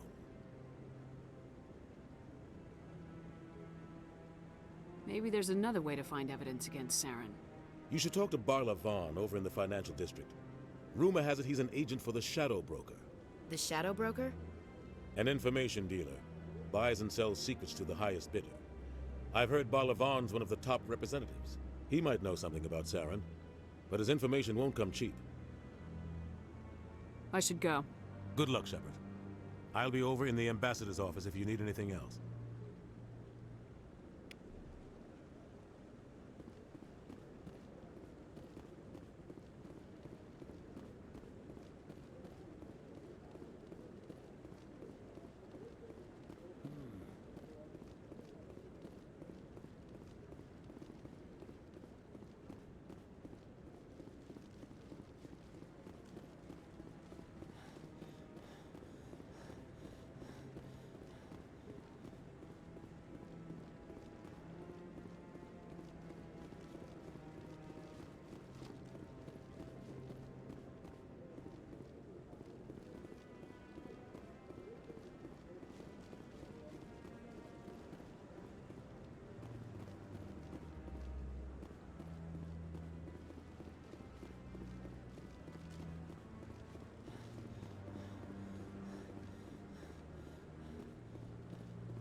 That guy's up to something. What guy? The one over by the Keeper. What? Oh, no, I wasn't. Never mind.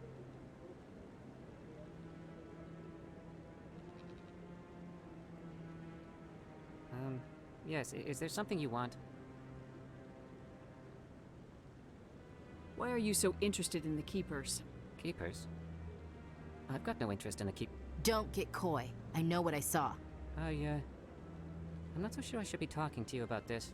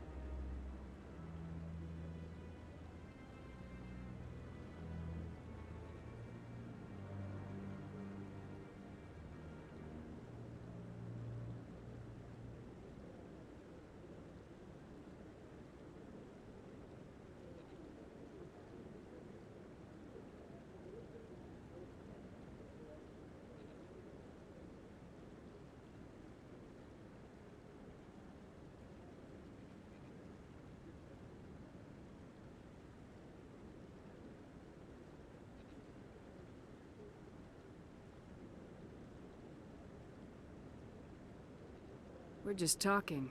Is there something wrong with that? No. I guess it wouldn't hurt to tell you. I'm using a small scanner to gather readings on the Keepers. So far I've had mixed results. I find it difficult to get near the creatures. Why were you being so secretive about it, though? Well, technically we're not supposed to disturb the Keepers. I don't really think my scanning disturbs them, but the authorities might disagree. I'd like to do it more openly, but it's not really worth getting arrested over. I can help you out. I'm not worried about the authorities. I don't even know who you are. I'm Commander Shepard with the Alliance military. Well, I suppose I could use the help. You'll need this. It's the scanning device I developed. Activate it each time you see a Keeper. All collected data will automatically upload to my database. I'll even send a few credits your way for each unique scan. What are you doing with the data once you've scanned it? Trying to learn whatever I can about the Keepers. We see them working everywhere, yet we know so little about them. I'm a scientist. I want to know what makes them tick. What are you doing with the data once you've scanned it? Trying to learn whatever I can about the Keepers. We see them working everywhere, yet we know so little about them. I'm a scientist. I want to know what makes them tick. I should get going then. Yes, I have much work myself. So long, and good luck with the scanning.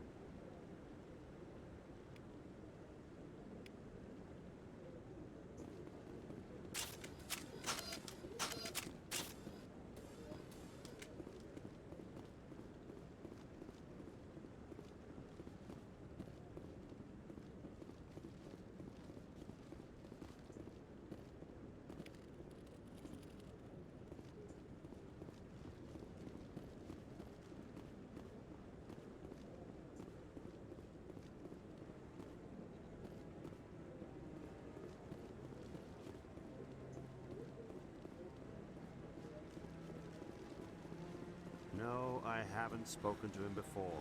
This is the first time I've requested an audience.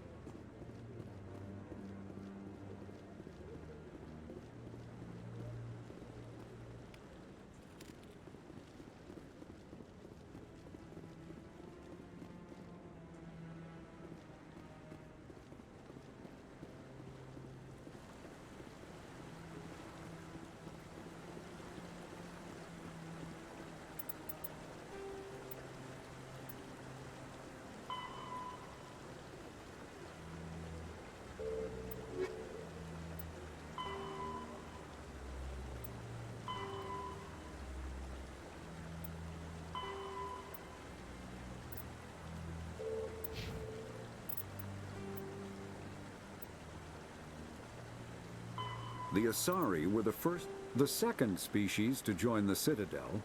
The Salarians are warm-blooded amphibians with a hyperactive metabolism. Salarians think fast, talk fast, and move fast. To Salarians, other species seem sluggish and dull-witted. Unfortunately, their metabolic speed leaves them with a relatively short lifespan. Salarians over the age of 40 are a rarity. The Salarians were responsible for advancing the development of the primitive Krogan species to use as soldiers during the Rachni Wars. They were also behind the creation of the genophage bioweapon the Turians used to quell the Krogan rebellions several centuries later.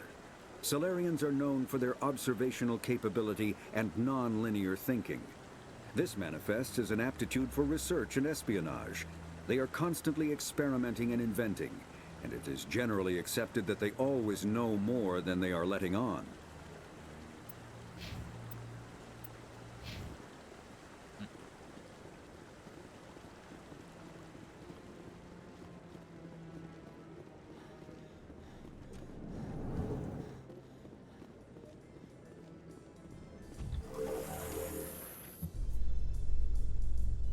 I can't believe the Council ignored all the evidence against Saren. Saren's one of their best operatives. It's only natural they'd take his word over ours. Oh, so now we just chase leads while this smug Turian runs around with his Geth troopers. That's politics, Chief. I hate politics. Me too.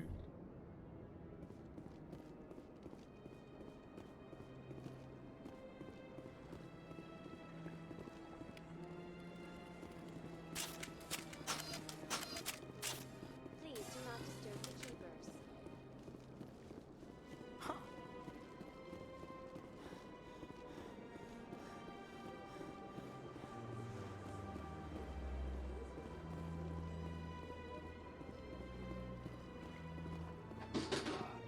Form up.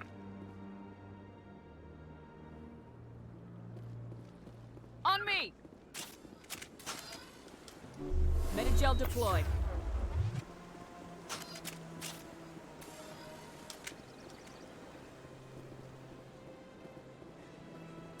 Regroup!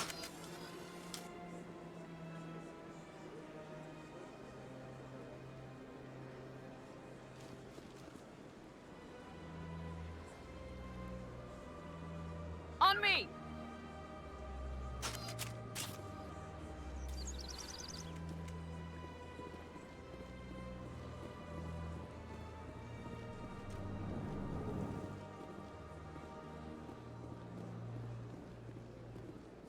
Is there anything I can do for you today, Commander? I heard you work for the Shadow Broker. Do you have any information about Saren? You're very blunt, Shepard. But you're right. I am an agent for the Shadow Broker. And I do know something about Saren.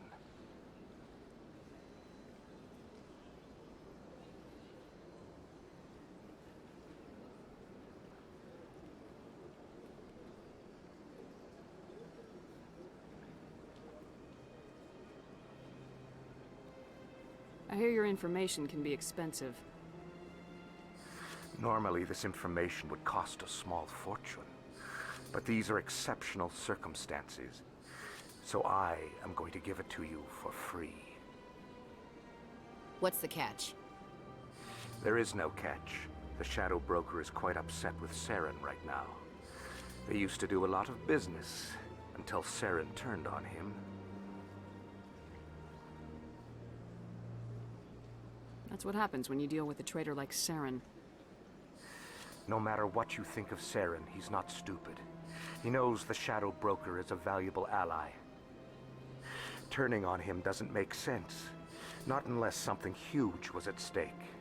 I don't know the details, but the Shadow Broker hired a freelancer to deal with it. A Krogan mercenary. That's not much to go on. I just told you that the most famous Spectre in the galaxy betrayed the Shadow Broker. Quite a bargain, considering the price. Speak with the Krogan if you want to learn more. I heard he was paying a visit to Citadel Security. If you hurry, you might catch him before he leaves the Academy. Isn't it strange that a Krogan would want to speak with C-Sec? Very. However, I doubt the visit was entirely his choice. You'll need to speak with him if you want to know more. Tell me more about your job. Galactic finance is incredibly complex. A mix of laws and regulations from dozens of interstellar economies. I'm an expert in how all these economies interact. For a fee, I share my expertise. I also offer premium services for those clients who need someone to conduct business without drawing unwanted attention. Discreet and efficient. That's my motto. I should go. Goodbye, Commander.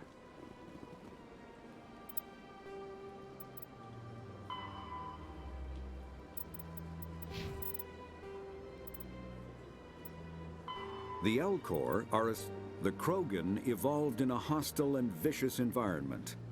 Until the invention of gunpowder weapons, eaten by predators was still the #1 cause of Krogan fatalities. Afterwards, it was death by gunshot. When the Solarians discovered them, the Krogan were a brutal, primitive species, struggling to survive a self-inflicted nuclear winter. The Solarians culturally uplifted them, teaching them to use and build modern technology, so they could serve as soldiers in the Rachni War. Liberated from the harsh conditions of their homeworld, the quick-breeding Krogan experienced an unprecedented population explosion. They began to colonize nearby worlds. Even though these worlds were already inhabited, the Krogan rebellions lasted nearly a century, only ending when the Turians unleashed the Genophage, a Solarian-developed bioweapon that crushed all Krogan resistance. The Genophage makes only 1 in 1,000 pregnancies viable, and today the Krogan are a slowly dying breed. Understandably, the Krogan harbor a grudge against all other species, especially the Turians.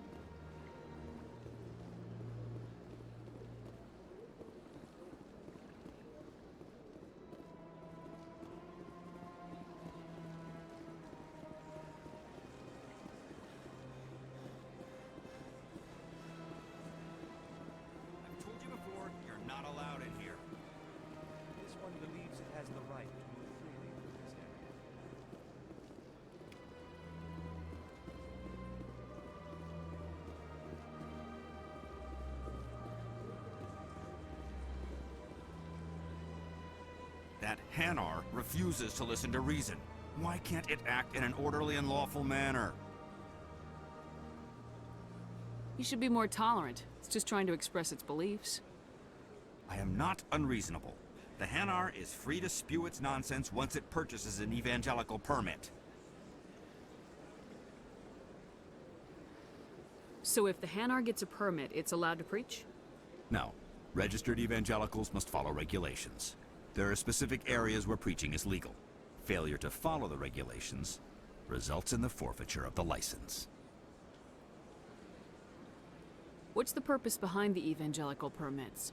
Forcing religious evangelicals to register for a permit weeds out undesirables. It keeps the area safe. The Citadel is too important to become a battleground for a religious war.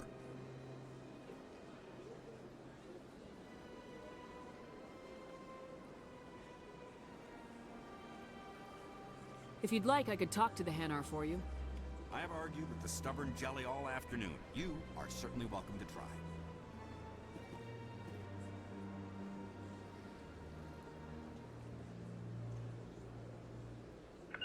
Stubborn jelly.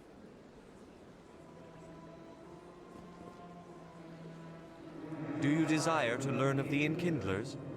Or has the Honorable CSEC officer enlisted assistance? Is this really how you want to represent the Enkindlers? The truth of the Enkindlers must be made known. They gave the Hanar language, and gave the universe the mass relays. This one only wishes to spread the truth to any who will listen. There is no intent to cause trouble.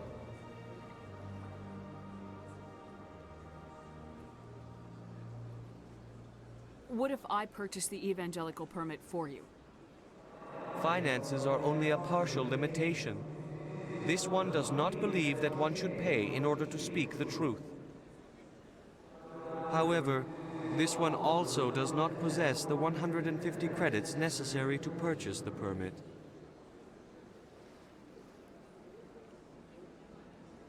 $150 credits. This should cover you. This is a most appreciated action. You are not of the Hanar, but you wish to help spread the truth of the Enkindlers. This one will not cause any further trouble for the CSEC officer. This one offers its thanks. Oh, it's gone.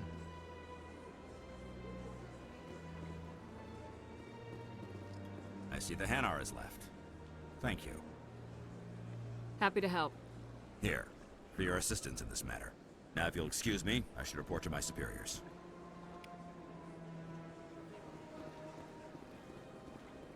Dick.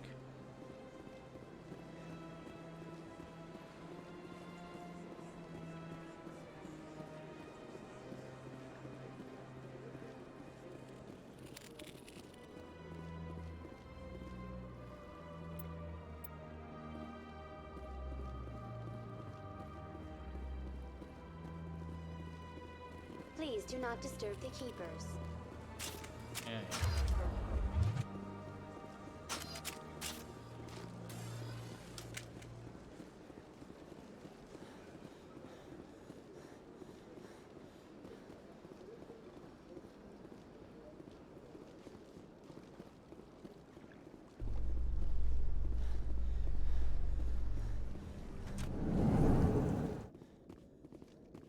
In light of the recent attack on Eden Prime, many colonial investors are pulling their support for future projects.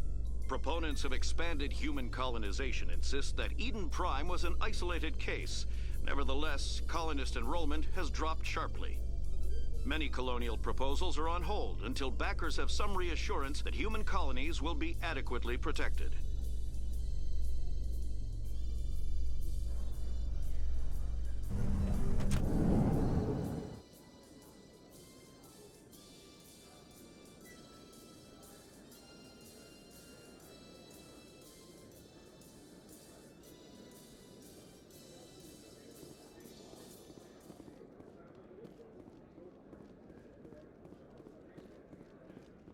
Do you really think we'll find him down here? He always stops in for a few games of Quasar before he makes his drop. Fist is gonna be pissed if we take down his supplier. That's the point. We want him angry. Angry people make mistakes. There's just something about Fist that makes me nervous. Good. He's a dangerous man. Now keep your eyes peeled for our mark.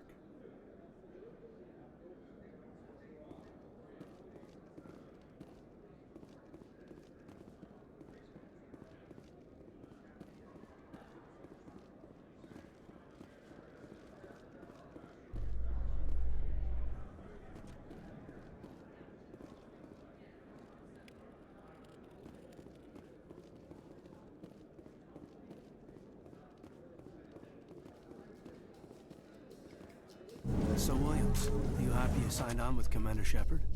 I'm not sure, Lieutenant. Every time I think I have a handle on things, the Universe Bank's hard to port. Well, don't let anybody know. A big gun and a confident attitude will get you through a lot in life.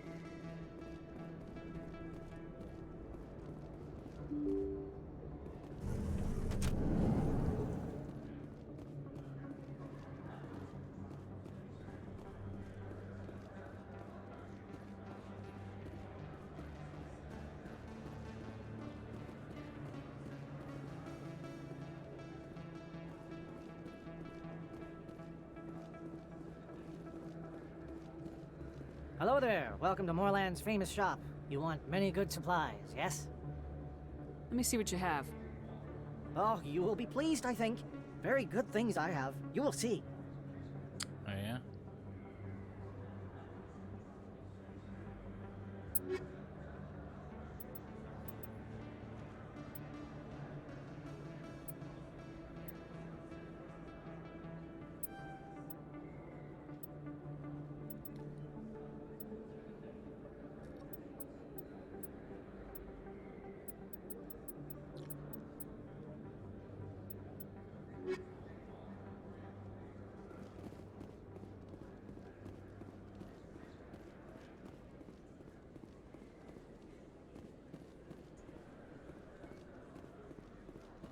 Is that really? Wow! It's you! Wow. Yeah.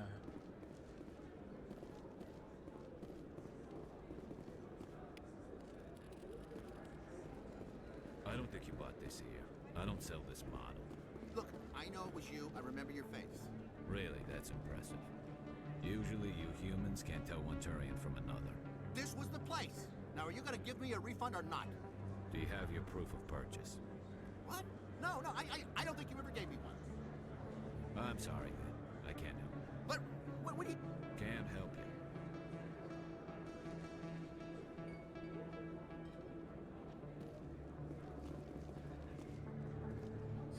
Hello, Earth Clan.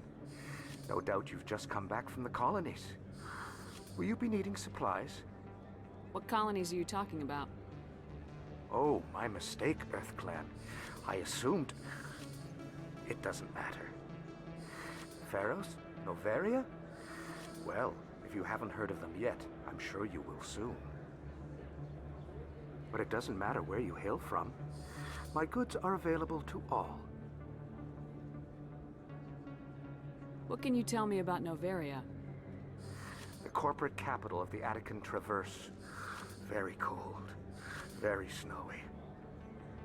I don't get too many clients from there. They all have their own private suppliers. I'd like to know more about Pharos. It's an old Prothean world. Their buildings still litter the surface. The humans aren't the first to colonize it, but they are the most recent. I just realized I haven't heard from my contact on that planet for some time. Ah, well, I'm sure he's fine. Show me what you got. Most excellent. I am sure you will find something pleasing.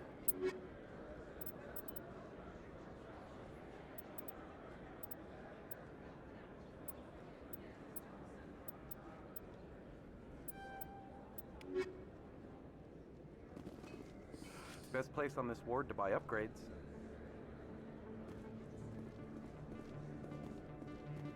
Is that... You're Commander Shepard, the hero of Eden Prime. I am so honored to meet you. Nice to meet you. And you are? My name is Conrad. Conrad Werner. They say you killed more than 100 Geth on Eden Prime. I spent most of my time trying to stay alive and help the colonists. Hey, I know you're probably busy, but do you have time for a quick autograph? Anything for a fan. Here. Thanks. I really appreciate it. My wife is going to be so impressed. I'll let you get back to work. But next time you're on Earth, I'd love to buy you a drink. Thanks again!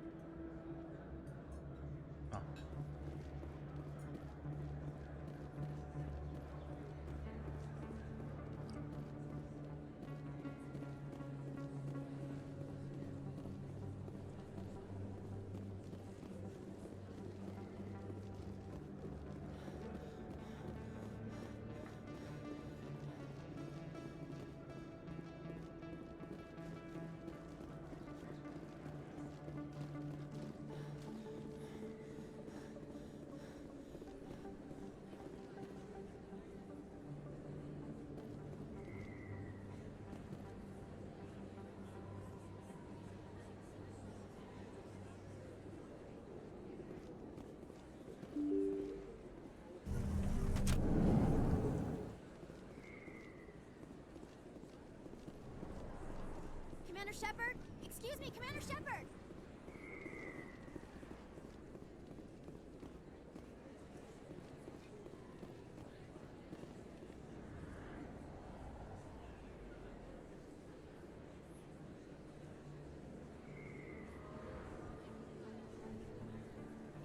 Big place. That your professional opinion, sir?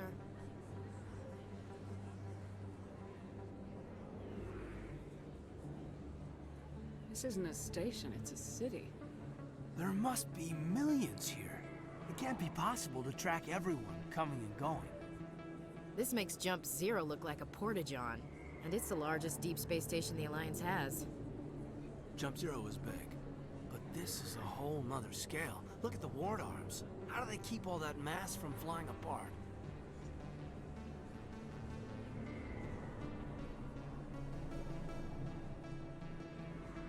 The Council represents more races than I thought.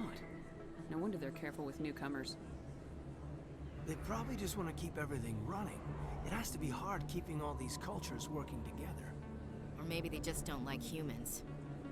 Why not? We've got oceans, beautiful women, this emotion called love.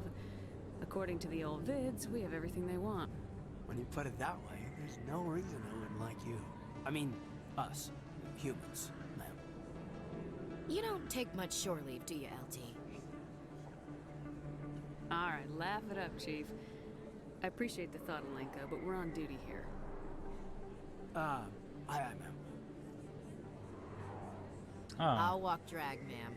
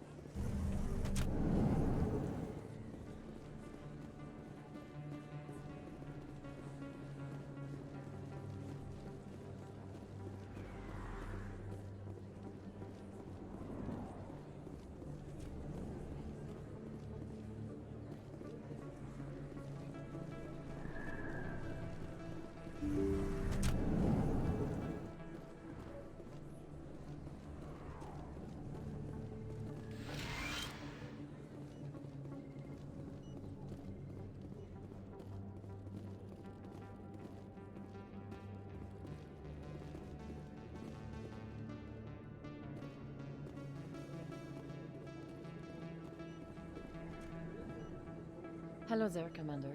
I'm Dr. Claude Michel. Is there something I can do for you? You're a doctor. How did you end up here on the Citadel? My parents brought me here when I was young. My father was a medic with the Alliance. I chose to keep the medical tradition alive, but not the military. Fixing up wounded soldiers isn't my idea of fun. You're a doctor. My father was... I chose to keep the medical tradition alive, but not the military. Fixing up wounded soldiers isn't my idea of fun. Let me take a look at what you have for sale. Of course.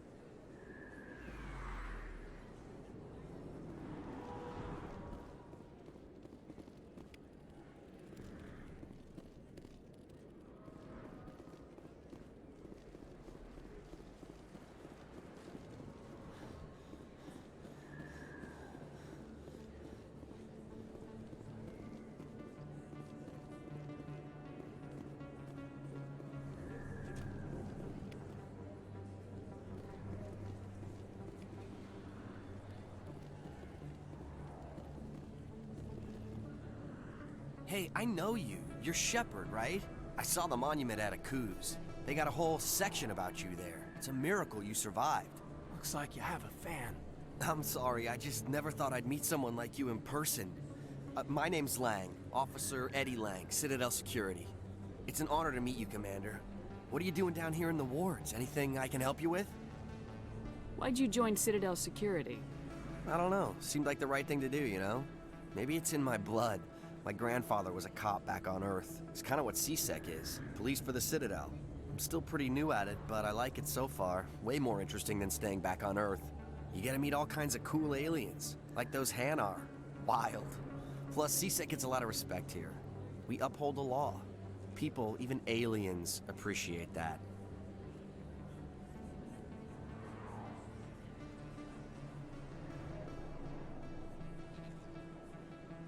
How do you like working here on the Citadel?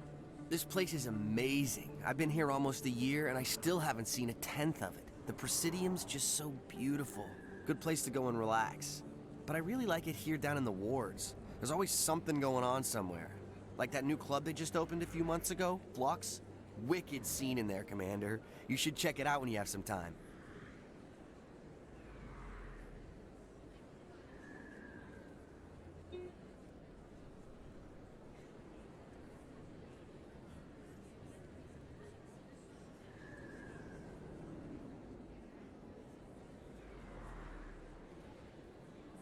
What do you know about Spectres? Just the stuff they show in the vids. They always make them out to be super agents on secret missions to save the galaxy. I know it's not really like that, though. Some of the other CSEC guys don't like them too much. Figure they shouldn't be able to operate outside the law. But if they were so bad, the Council wouldn't use them, right? How do you like working here on the Citadel? This place is but I really like that new club they just opened a few months ago, Flux. Wicked scene in there, Commander. You should check it out when you have some time. Do you know a CSEC officer named Harkin? I shouldn't really say too much. He's been on the force a lot longer than me. But I've heard things, you know? Drinking on the job, taking bribes, that kind of thing. Rumors mostly, but they suspended him, so some of it must be true. I have to go. Right. You're probably real busy. Well, see you around, Commander.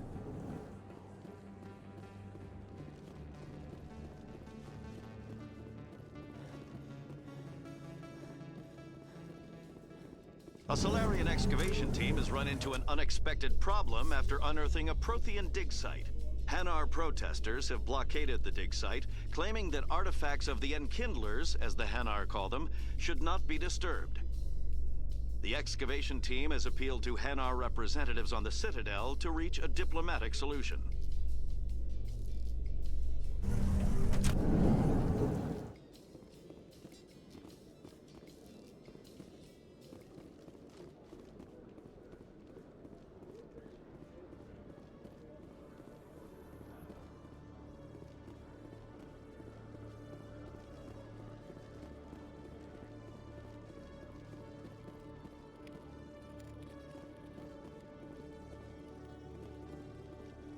Sec. Looking you up.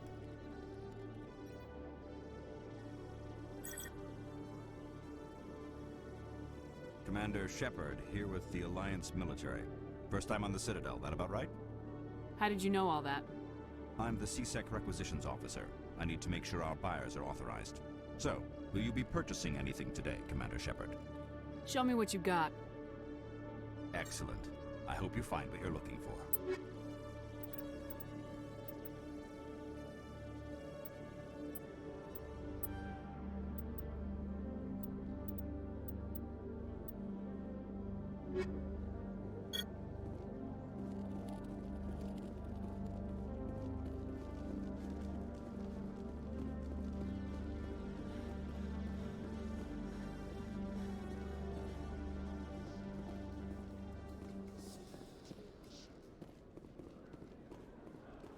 I'm on my way.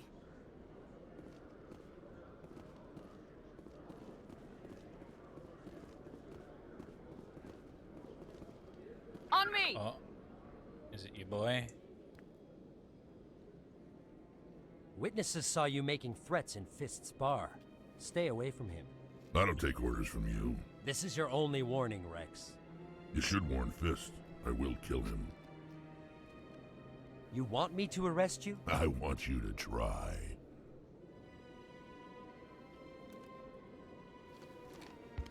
Go on. Get out of here. Yes, human.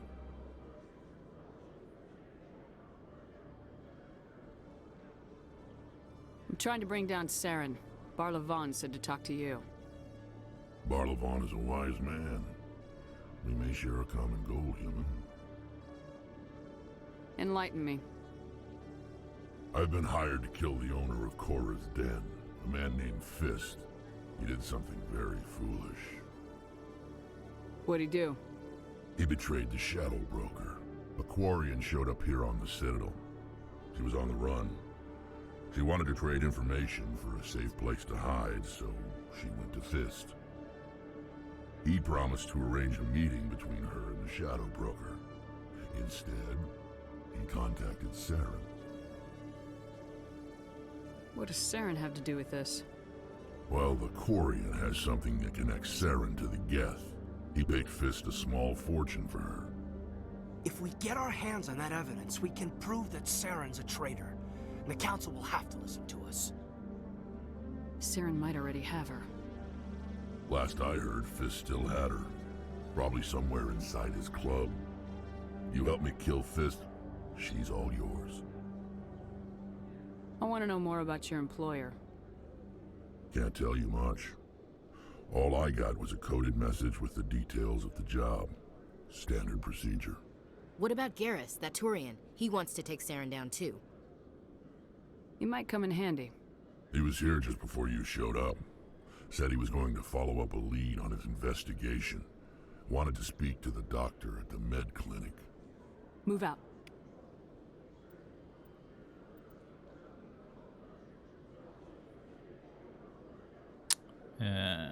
As much as I like Kaidan,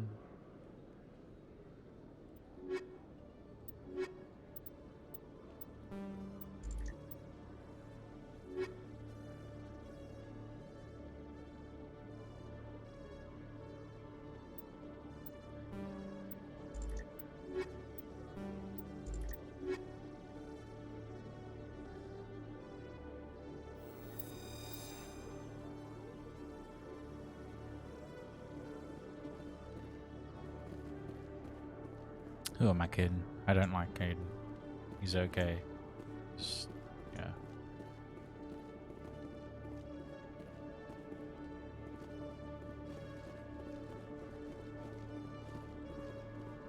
Just okay. Are we going this way?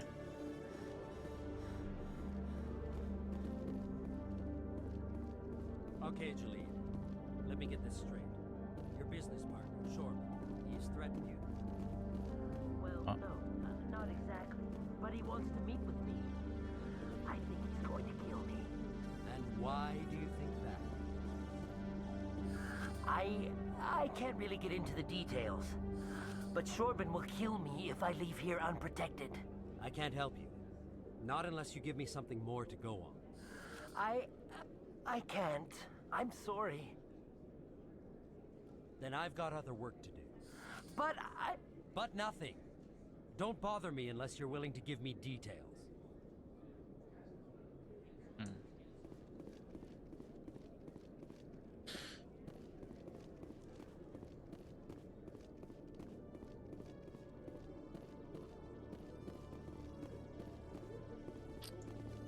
My boy Rex there. Sorry, dudes. Hey there. Oh. Hi. You're not CSEC, are you? Did you want something? What were you trying to explain to the officer before? My colleague is trying to kill me, and I thought we were friends. How do you know he wants you dead? He's changed. He won't talk to me at work anymore, and he started following me. Yesterday, he followed me all the way home, just waiting for a chance. I don't care what anyone thinks. He wants me gone. I know it.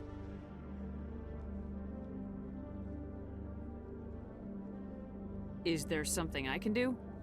Talk to your friend, maybe? Would you?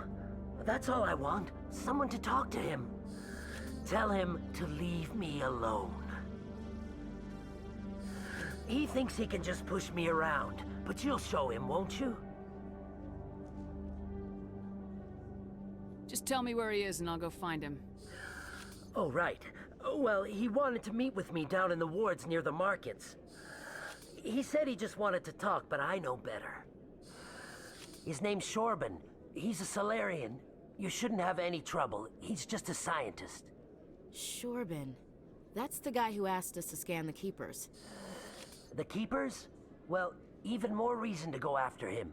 That's against regulations. I better look into this right away. Find out what he's up to. Anything's possible with Shorban these days. Well, good luck.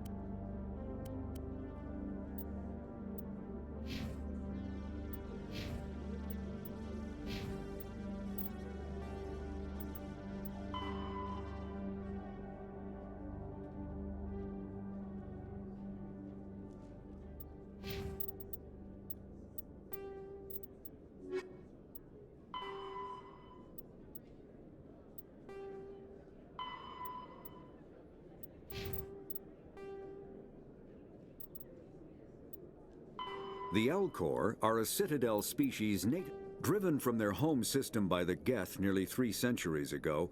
Most Quarians now live aboard the Migrant Fleet, a flotilla of 50,000 vessels ranging in size from passenger shuttles to mobile space stations. Home to 17 million Quarians, the flotilla understandably has scarce resources. Because of this, each Quarian must go on a rite of passage known as the Pilgrimage when they come of age. They leave the fleet and only return once they have found something of value they can bring back to their people. Other species tend to look down on the Quarians for creating the Geth and for the negative impact their fleet has when it enters a system. This has led to many myths and rumors about the Quarians, including the belief that underneath their clothes and breathing masks, they are actually cybernetic creatures, a combination of organic and synthetic parts.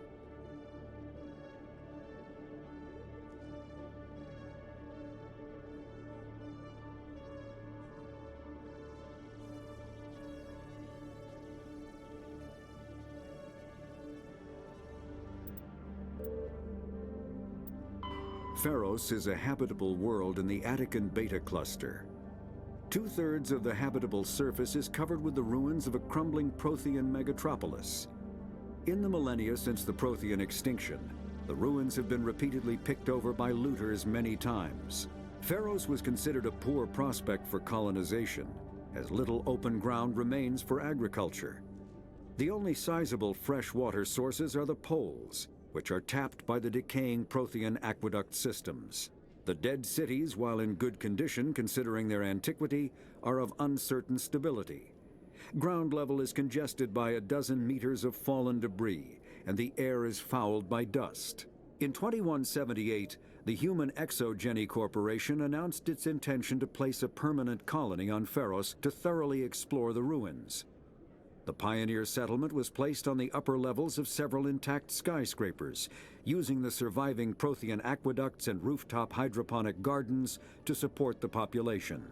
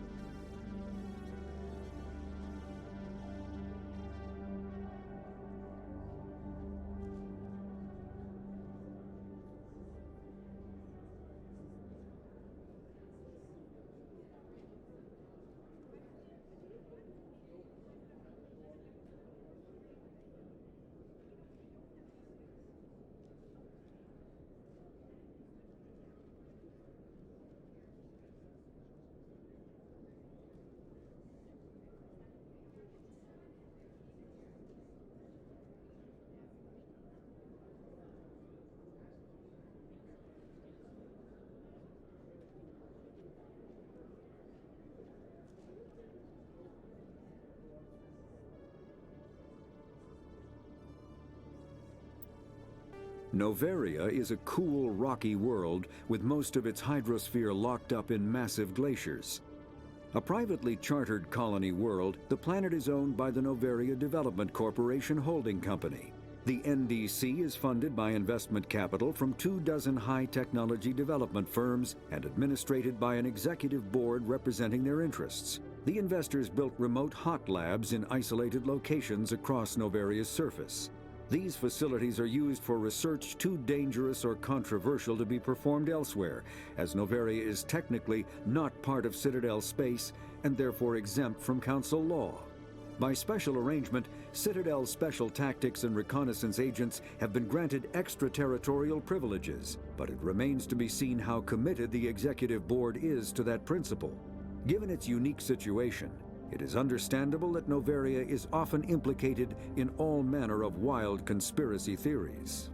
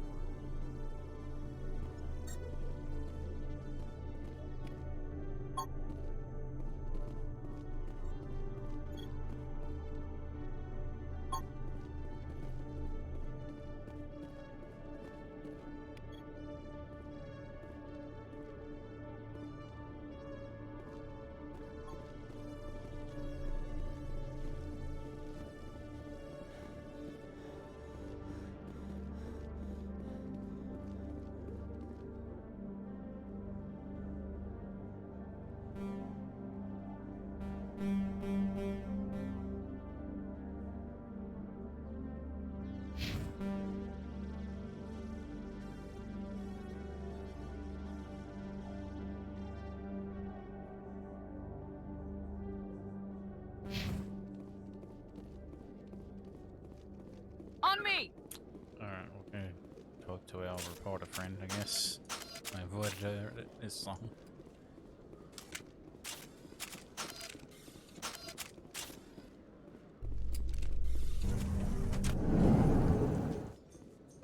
Binary Helix has settled out of court with a Krogan group that had accused the Genetics Corporation of fraud.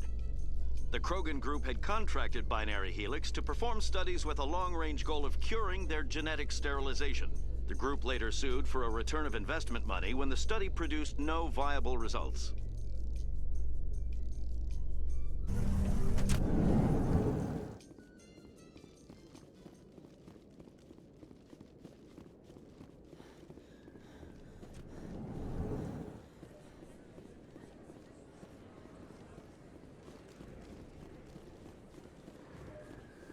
Don't kid yourself. It's even bigger than it. How would you know? I got a tour. One of 500 to see the adventure from the inside out. Really? Took almost 6 hours and we only saw 1/10.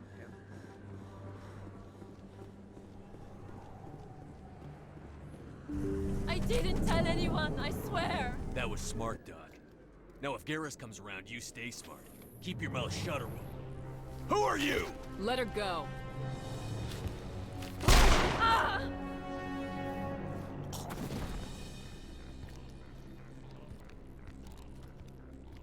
Hostile contact!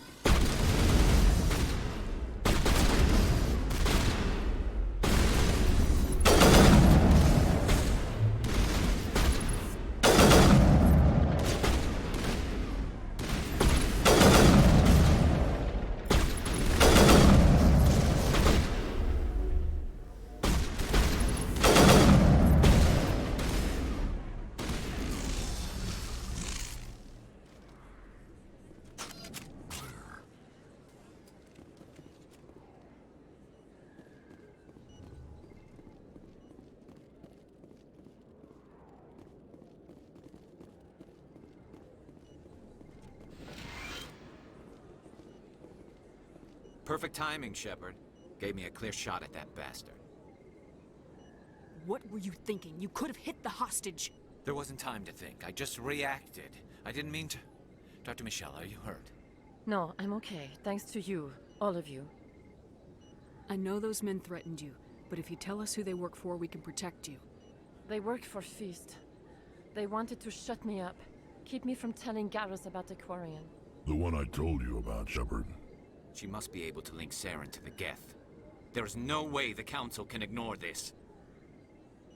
Time we paid Fist a visit. This is your show, Shepard. But I want to bring Saren down as much as you do. I'm coming with you. You're a Turian. Why do you want to bring him down? I couldn't find the proof I needed in my investigation, but I knew what was really going on. Saren is a traitor to the Council and a disgrace to my people. Welcome aboard, Garrus. Fist is going to be waiting for us. Just welcome When we aboard. hit him, we better hit him hard.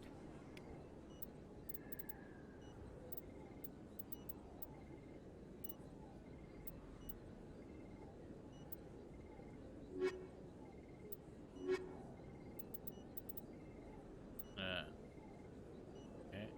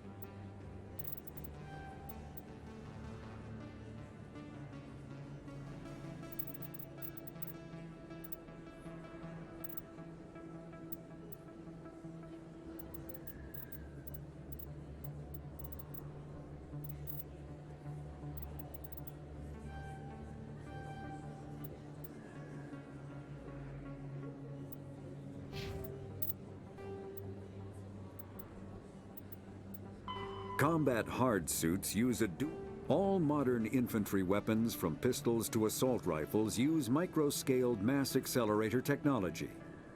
Projectiles consist of tiny metal slugs suspended within a mass-reducing field, accelerated by magnetic force to speeds that inflict kinetic damage. The ammo magazine is a simple block of metal. The gun's internal computer calculates the mass needed to reach the target based on distance, gravity, and atmospheric pressure, then shears off an appropriate-sized slug from the block. A single block can supply thousands of rounds, making ammo a non-issue during any engagement. Top-line weapons also feature smart targeting that allows them to correct for weather and environment. Firing on a target in a howling gale feels the same as it does on a calm day at the practice range. Smart targeting does not mean a bullet will automatically find the mark every time the trigger is pulled. It only makes it easier for the marksman to aim.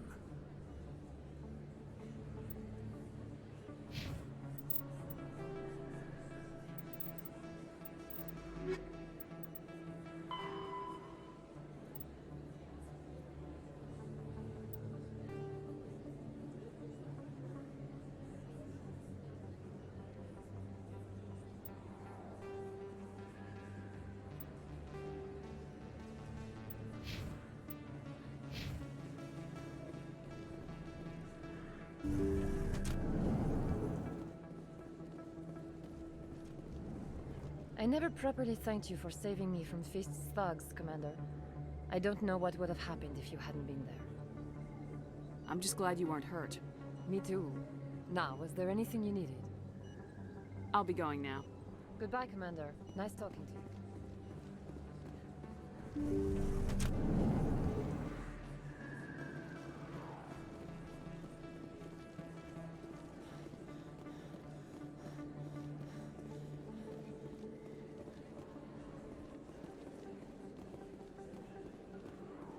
Huddle up!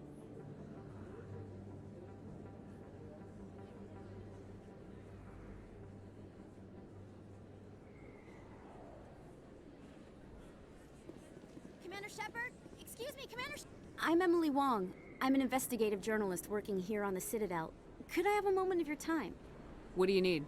I've been hunting for evidence of corruption and organized crime on the Citadel, but there are places I can't go. I was hoping you might share anything you find during your own investigation. I can make it worth your time. How do you know that my investigation is going to uncover anything you need?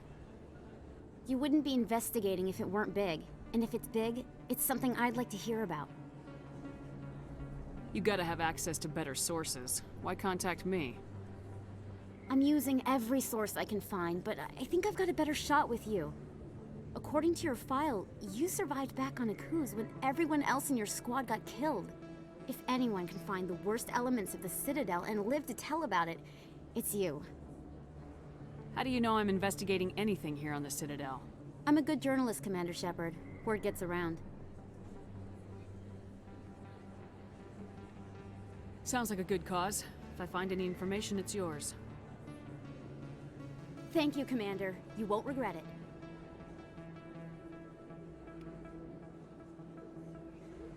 On me! Little does she know. Rally round!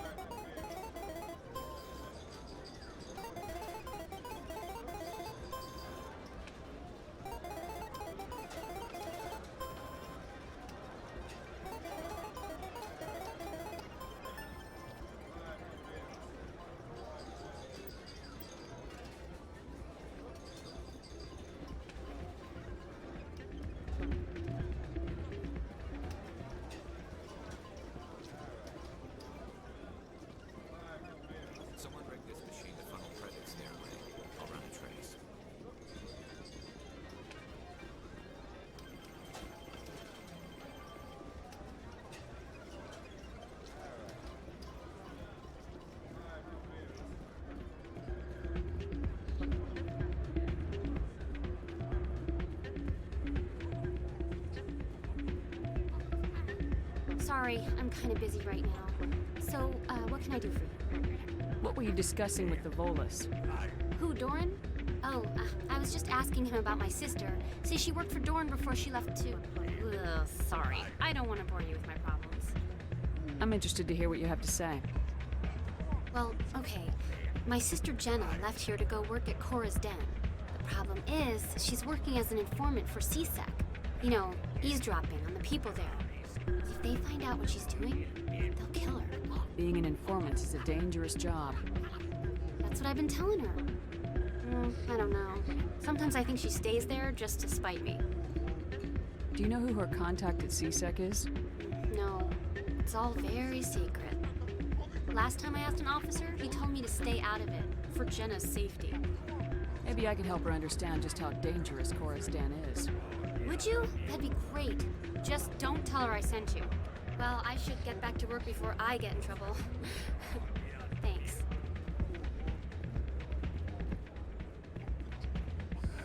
Welcome to Flux. Name's Doran. What can I do for you? Is this a casino? Among other things, yes. We've got some quasar stations, if you're interested. What can you tell me about the sisters working for you? Well, Jenna left to work at Cora's Den. Now her sister Rita is all worried she might be in some kind of trouble. Not much chance Jenna will change her mind, though. She's a stubborn one.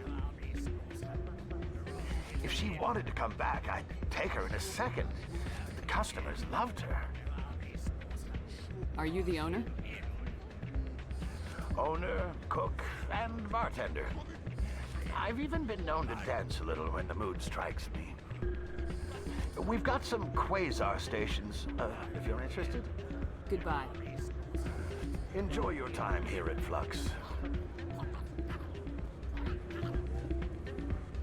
Not a bad place, but it's just not the same as back home.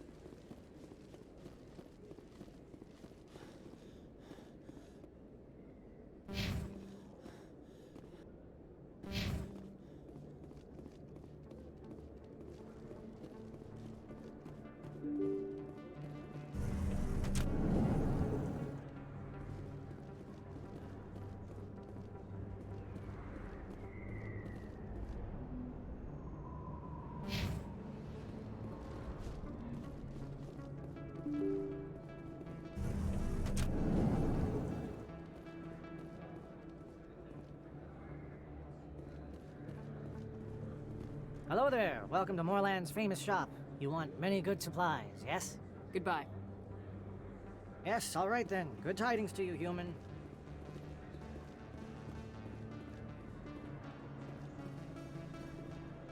Commander, I wasn't expecting to see you again. Is there something you want? You can start by telling me the truth, Shorban. I'm not sure what you're referring to. My experiments are... We're not buying it. Jalid told us you've been after him. You spoke with Jalid? Then you know about the data? No, but you're gonna tell me. Everything. You boys can go. Looks like my plans have changed. It's not as bad as you think, Commander. Jalid and I just got a little over our heads. Keep talking. The company we work for developed an experimental procedure for use in medical scanners. Jalid and I saw even more potential, so we stole the plans and secretly developed a tool to scan the Keepers. Can you imagine? A tool that can actually get readings from the Keepers? What's so special about that? The Keepers are almost impossible to scan, and you can't capture them or get samples. They just self-destruct. After centuries here, we still don't know anything about them. Don't you see? We were the first to scan them, ever. You've seen it yourself, Commander. You know we can do it. Why are you trying to kill your partner? I'm not trying to kill him. Jaleed's job was to disseminate our initial findings. But he decided to keep the data for himself. Maybe to sell it. I don't know. So you're just trying to get back what Jaleed already stole? We lost our heads. We just couldn't let an opportunity like this pass us by. Commander, if you'll just continue gathering data for me, imagine what we might learn. And you'll stand to make a bit of a profit yourself, remember?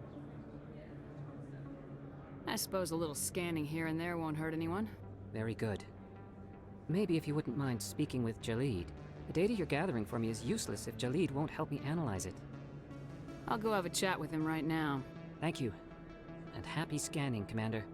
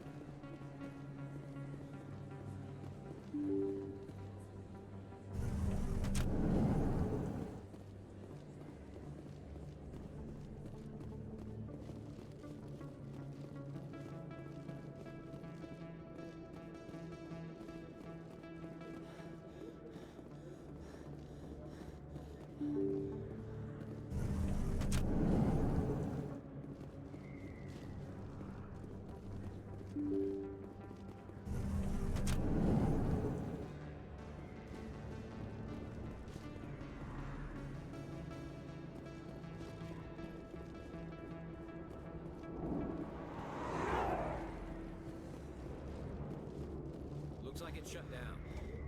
Fist knows we're coming. Take cover! Bring it on.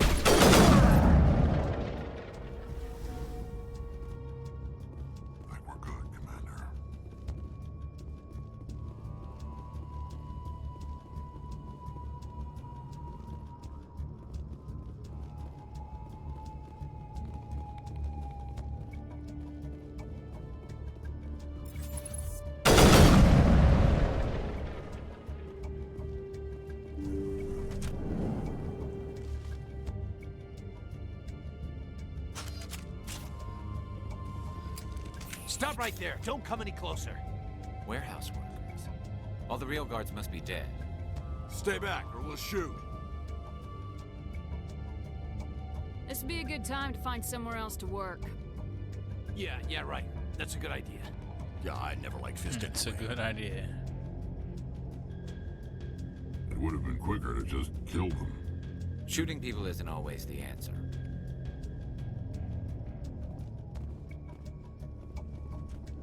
Okay, Rex, calm down.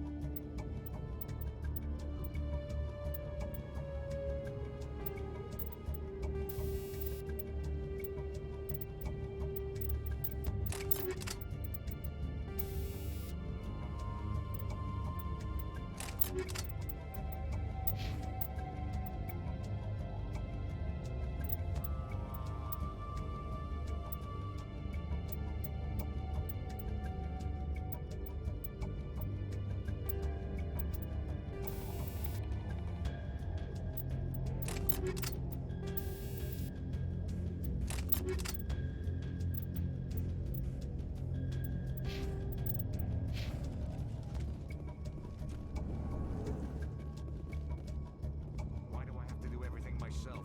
Time to die, little soldiers.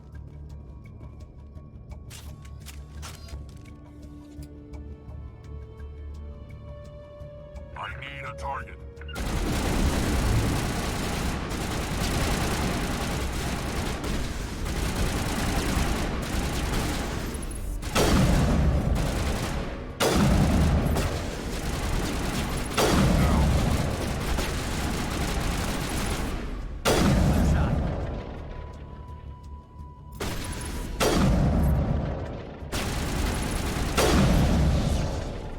Wait! Don't kill me, I surrender!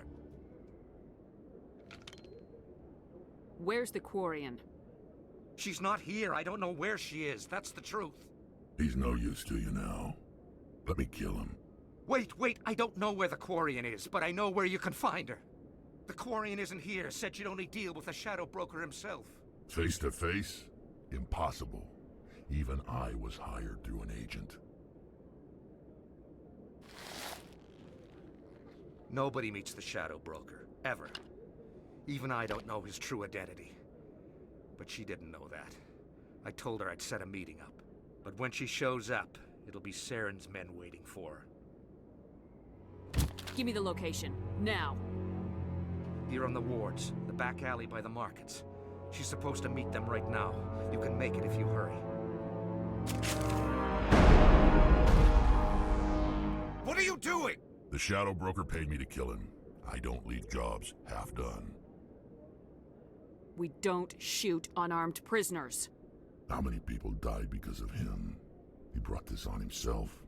Besides, we have more pressing concerns. That Quarian's dead if we don't go now.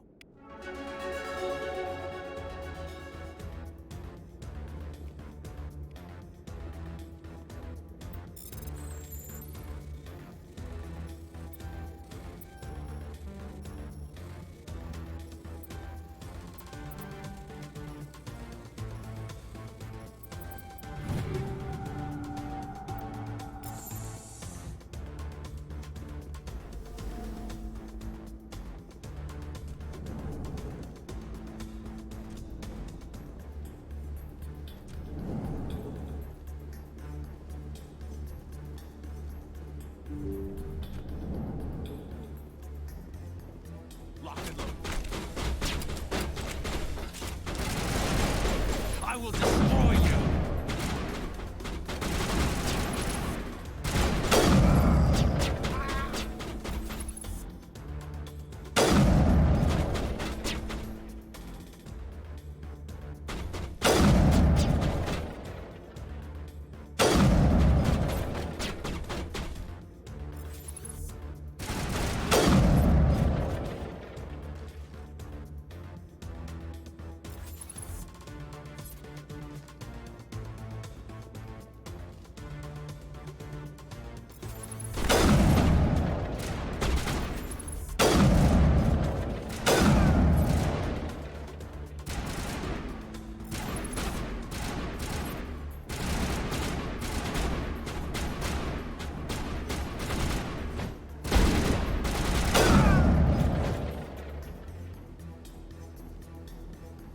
targets down.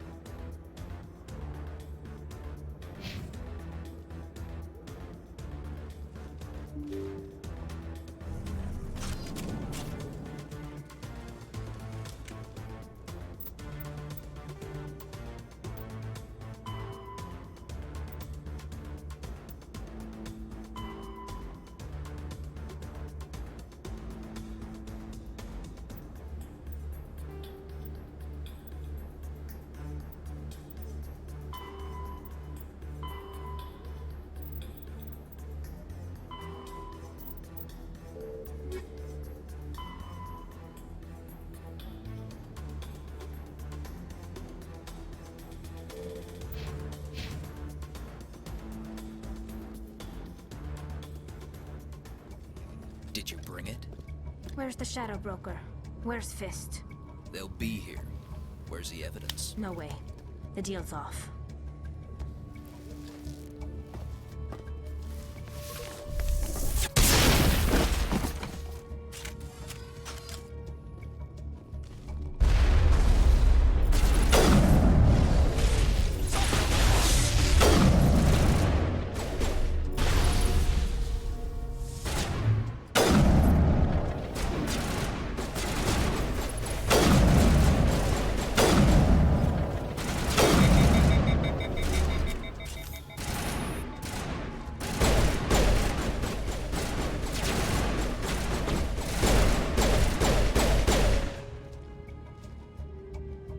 Set me up.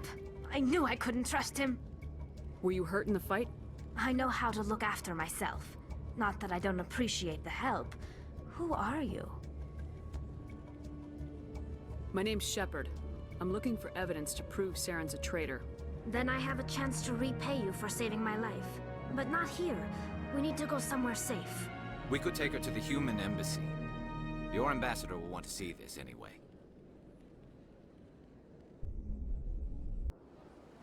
You're not making my life easy, Shepard.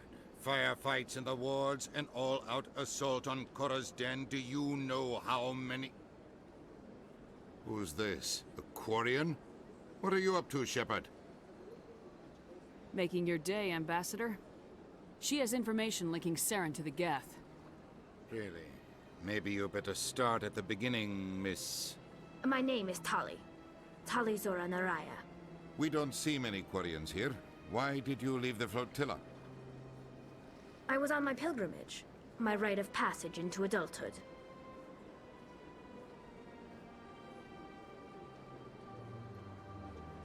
I've never heard of this before. It is a tradition among my people. When we reach maturity, we leave the ships of our parents and our people behind. Alone, we search the stars, only returning to the flotilla once we have discovered something of value. In this way, we prove ourselves worthy of adulthood. What kinds of things do you look for?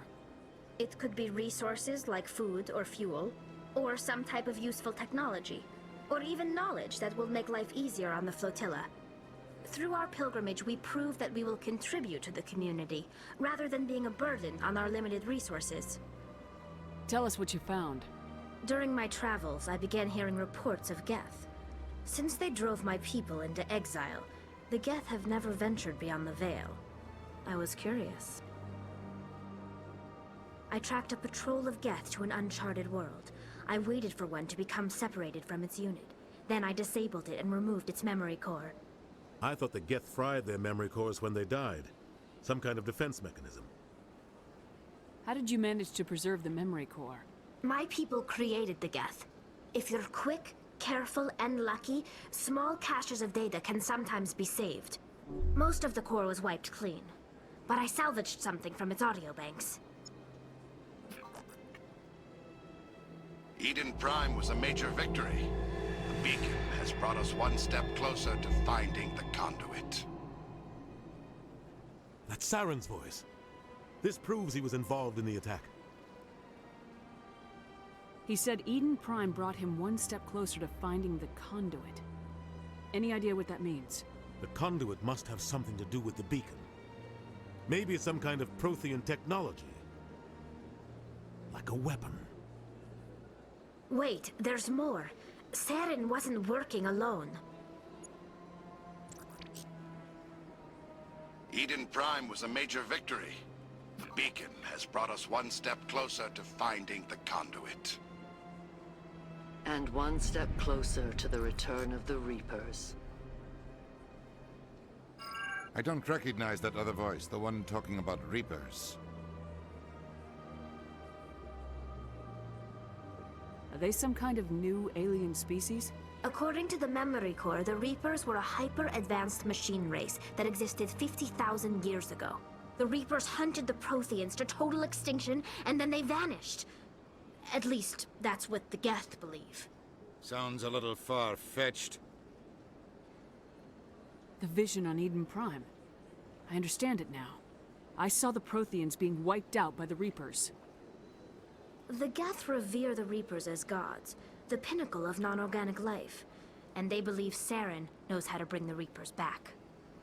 The Council is just going to love this. The Reapers are a threat to every species in Citadel space. We have to tell them. No matter what they think about the rest of this, those audio files prove Saren's a traitor. The Captain's right. We need to present this to the Council right away. What about her? The Quarian? My name is Tali. You saw me in the alley, Commander. You know what I can do. Let me come with you. I thought you were on your pilgrimage. The pilgrimage proves we are willing to give of ourselves for the greater good. What does it say about me if I turn my back on this?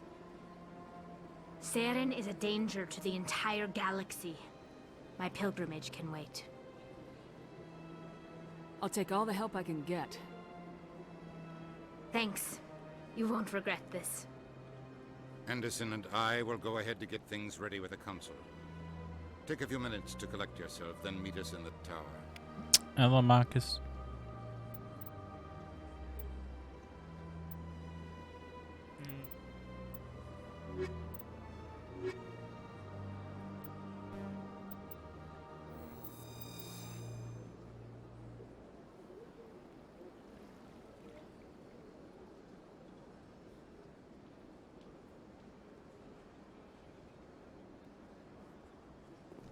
Huddle up!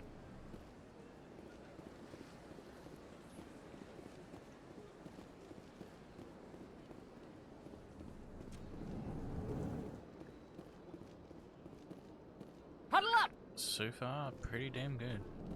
Hey, everything looks real clean.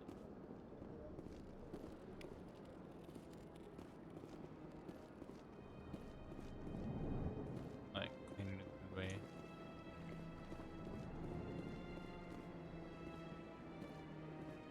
No more copying graphics.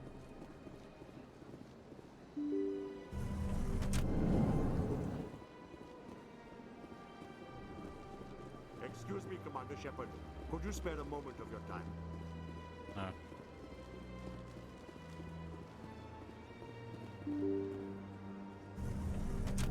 Textures are... well... I can't believe I landed a job here. This place is fantastic.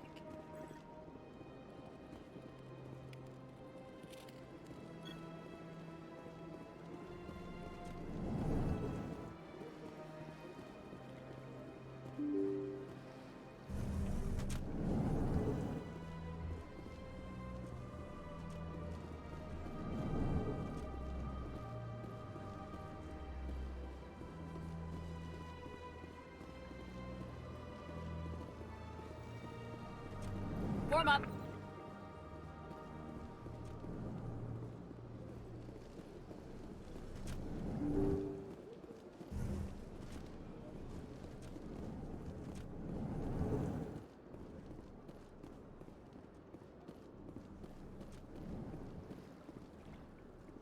I don't have time to talk now. I'm very busy.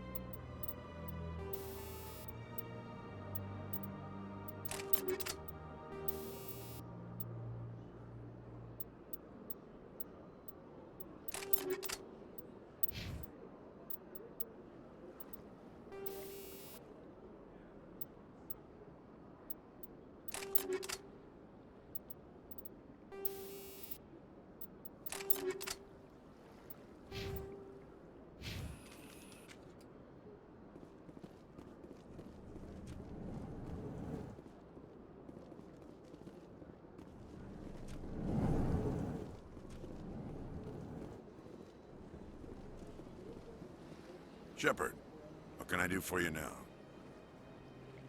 Tell me about your investigation into Saren. Sorry, Commander.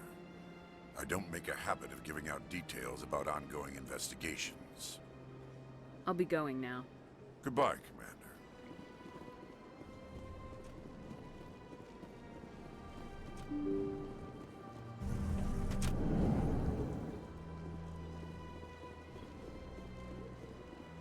Excuse me, Commander. Is there something else I can help you with, Commander? I should be going now. Have a pleasant day. Commander Shepard, my name is Samesh Bhatia. Forgive the intrusion, but I have nowhere else to turn. It's no trouble. What can I do for you? My wife was a Marine. She was in the 212 on Eden Prime. I've requested that my wife's body be returned to me for cremation, but the military has refused my request. Why did they refuse your request? There's got to be some reason. I don't know. All I know is that they have declared it impossible for my wife to be returned to me. There's no reason for your wife's body to be held like this. Just wait here. The man in charge of my case is Mr. Bosca. When I last saw him, he was in the expensive bar over there. Thank you for your time. I just want to give my wife a proper funeral, and the respect she deserves.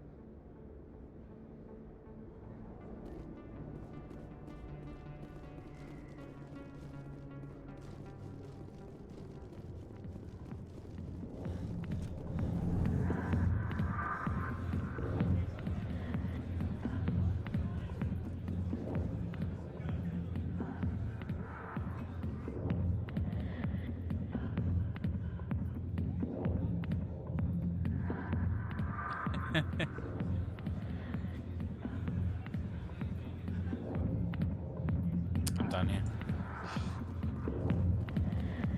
Hi, I'll be with you in just a sec. I'll wait right here. Why Why do I get the feeling you're not here to order drinks? I need to talk to you about your work with CSAC. I don't know what you're talking about. Now, if you don't mind, I need to get back to my customers. Yeah.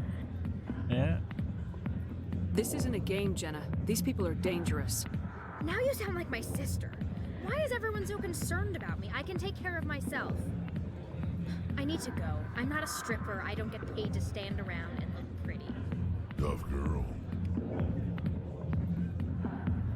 I'm busy. The other waitresses can help you.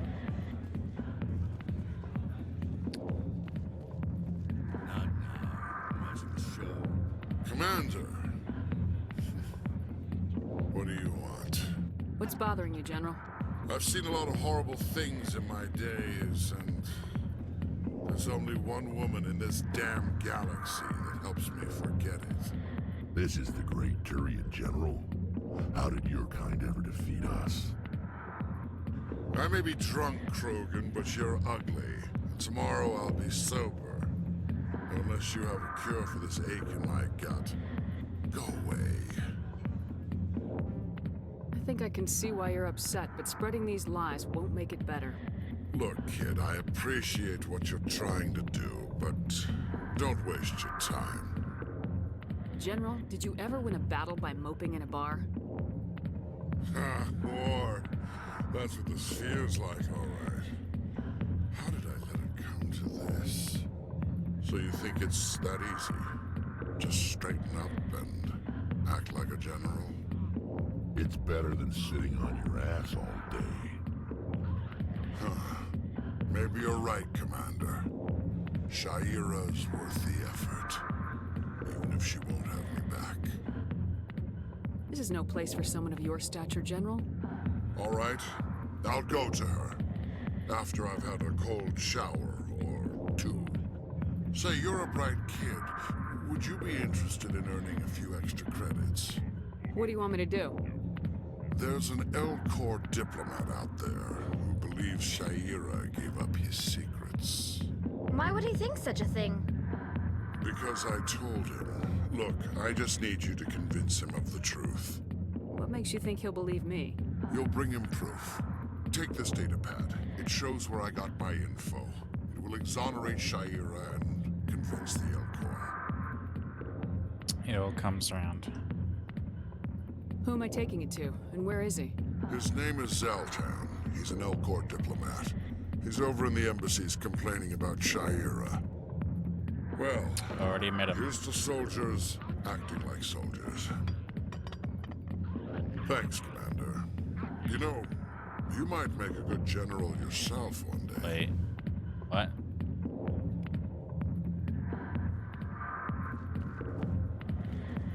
I got business here, but not with you.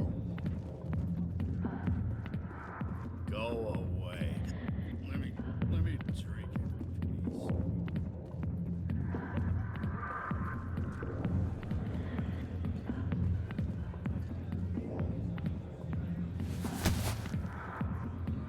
If you've got questions about Jenna, meet me at CSEC Academy. What did you just say? Push off. I never did nothing to you. Damn newcomers. Think they can run the place. What the hell was that about? I guess we better go find out.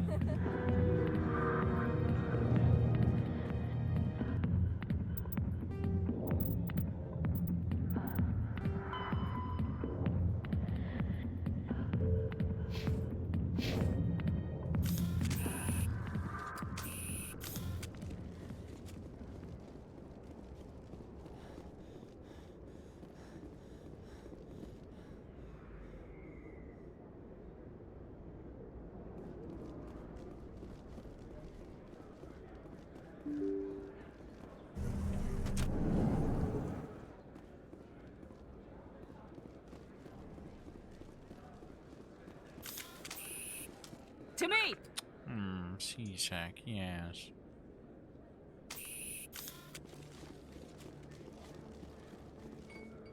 Okay.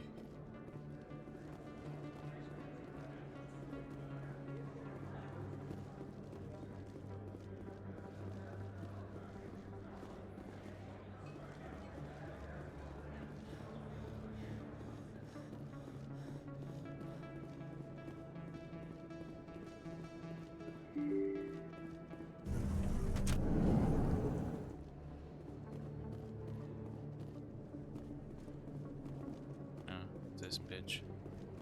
Word on the street is that you've been busy. Congratulations on taking down Fist. I was sure he was a big player in anything going on here. Did you find anything in his office that could help me? These OSDs might have the information you're looking for. You've got Fist's files? This could be even bigger than I'd hoped. Here, Commander, for your trouble. What would my future cooperation be worth? Say, an interview when my investigation is over? Exclusive? You talk to me before you talk to anyone else? That would be worth quite a bit, and Sure, I'd be buddy. very happy to compensate you accordingly. Here you are. Now, if you'll excuse me, I should go see what's on these discs.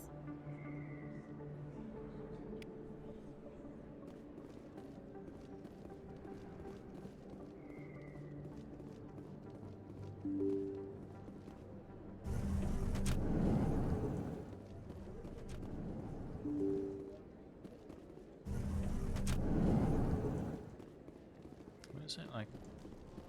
Back part down here.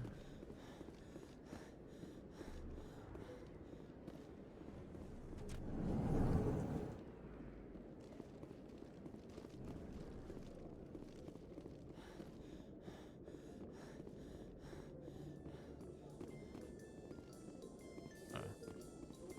Don't remember getting on an elevator.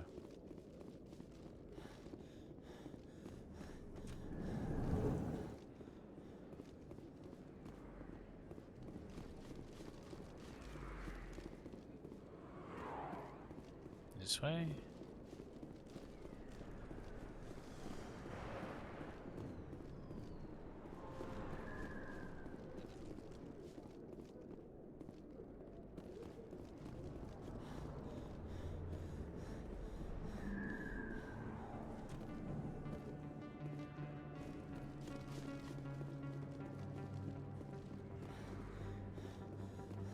Ready to turn.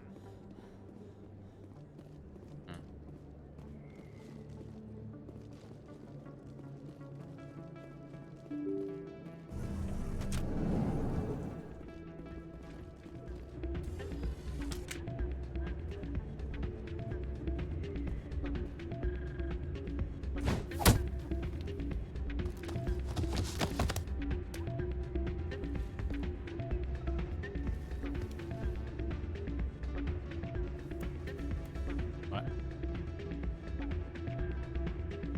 Yeah, what is it? Why were you tossed out of there? Doran didn't have a clue what I was doing. He assumed I was cheating. And yet here you are, cheater. I was just tipping the scales in my favor, only as an experiment. Still sounds like cheating to me. To you, maybe. But this device is merely intended to simulate situations and record results. Recording losses is easy, of course. Nobody notices those.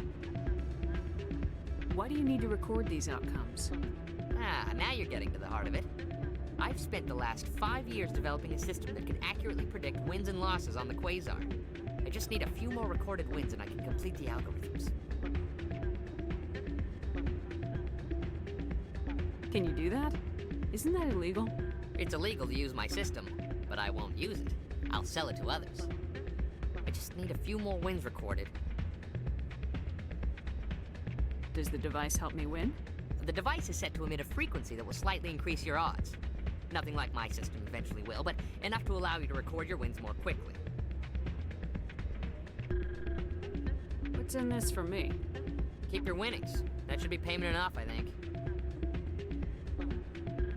Does the device help me win? The device is set to nothing like my system eventually will, but enough to allow you to record your wins more quickly. I think I'll take my chances the old-fashioned way. Suit yourself. Well, I have some calculations to do. Goodbye. Ah, change your mind? You gonna help me record those wins?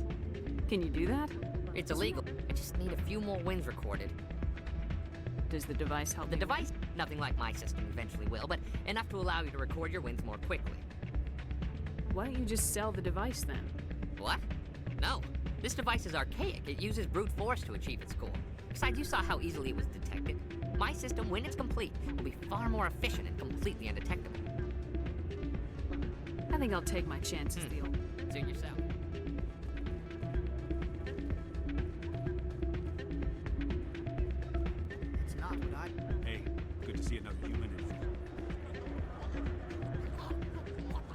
Any luck with Jenna? She wouldn't discuss it with me, but I think I might have a lead. That's great. Sorry about Jenna. She's always been like that. She won't learn until it's too late. Rita, I've got an order for you. Oh, I gotta go. Thanks again for looking into this.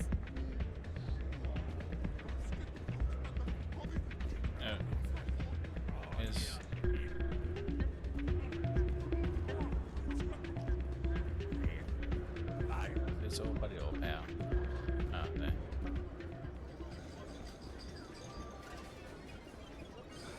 Hello again. Can I help you?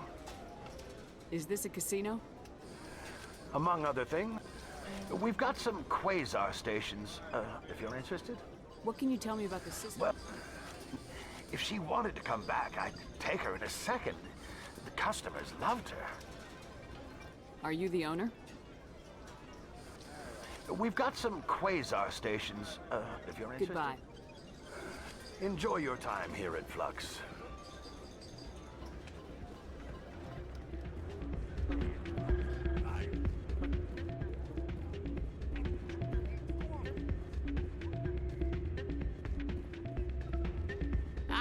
Change your mind? You gonna help me record those wins? Can you do that? It's illegal to use my system. I just need a few more wins recorded.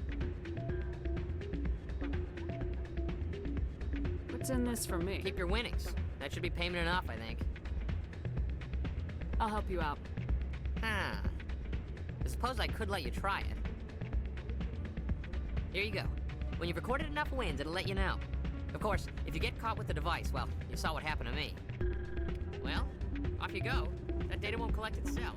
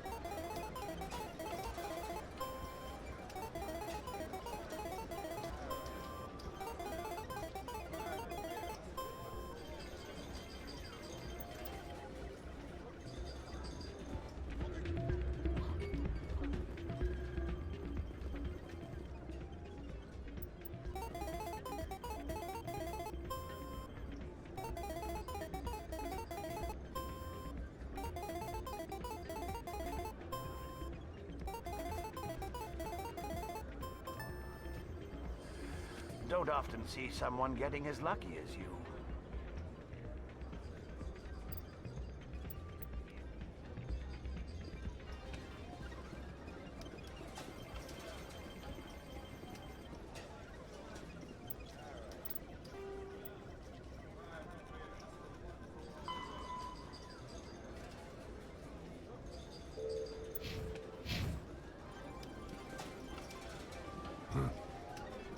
Places like this always want to hire Krogan bouncers. It's like we're a status symbol for them.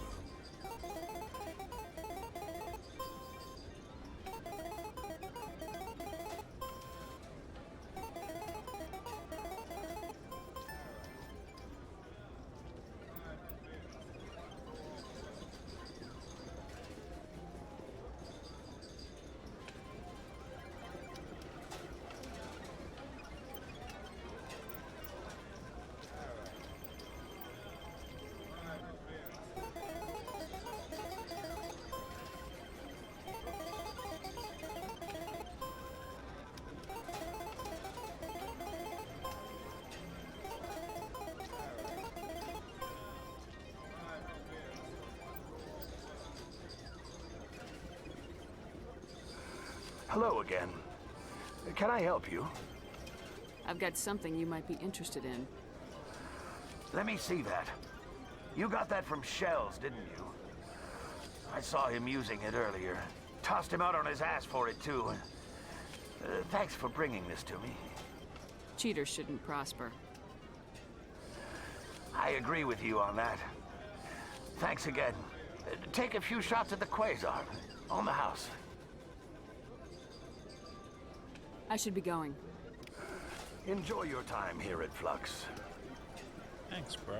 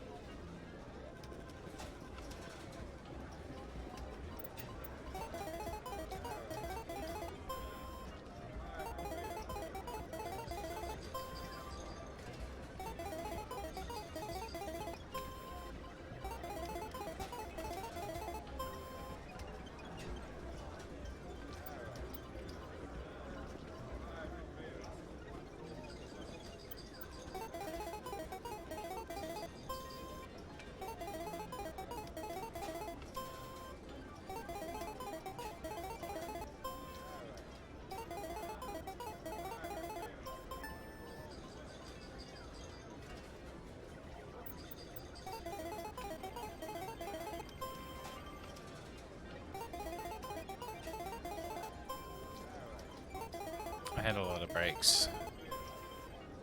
Like, long breaks.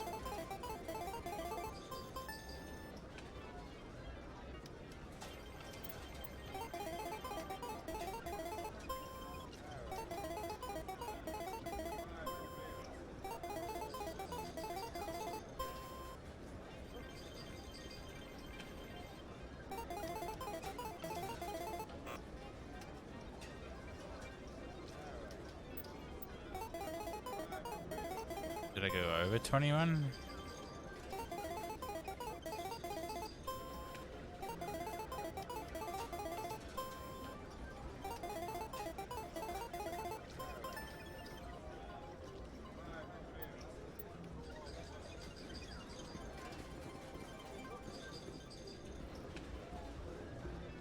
Let's go see what Idiot Taste wants then. Credits do I have now?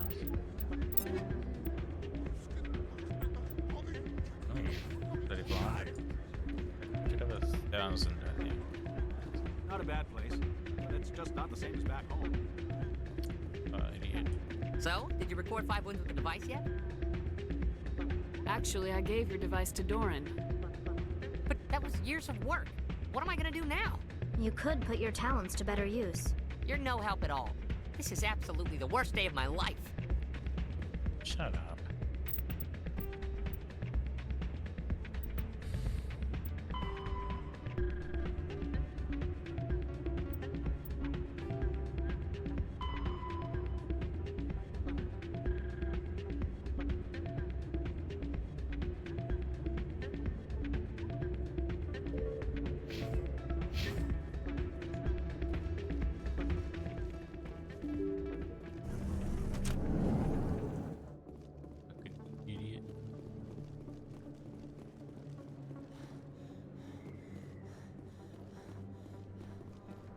Alright, maybe I did take an elevator.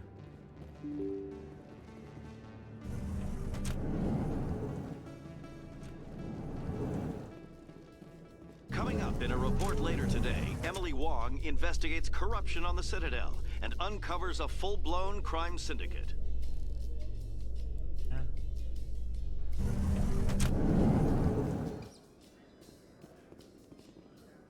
Spit. The duty here at all? So how are you liking your posting at the academy? Oh. It's good. Busy though. I can't believe how many people you get coming in from the wards. Yeah, it's the... Psidium. The other end.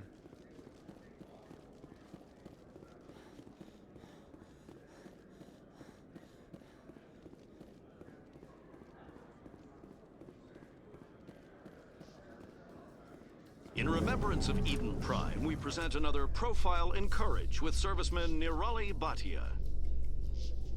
A devoted wife and talented chef, serviceman Bhatia joined the Alliance military under the Deferred Education Plan. After finishing her service, Bhatia planned to open a restaurant.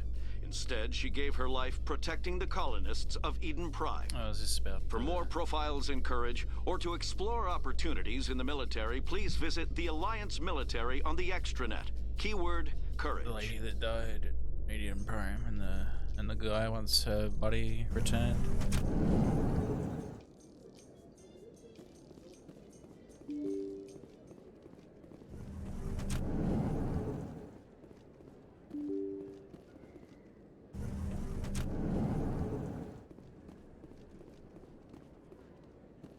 Stairs?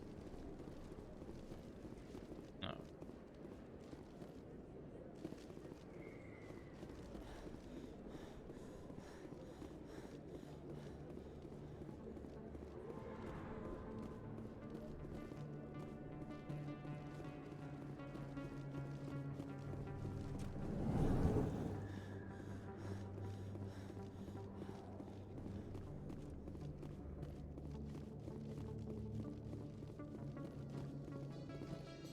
In entertainment news, Francis Kitt has announced plans to direct Hamlet with Elcor cast members. The production will open dramatic theater to the Elcor with a Hamlet who uses Elcor body language and pheromones. Kitt claims that he's also excited by giving a human audience the chance to judge Hamlet by his deeds and not his emotions. How far did you get?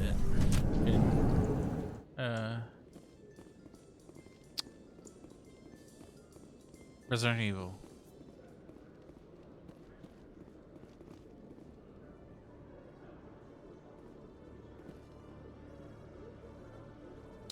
Oh, they passed out? Oh my god.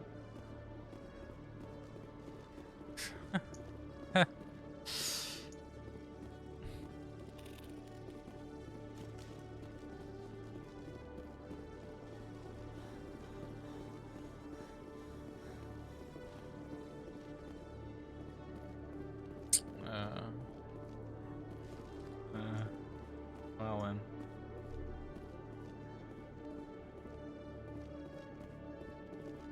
Oh, here it is. Pretty good, pretty good.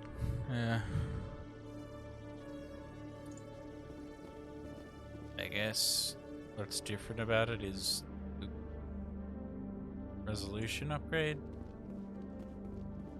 And, like, high quality textures, yes. Detective Chelik, come into my office. I want to discuss No bad, like, console ported graphic everywhere.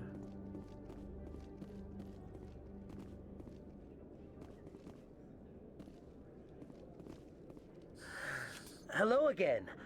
Did you have any luck finding Shorban?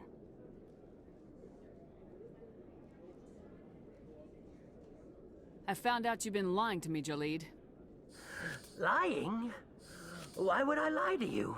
You lied to us about the Keeper data. He told you? I didn't mean for any of this to happen. I was afraid Shorben would kill me to get the data, so well, I was hoping you'd take care of him. I'm scanning the Keepers for Shorben, but you two need to stop fighting. You're helping us? But... Yeah, I'm helping well, you, if you dingus. say so.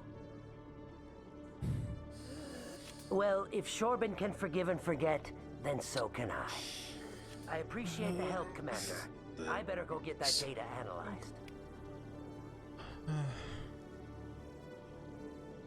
So they just passed out while playing? Hello, Commander.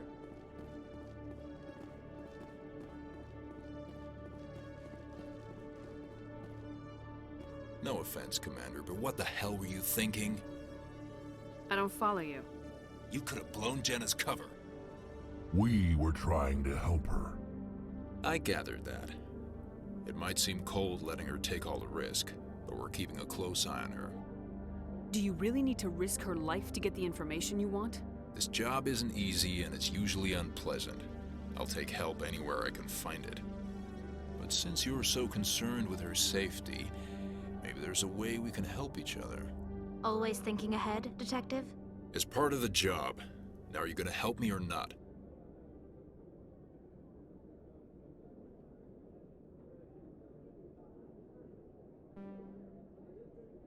Oh, these.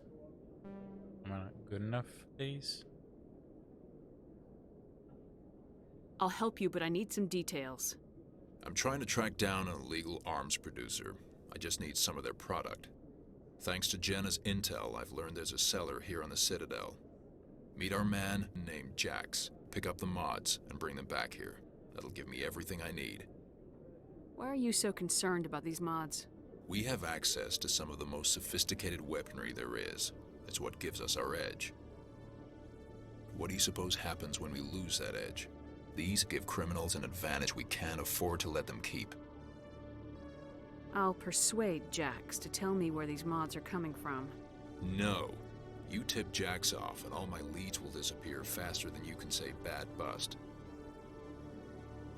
Where can I find this Jax? Jax is down in the lower level of the markets. I'll send word through our channels that you're the buyer. Good luck, Commander.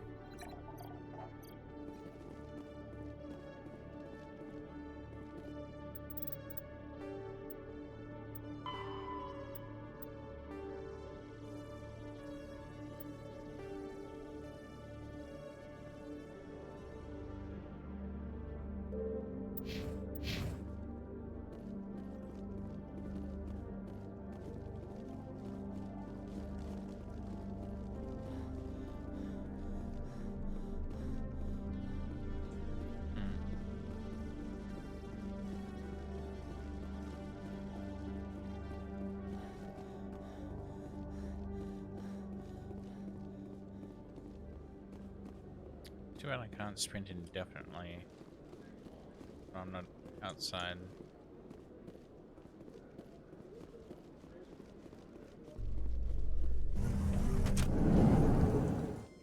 Reports are circulating that Alliance Ambassador Udina has accused a Spectre of orchestrating the attack on Eden Prime. Udina reportedly based his accusation upon eyewitness accounts of the scene, but lacked the evidence to demand further investigation. When asked to comment, a council spokesperson would only state that the investigation of the attacks upon Eden Prime was currently ongoing.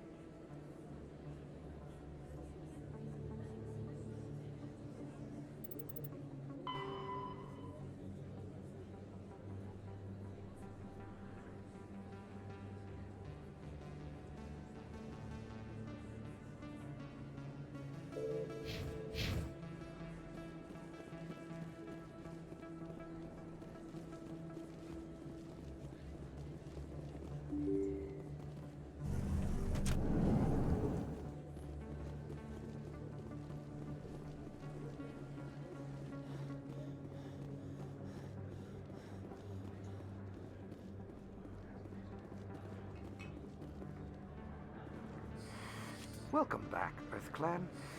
Will you be needing supplies for your return to the colonies? I think I'll be going. As you say, EarthClan. Good day to you. Good day.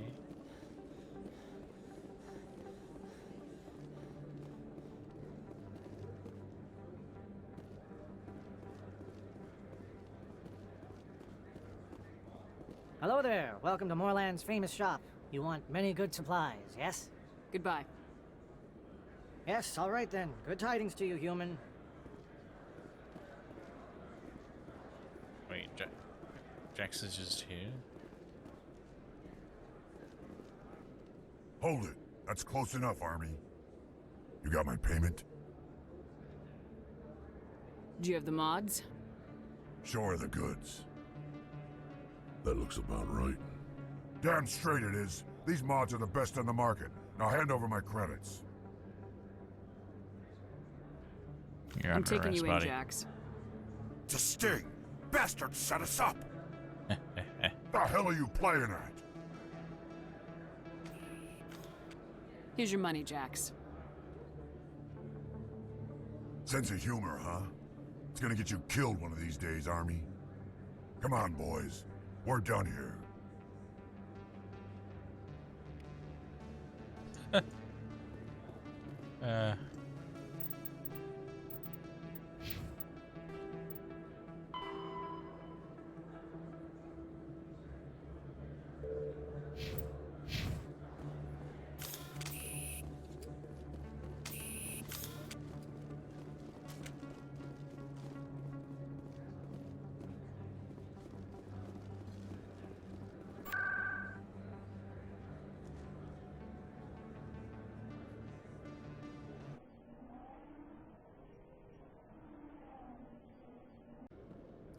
Citadel, so pretty.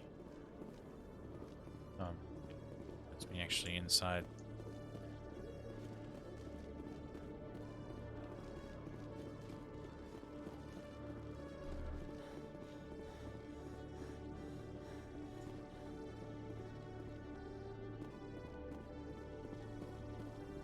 Commander, I hear you have something for me.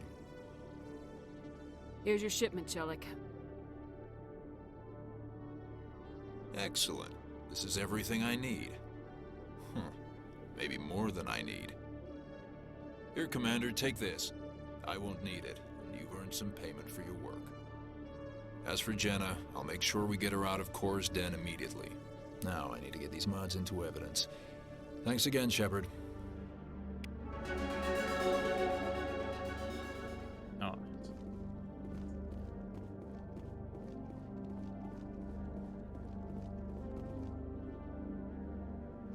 What are you laughing at, Marcus?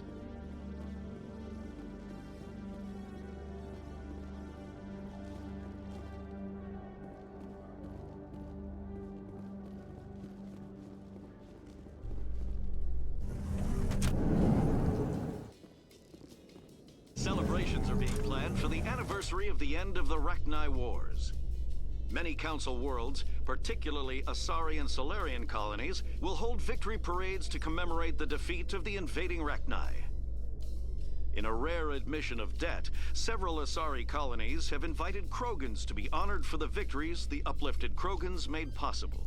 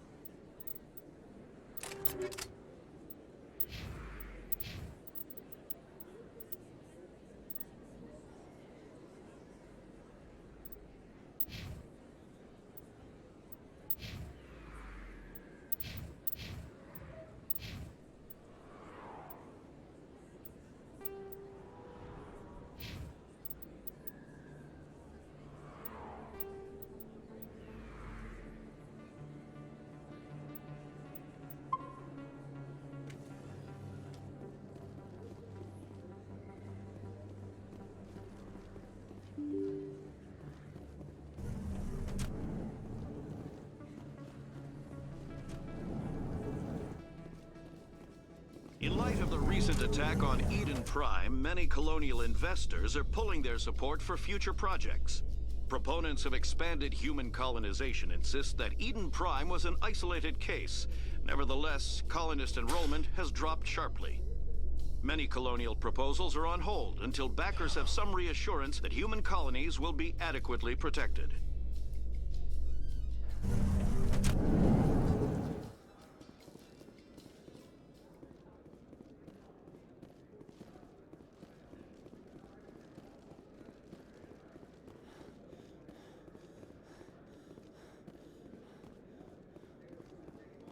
Looks like they bounced their signal off a relay. I'll trace the new signal.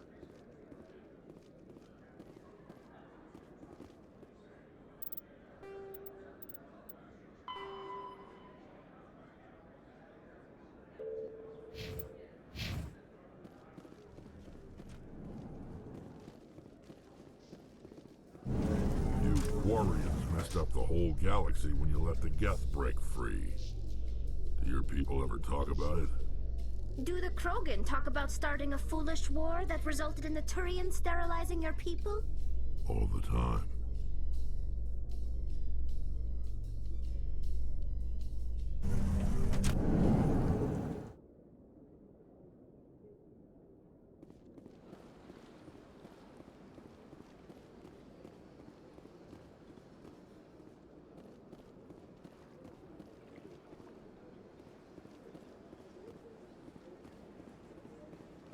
Let all races herald the glory of the Enkindlers who raised them all to enlightenment. Where there was only darkness, the Enkindlers gave light. Where there was only ignorance, the Enkindlers gave wisdom. Where there was only silence, the Enkindlers gave the gift of speech. This very station is the work of the Enkindlers, their gift to all their children.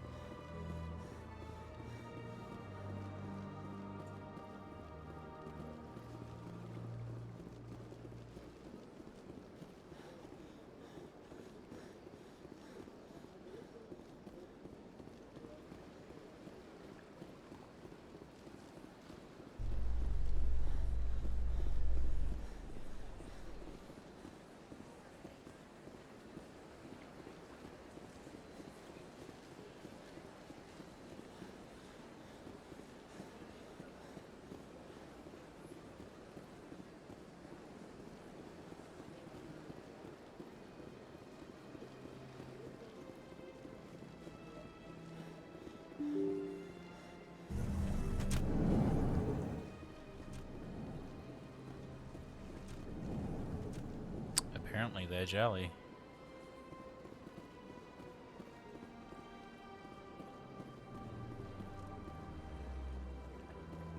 This fuck. My goodness, you're Commander Shepard. Your activities made for quite a briefing in the Diplomatic Corps. Is there something I can do to assist you? Yes. A man named Samesh Bhatia is having some trouble claiming his wife's body. Ah, Mr. Bhatia. A good man in an understandably frustrating position. I wish I could help him. Serviceman Nirali Bhatia died on Eden Prime, as Mr. Bhatia no doubt told you. Her wounds are inconsistent with any type of weapon damage we've seen before. That is why her body is being held. You think that her body might be dangerous or contaminated? No, Commander. Nirali Bhatia is not dangerous. Her body is in fact extremely valuable to the Alliance. The tests we're conducting may lead to better defenses against Geth attacks.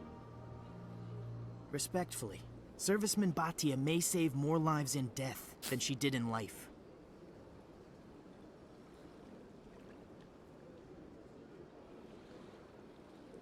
Understand what you're trying to do, but holding the body is wrong. Commander, you of all people should understand how far we must go to protect humanity. Not if we lose our humanity in the process. I am out here fighting to stop crap like this. All right, Commander. You win. It was hard enough refusing Mr. Bhatia. I'm not going to risk an incident by refusing you. Tell Samesh that the body is being shipped back to Earth. I'll go now to see to it myself. Thanks, man.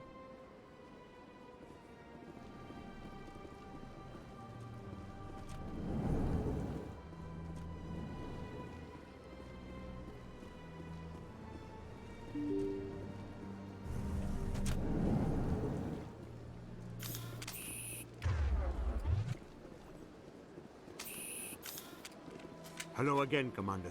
Has there been any word? I reminded Mr. Bosker what we're fighting for. Your wife is coming home. Thank you. I will return home and begin my preparations. It does not bring me happiness, but it may bring me peace. Goodbye, Commander. No problem, bro.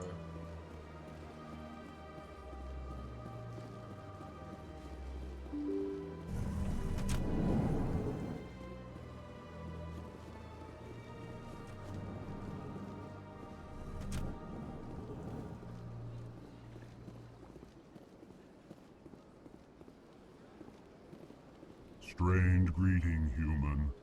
This is really not a good time. So long, then. Thanks to you, human. Good day.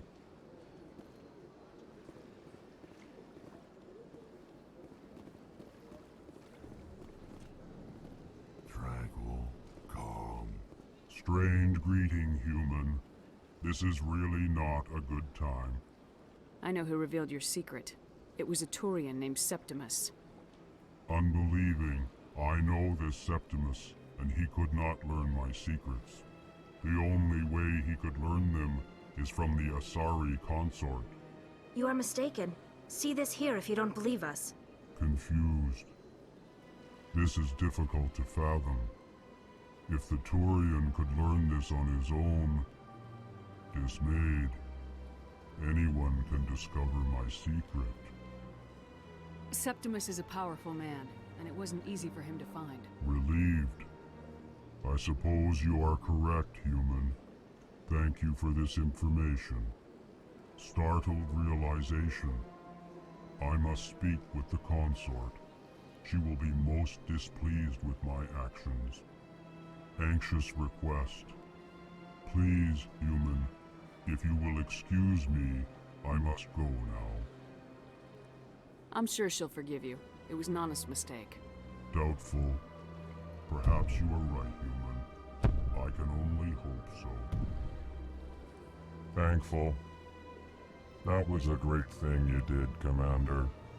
Approving. You see, Din, not all humans are as you say.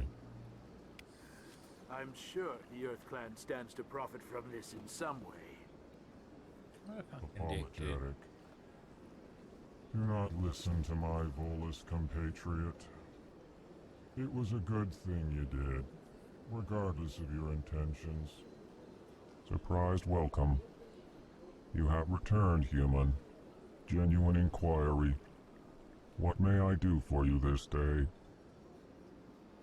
Goodbye, Ambassador. Sincere farewell. Good day to you, human. Enjoy your time on the Citadel. Ah, the Earth Clan again. What is it now? Goodbye, Ambassador. Yes, yes. Good day, Earth Clan.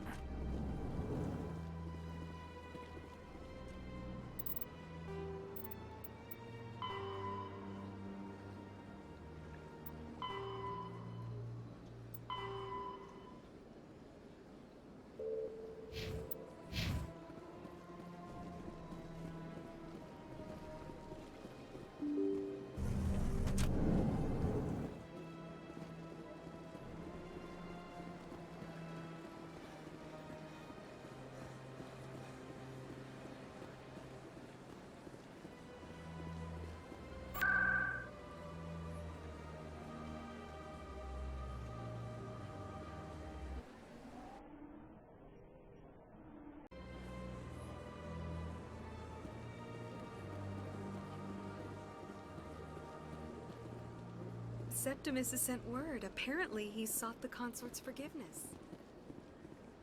That's right. It wasn't long. You're with the Alliance? My brother's a private back on Earth.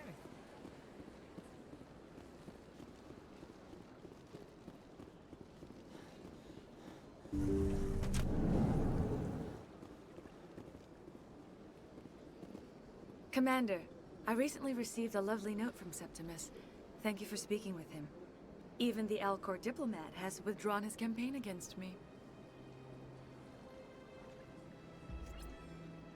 It was my honor to aid you. You are too kind, Commander, but I would not expect you to help me out of the kindness of your heart. I also have one more thing to give you, if you're interested. I'd be honored. I offer a gift of words, an affirmation of who you are and who you will become. I see the sadness behind your eyes. It tells a story that makes me want to weep. Pain and loss, but it drives you, makes you strong. That strength is what kept you alive when everyone around you was dying. You alone survived. You will continue to survive. This may be who you are, but it is not who you will become. It only forms the basis for your future greatness. Remember these words when doubt descends, Commander. You have quite a gift, Sha'ira. Thank you. Not everyone appreciates it as you do. Never underestimate the power of words. Here, Commander. In light of your efforts with the Alcor ambassador, I would like you to have this small trinket. What is it? A small mystery. I have never learned its use or purpose, but I sense it is time for me to pass it on. And now I must ask you to leave. I have done everything I can for you. Remember my words, Commander Shepard. They will give you strength. So long, Thanks, Commander. I I can offer you nothing more at this time.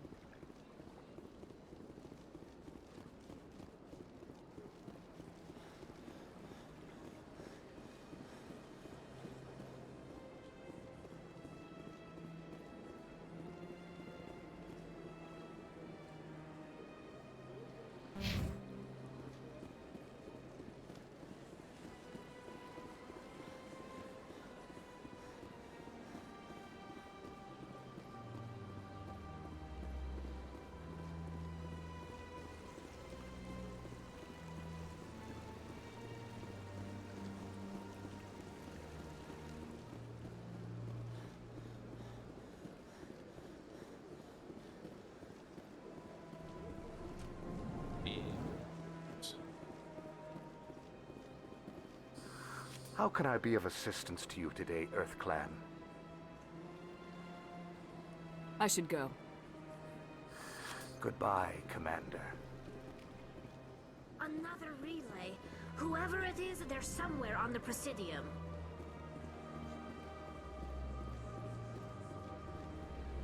Yes, could it be?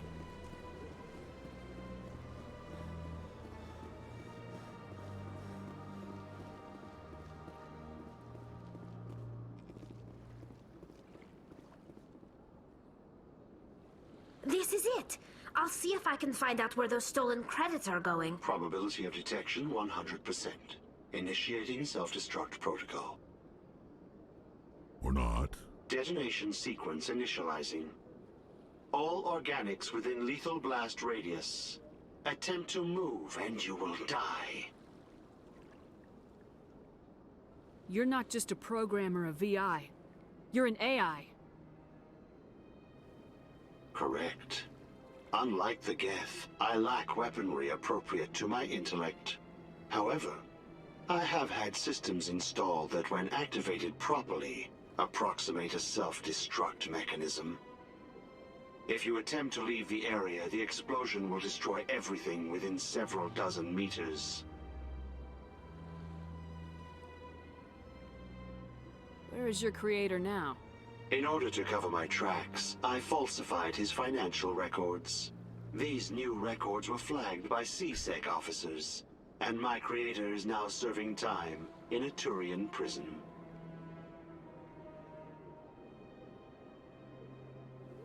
What is the purpose of your self-destruct device?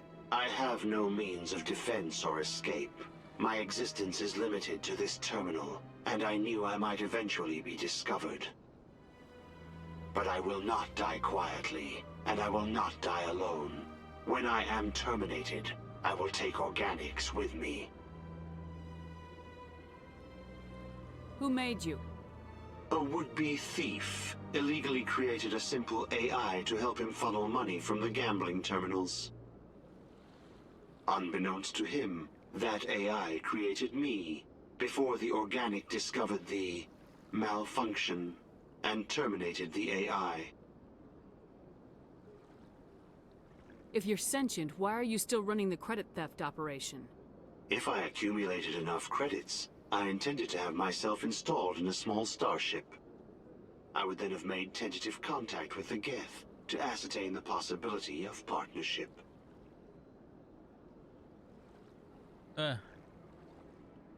Can't we resolve this peacefully? How can you say that to this thing? You know it will turn on us. I am not naive, human. All organics must destroy or control synthetic life forms. I wished to escape, but if I must die, I will ensure that you are destroyed as well.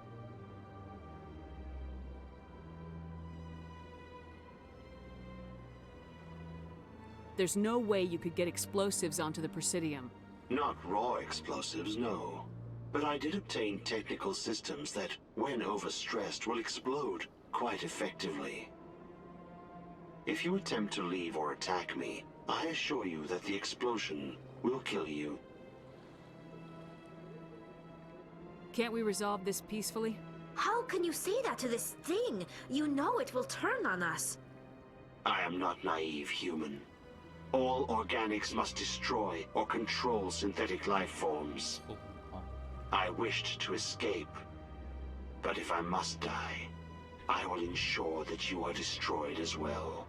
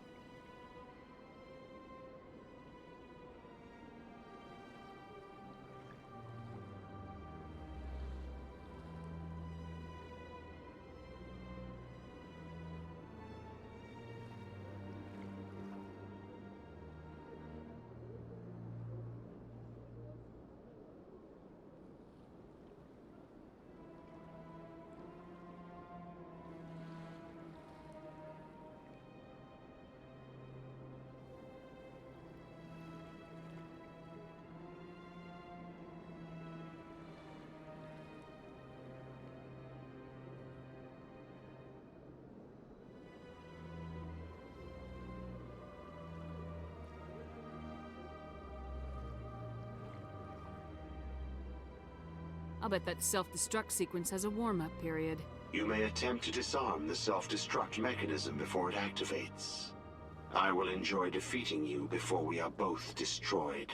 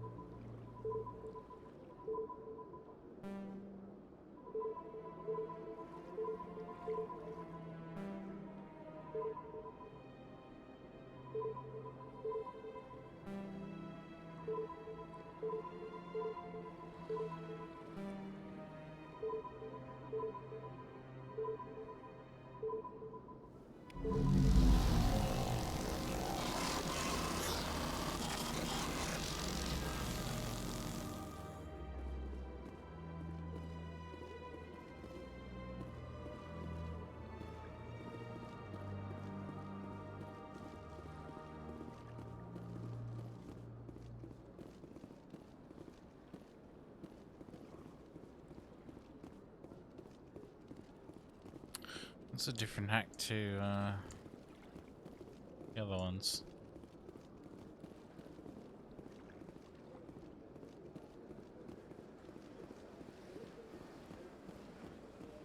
But we did it.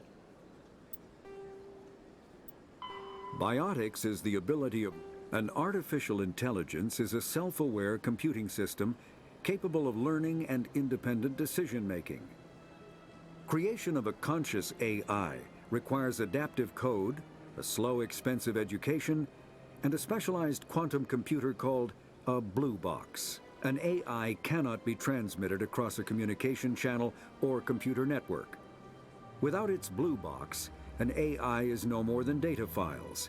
Loading these files into a new blue box will create a new personality, as variations in the quantum hardware and runtime results create unpredictable variations. The Geth serve as a cautionary tale against the dangers of rogue AI, and in Citadel space, they are technically illegal. Advocacy groups argue, however, that an AI is a living, conscious entity, deserving the same rights as organics. They argue that continued use of the term artificial is institutionalized racism on the part of organic life. The term synthetic is considered the politically correct alternative.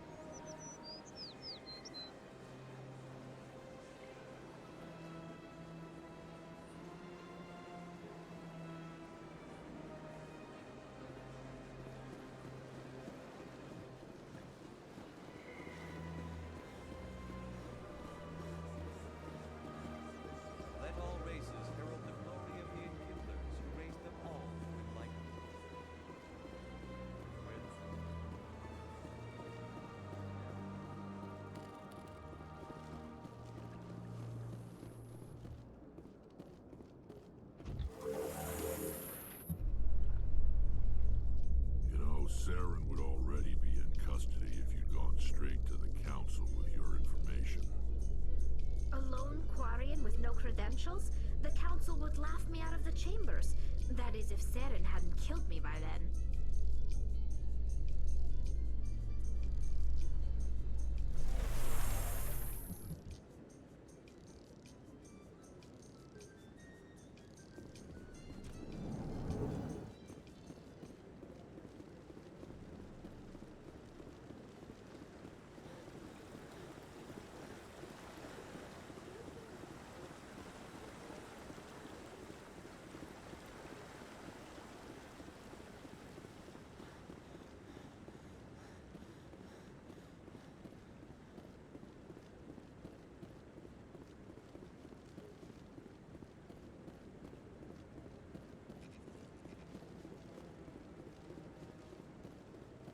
Come on.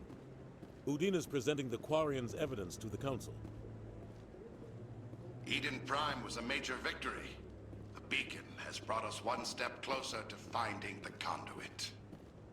And one step closer to the return of the Reapers. You wanted proof? There it is. This evidence is irrefutable, Ambassador. Saren will be stripped of his Spectre status, and all efforts will be made to bring him in to answer for his crimes. I recognize the other voice, the one speaking with Saren. Matriarch Benezia.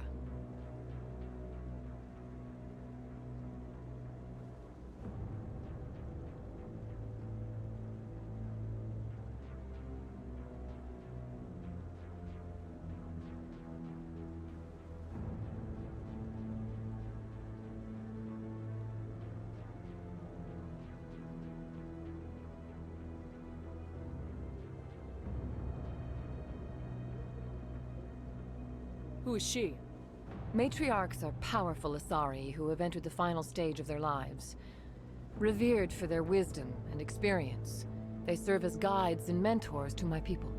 Matriarch Benezia is a powerful biotic, and she had many followers. She will make a formidable ally for Saren. I'm more interested in the Reapers. What do you know about them? Only what was extracted from the Geth's memory core. The Reapers were an ancient race of machines that wiped out the Protheans. Then they vanished.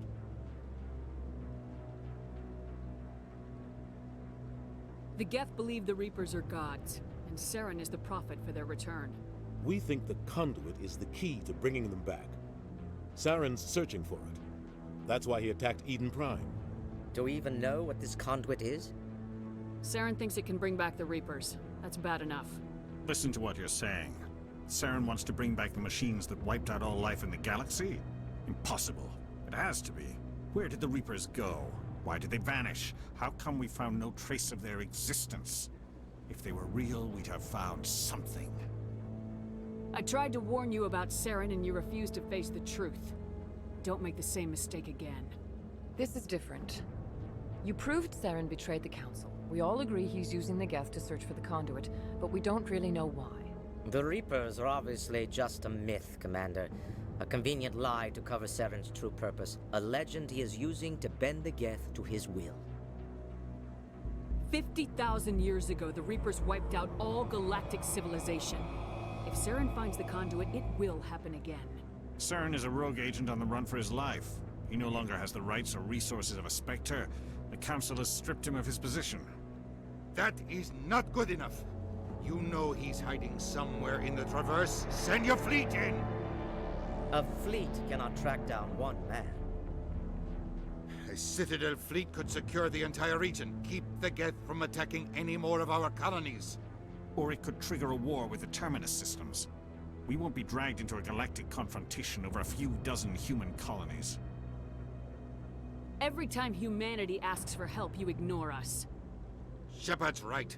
I'm sick of this council and its anti-human bull— Ambassador, there is another solution.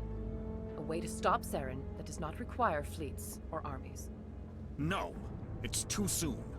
Humanity is not ready for the responsibilities that come with joining the Spectres. You don't have to send a fleet into the Traverse, and the Ambassador gets his human Spectre. Everybody's happy.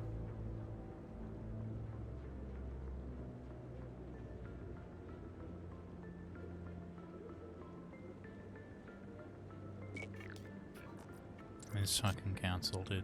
Commander Shepard, step forward.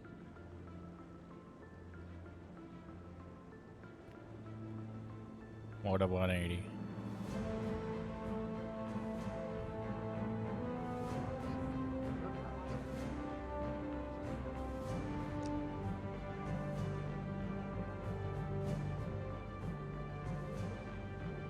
It is the decision of the Council that you be granted all the powers and privileges of the Special Tactics and Reconnaissance branch of the Citadel.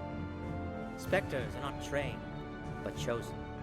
Individuals forged in the fire of service and battle, those whose actions elevate them above the rank and file. Spectres are an ideal, a symbol, the embodiment of courage, determination, and self-reliance. They are the right hand of the Council, instruments of our will. Spectres bear a great burden. They are protectors of galactic peace, both our first and last line of defense. The safety of the galaxy is theirs to uphold. You are the first human Spectre, Commander. This is a great accomplishment for you and your entire species. I'm honored, Counselor. We're sending you into the Traverse after Saren. He's a fugitive from justice, so you are authorized to use any means necessary to apprehend or eliminate him. Any idea where to find him? We will forward any relevant files to Ambassador Udina. This meeting of the Council is adjourned.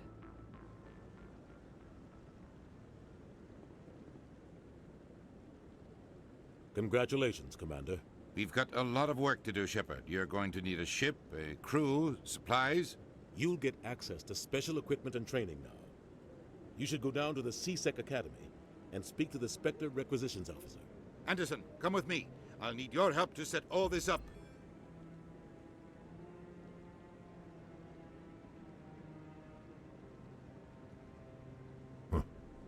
Bastard didn't even thank you.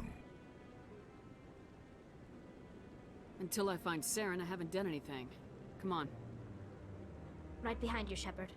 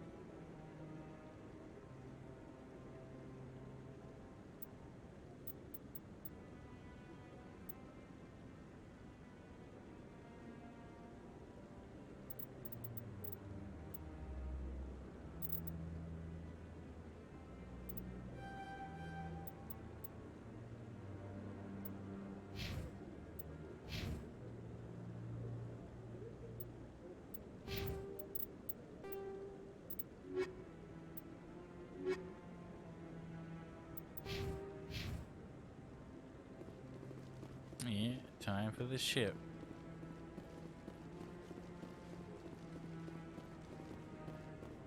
It's gonna...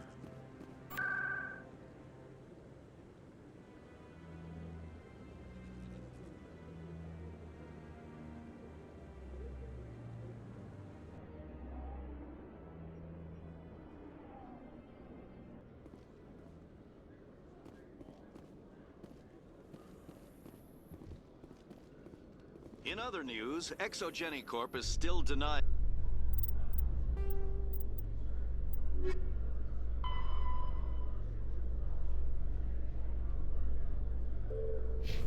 reports that one of their survey teams has gone missing in the Hades Gamma Cluster. When asked why communication with the survey team was suddenly cut off last week, company officials refused to comment.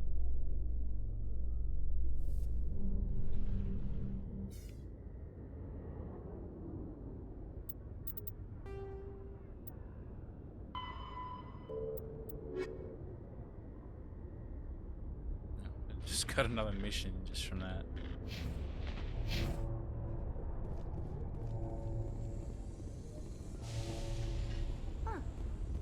Oh. There's one here too. You better already scanned 20 of them. Look at that shit. Hell yeah.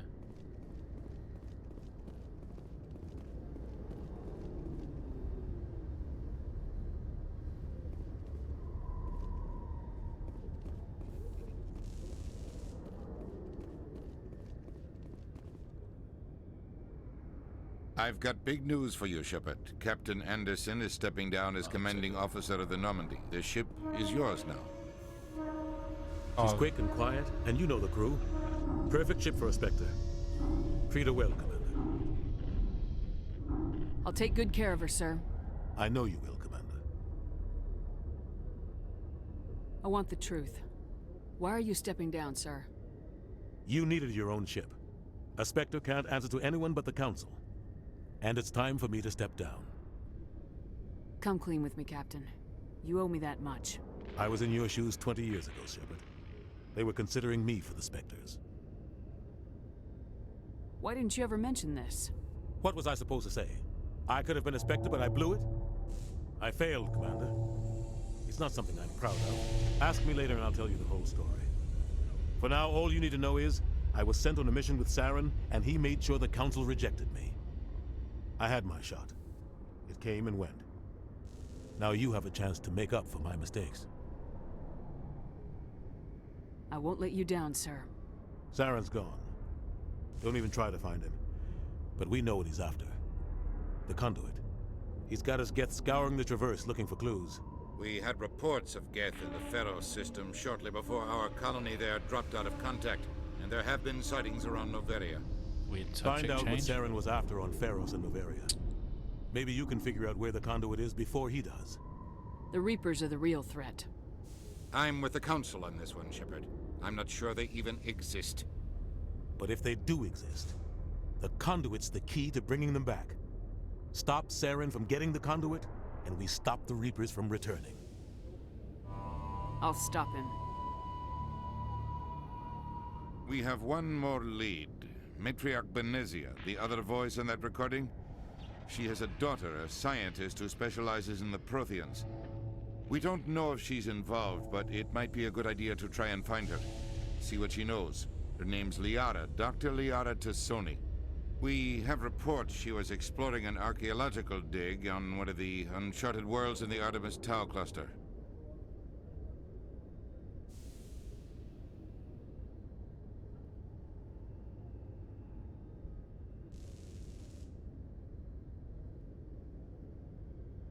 Sounds like we should head for the Artemis Tau cluster. It's your decision, Commander. You're a Spectre now. You don't answer to us. Your actions still reflect on humanity as a whole. You make a mess and I get stuck cleaning it up. I'll try not to make things any harder on you, Ambassador. Glad to hear it, Commander. Remember, you were a human long before you were a Spectre. I have a meeting to get to. Captain Anderson can answer any questions you might have.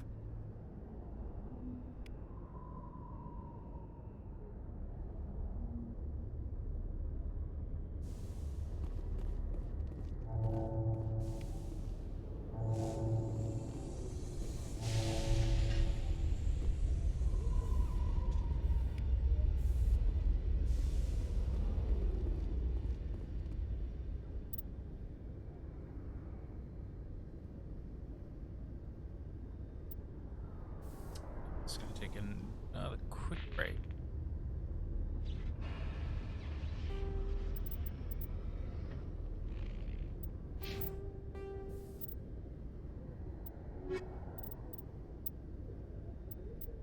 Combat hard suits A mass accelerator propels a solid metal slug using precisely controlled electromagnetic attraction and repulsion. The slug is designed to squash or shatter on impact, increasing the energy it transfers to the target.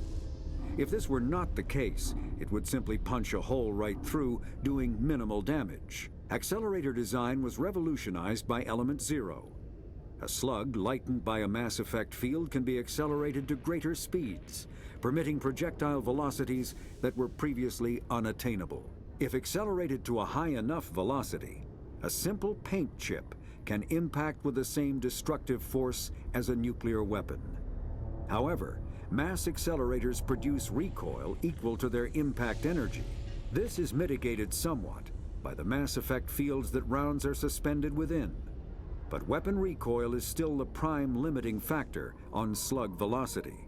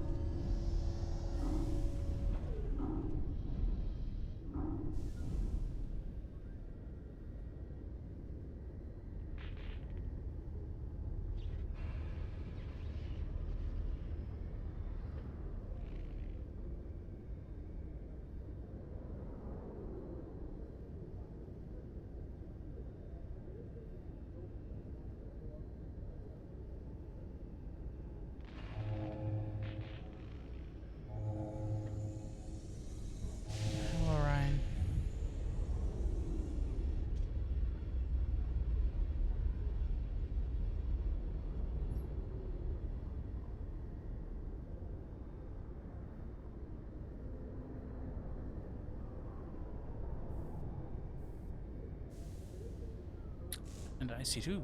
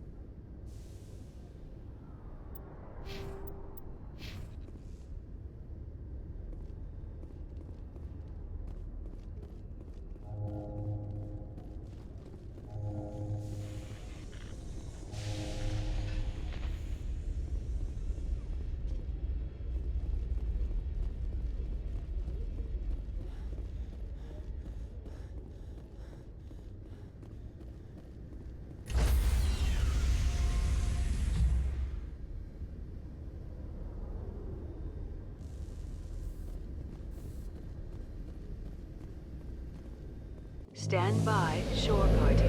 Decontamination in progress. I heard what happened to Captain Anderson. Survives 100 battles and then gets taken down by backroom politics. Just watch your back, Commander. Things go bad on this mission, you're next on their chopping block. Captain Anderson should be the one in charge. It's like I'm stealing the ship from him. Yeah, the captain got screwed. But it's not like you could have stopped it. Nobody's blaming you. Everyone on this ship's behind you, Commander. 100%. Intercom's open. If you got anything you want to say to the crew, now's the time.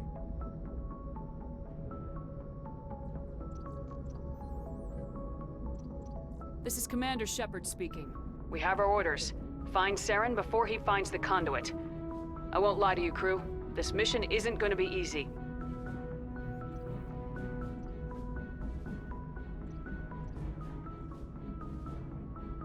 For too long, our species has stood apart from the others. Now it's time for us to step up and do our part for the rest of the galaxy. Time to show them what humans are made of. Our enemy knows we're coming. When we go into the Traverse, Saren's followers will be waiting for us. But we'll be ready for them, too. Humanity needs to do this. Not just for our own sake, but for the sake of every other species in Citadel space. Saren must be stopped, and I promise you all, we will stop him. Well said, Commander. Captain will be proud. The captain gave up everything so I could have this chance.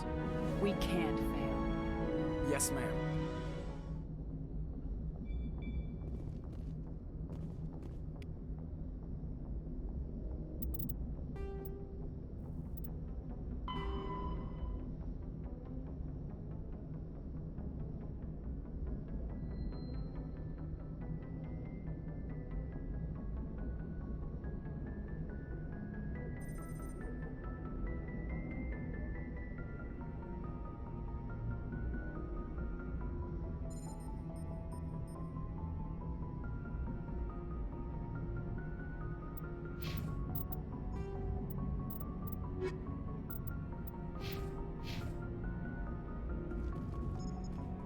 Commander, something you need? How's the Normandy performing? Is she everything they said she'd be? She's the best ship in the fleet. If you've got a pilot who knows how to handle her. Balance isn't what you'd expect. Takes a while to get used to that oversized drive core we got stuffed in the back, and her power can sneak up on you if you're not careful. The Normandy's probably too much ship for your average Alliance pilot, Commander. Lucky for you, I'm anything but average. I like to know my crew. Mind if I ask you a few questions? I can see where this is going. You did a background check on me, didn't you? Well, I'll tell you the same thing I told the captain. You want me as your pilot. I'm not good. I'm not even great. I am the best damn helmsman in the Alliance fleet. Top of my class in flight school, I earned that. All those commendations in my file, I earned every single one. Those weren't given to me as charity for my disease. I'm sorry, Joker. I didn't even know you were sick. You mean you didn't know? Oh, crap. Okay, I've got Vrolik syndrome, brittle bone disease. The bones in my legs never develop properly. They're basically hollow, too much force and they'll shatter. Even with crutches and my leg braces, it's hard to get around. One wrong step and crack! It's very dramatic, but I've learned to manage my condition, Commander. Put the Normandy in my hands and I'll make her dance for you. Just don't ask me to get up and dance unless, you like the sound of snapping shin bones.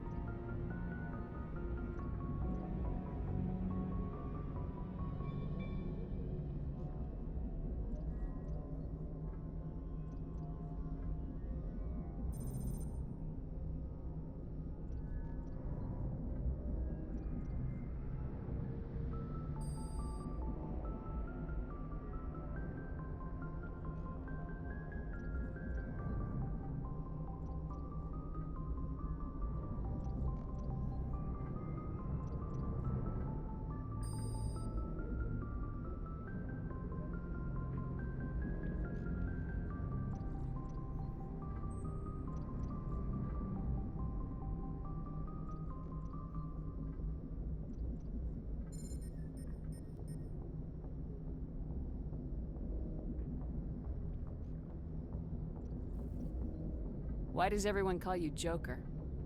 It's a lot shorter than saying Alliance Flight Lieutenant Jeff Moreau. Plus, I love to make little children laugh.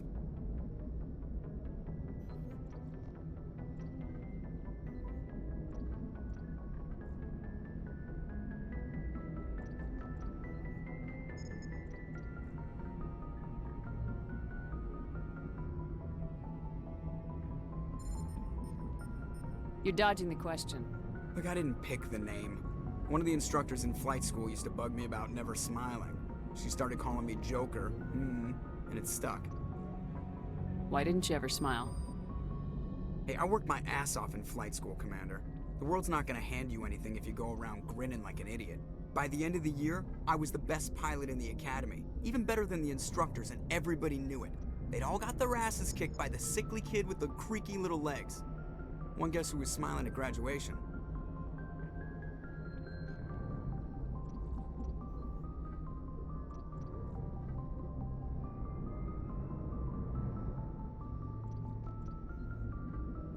These fucking things aren't coming today. God damn.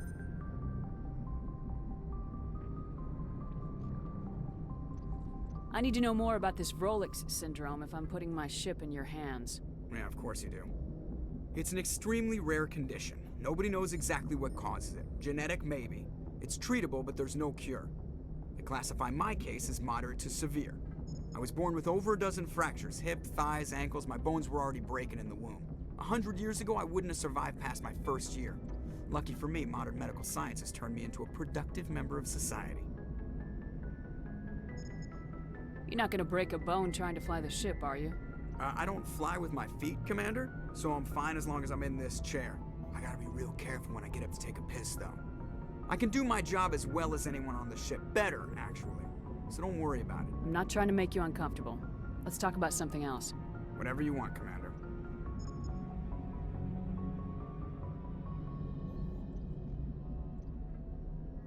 I have to go. All right, see ya.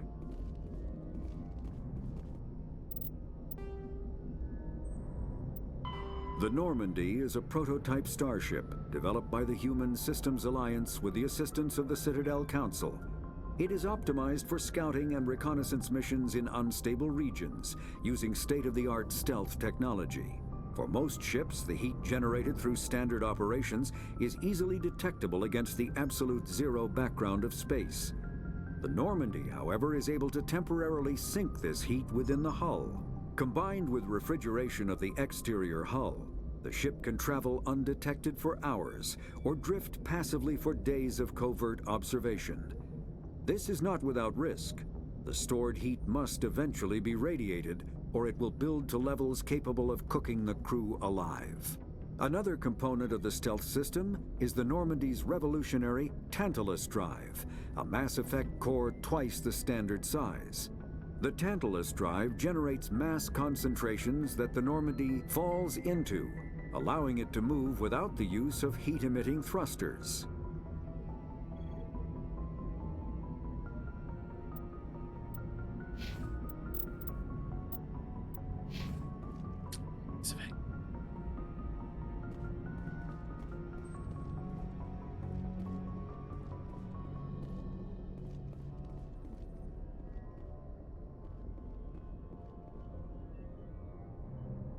If anyone has to take over for Captain Anderson, I'm glad it's you. I'm not sure about having non-humans on our ship, though. We're all on the same team here, Presley. With all due respect, ma'am, that's what they said about Nihilus. Look how that turned out. I'm in charge here, Presley. I decide if we have non-humans on this vessel. Yes, ma'am. Understood, ma'am. Speak freely, Presley. I want to know if you have a problem with non-humans. It's not that, Commander. Humanity has always handled its own problems. Saren attacked one of our colonies. We should be the ones to stop him. We don't need their help. Some people What an think ass. asking for help is a sign of weakness. That's just being stupid and stubborn. No matter how strong you are, allies can make you stronger. I guess so. Maybe I'm just stuck in the old ways of thinking. Yeah, you are. But don't worry, Commander. This won't be a problem. How did you end up assigned to the Normandy? I signed up with the Alliance as a navigator right out of school, following in my grandfather's footsteps, I guess. My first posting was on the Agincourt. We were at Elysium during the Skillian Blitz. A massive fleet of alien raiders hit the colony, trying to wipe it out. They had the numbers, but their ships were no match for an Alliance frigate. It was a slaughter. We couldn't even keep track of how many ships they lost. How'd you end up on the Normandy? I got my officer's commission after Elysium. Must have made an impression on the right people. Captain asked for me when he was picking his crew. Carry on, Presley. Yes, ma'am. What? I got both.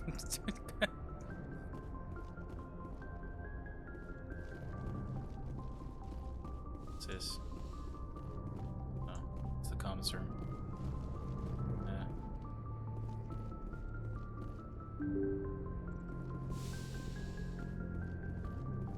Because I picked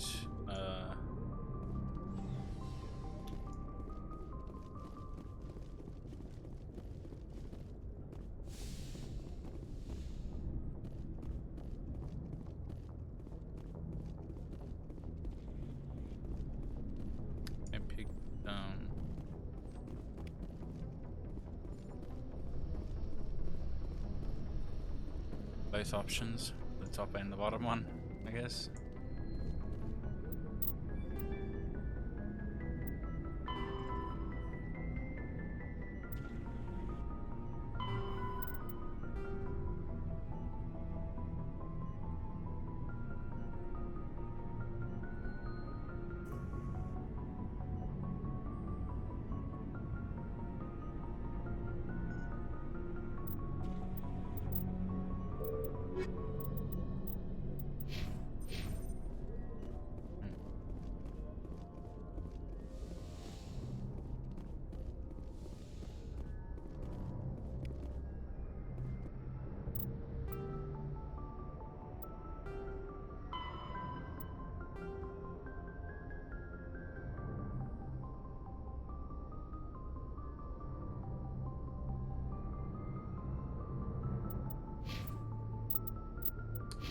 Oh yeah, I had forgotten about what the N7 meant, and it actually tells you in this. The N is the highest ranking or some shit.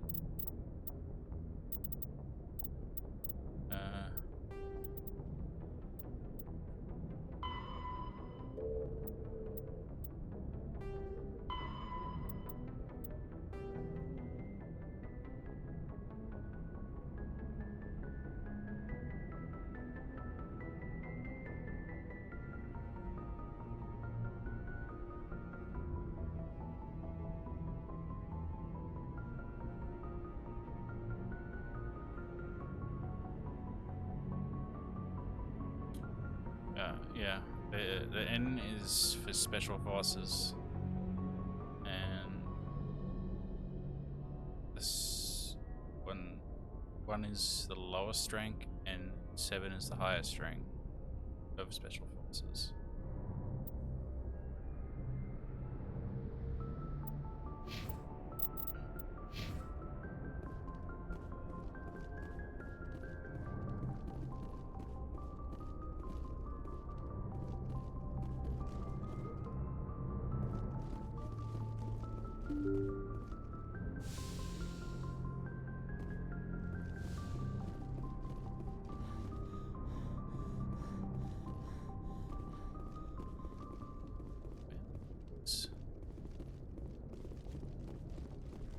get to my quarters?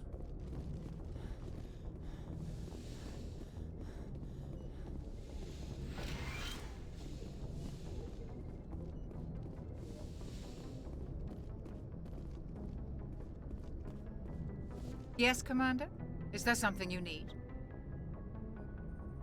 How did you end up serving on an Alliance ship? I enlisted right out of med school. I wanted to travel the star, but humanity needs the Alliance if we want to keep expanding through the Traverse, and the Alliance always needs good doctors. So I stayed on to do my part. How well do you know the Lieutenant? I'd never worked with him before this mission, but he has an impressive service record, over a dozen special commendations. Tends to keep to himself, though. Maybe because of the headaches. It's not easy being an L2. I should go. Goodbye, Commander. We've heard all this.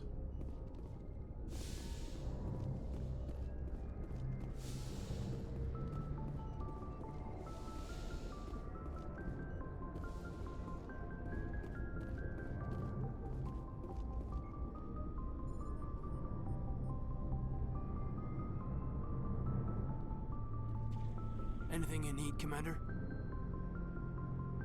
Just trying to get a sense of where the crew's at. Thoughts? I've wasted enough of your time for now, Commander. We'll have time for personal debriefings later. What's your opinion on the last mission? I don't see how we could have done things any better. At least not without getting to Eden Prime sooner. And we were on the scene faster than any other Alliance ship could have been. We'll talk another time, Lieutenant. Commander?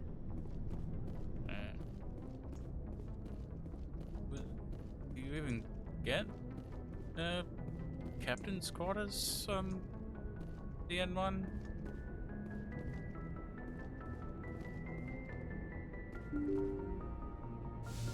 Or SR1?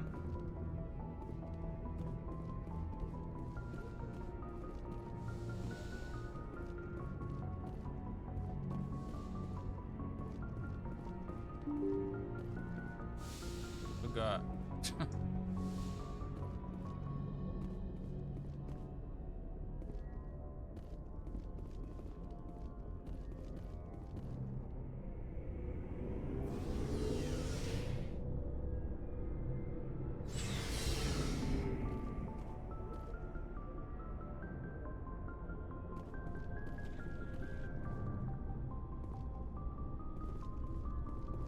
Looking for supplies?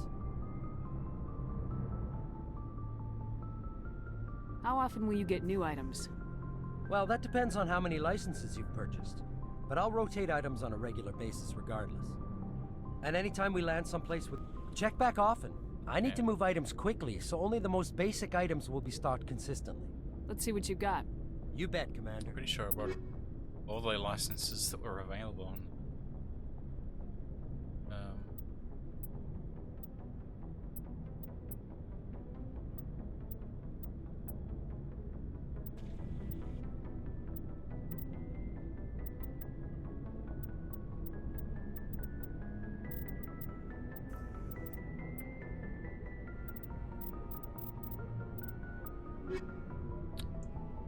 Citadel.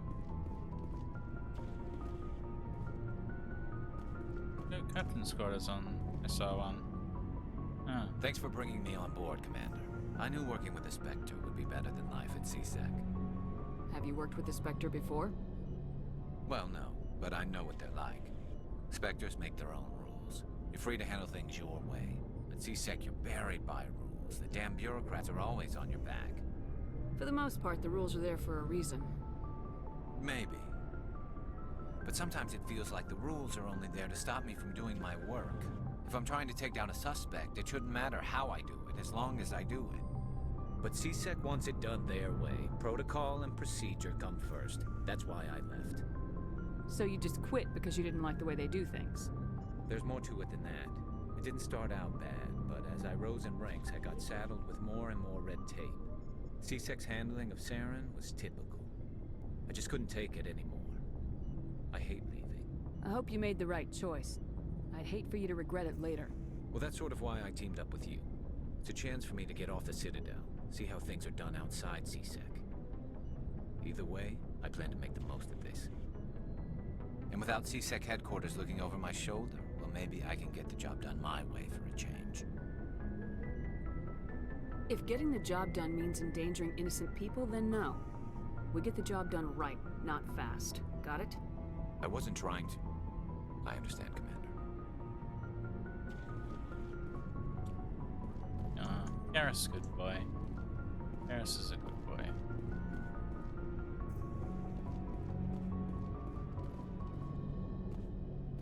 Commander?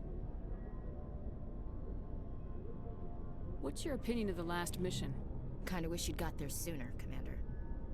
No offense, I appreciate the rescue. I just wish... You wish we'd been able to save the rest of your unit. Yes, ma'am. If I had been more alert, we wouldn't have been cut down by an ambush. The Geth are perfect ambushers. They don't move, they don't make noise, they don't even breathe. They have flashlight heads, ma'am. I'll make sure it doesn't happen again. Do you have a few minutes to talk? One-on-one? I'm sorry, Commander. I need to get my duties squared away. I wouldn't mind talking more later, though. Dismissed, Chief. Ma'am. What? That was it.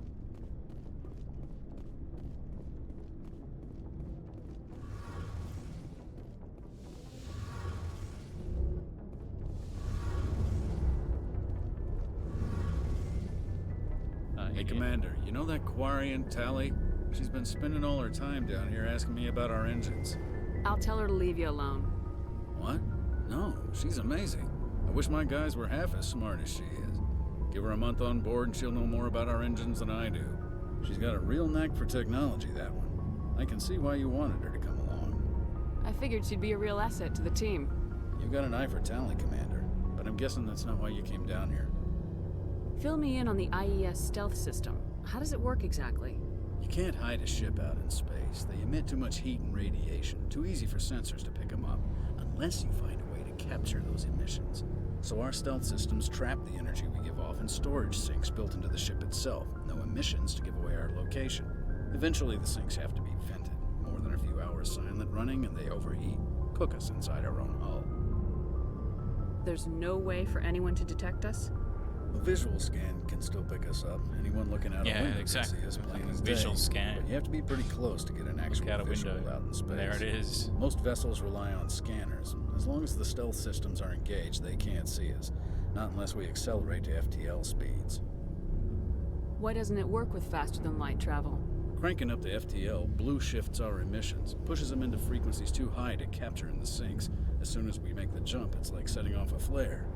Sensors can pick up our location whenever we enter or exit FTL flight, but for short-range missions, our stealth systems are amazing, and we've got the only one. I want to know more about the Normandy. She's the best ship I've ever served on, probably the fastest vessel ever designed. And she's the only one using the new Tantalus drive core.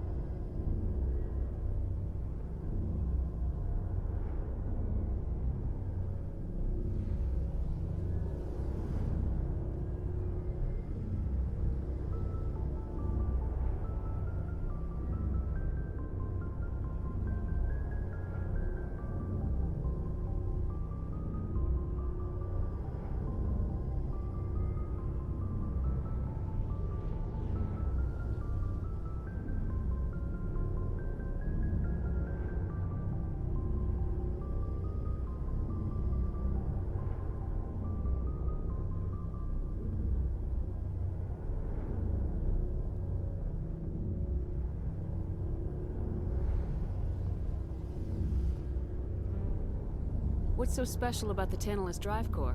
Proportionally, it's about twice the size of any other vessel. Not only are we faster, we can run at FTL speeds longer before we have to discharge the core. Where else have you served, Adams? If you name a class of Alliance ship, I've probably served on it. Everything from dreadnoughts and carriers right down to frigates like the Normandy. My last assignment was on the Tokyo, only a cruiser, but she was a good ship. Couldn't hold a candle to the Normandy, though. Carry on, Adams. Aye, aye, Commander. Your ship's amazing, Shepard. I've never seen a drive core like this before. I can't believe you were able to fit it into a ship this small. I'm starting to understand why you humans have been so successful. I had no idea Alliance vessels were so advanced. The Normandy's a prototype, cutting-edge technology. A month ago, I was patching a makeshift fuel line into a converted tug ship in the flotilla. Now, I'm sitting on board one of the most advanced vessels in Citadel space. I have to thank you again for bringing me along. Traveling on a vessel like this is a dream come true for me. I had no idea you found ship technology so interesting. It comes with being a Quarian. The migrant fleet is the key to the survival of my people. Ships are our most valuable resource. But we don't have anything like this.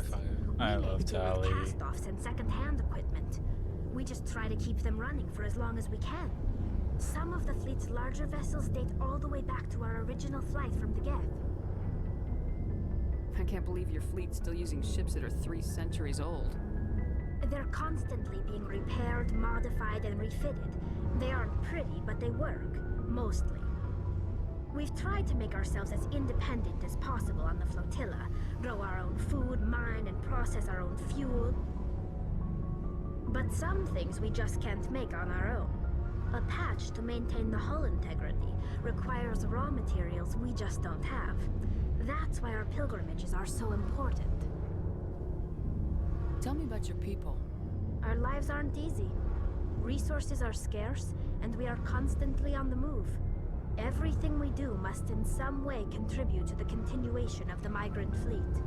There are 17 million Quarians in the flotilla, and each of us relies on the others for survival. Tali Zalgo, Tali Zalgo.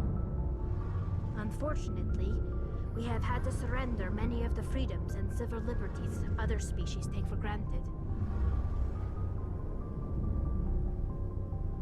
And Rex is our boy. What kind of freedoms? Well, it's illegal for parents to have more than one child. If our population grows too much, it would strain our resources to their breaking point. Of course, we also can't allow our numbers to become too few.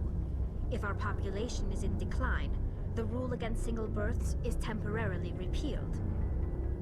In extreme cases of population decline, incentives are even offered to encourage multiple births, though the Conclave hasn't had to take such measures in nearly a century.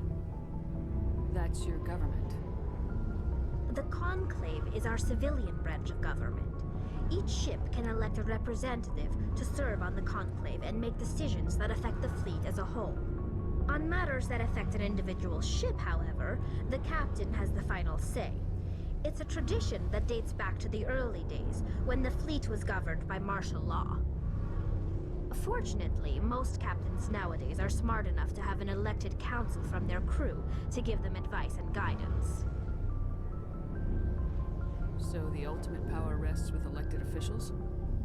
In practice, the Conclave and the respective council for each ship tend to set the rules that govern our daily lives. But in theory, we are still under military jurisdiction. The 5 top-ranking military officials in the fleet serve on the Admiralty Board. These 5 have the power to overrule any decision by the Conclave in case of emergency. To do so requires unanimous agreement among the Admiralty, and they can only do this once. After that, the entire board must resign their posts. It's a safeguard that served us well. In nearly 3 centuries, the Admiralty Board has only overruled the Conclave 4 times. I want to know more about the Geth. I doubt I can tell you anything you don't already know. It's been almost 3 centuries since they drove my people into exile. All I know is the story of their origins. What they were when we created them, and how they turned on us. Interesting. The Geth were originally created to serve as an automated manual labor force. Initially, their intelligence was as limited as any VI. Over time, we made small modifications to their programming to allow them to perform more varied and complex tasks, bringing them closer and closer to true AI status. How come the Council didn't step in and stop you? This wasn't true AI research. We may have been skirting the bounds of the law, but we never did anything that was actually illegal. The changes were so insignificant, so gradual, that we were able to control them. Or so we thought. But one thing we underestimated was the power of the neural network. 1 million Geth thinking simultaneously created an inherently unstable matrix. So the Geth share brainpower? Many of the Geth's logic systems were designed to work in concert with other nearby Geth. Basically, the more of them you have in a group, the smarter they are. So there's some sort of group consciousness? No, nothing like that. They cannot share sensory data or information. Their programming cannot handle that much simultaneous input. Each Geth maintains an individual awareness and identity. The neural network only operates on a process-based level. It's basically the synthetic equivalent of a subconscious. But when they're in close proximity, they can coordinate low-level functional processes, freeing up more capacity for original or independent thought. That doesn't make any sense. I'm probably oversimplifying. The Geth are incredibly advanced and complex creations. All you need to know is that they get smarter when they gather in large numbers. As we built more and more Geth, their effective intelligence became more sophisticated, more abstract. One day, a Geth began to ask its Quarian overseer questions about the nature of its existence. Am I alive? Why am I here? What is my purpose? As you can imagine, this caused a near panic among my people. I don't see what's so bad about those questions. The Geth were created to engage in mundane, repetitive, or dangerous manual labor. That's fine for machines, What are you doing? but it won't satisfy a sentient being for long. The Geth were showing signs of rudimentary self-awareness and independent thought. If the Geth were intelligent, then we were essentially using them as slaves. You jamming It was out? inevitable the newly sentient Geth would rebel against their situation. We knew they would rise up against us, so we acted first. A general order went out across all Quarian-controlled systems to permanently deactivate all Geth. The Geth responded to this order violently. It's brain power.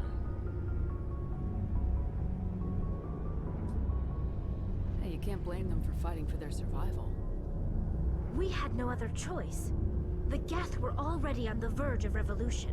By acting quickly, we had a chance to end the war before it began. The hope was that most of the Geth would still be little more than machines, incapable of organized resistance. But they had progressed much further than anyone anticipated. The war was long and bloody. Millions upon millions of Quarians died at their hands. In the end, we were forced to flee our own homeworld. We feared the Geth would pursue us, but they never came beyond the Veil. Now we drift through space, exile, searching for a way to reclaim what was once ours.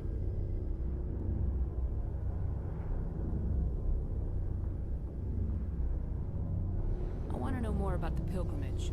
When my people reach maturity, we leave our birth ships and seek acceptance with a new crew. It's necessary to maintain genetic diversity among the fleet. But no ship wants to accept someone who will be a burden on them. So, to prove our worth, we embark on a pilgrimage. We set out alone, leaving the flotilla and our families behind us. Adrenaline is We only pumping. return once we have found something of value we can bring back to the fleet. This is presented as a gift to the captain of the respective ship we wish to join. If the gift is accepted, we are welcomed into the crew. Can a captain choose to reject the gift? That doesn't happen often. Most captains are eager to increase the size of their crew. It increases their own standing in our society. Even when a gift is not particularly valuable, the captain usually accepts it out of a sense of tradition. However, there is a stigma to presenting a substandard gift. It's not the best way to make a good impression on a new community. Most pilgrims don't return until they find something worthwhile. I can't believe they just send you off alone. It's not like they just cast us out.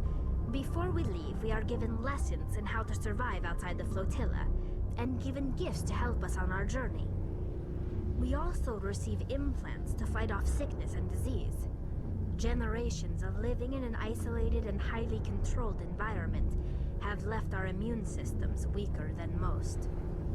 By the time we leave the fleet, we are well equipped for the pilgrimage. This is a rite of passage for all Quarians. If it were dangerous, our numbers would suffer. Virtually every pilgrimage ends with a triumphant return and the ritual presentation of the gift to one of the fleet's captains. I want to talk about something else. Like what? I should go. See you later.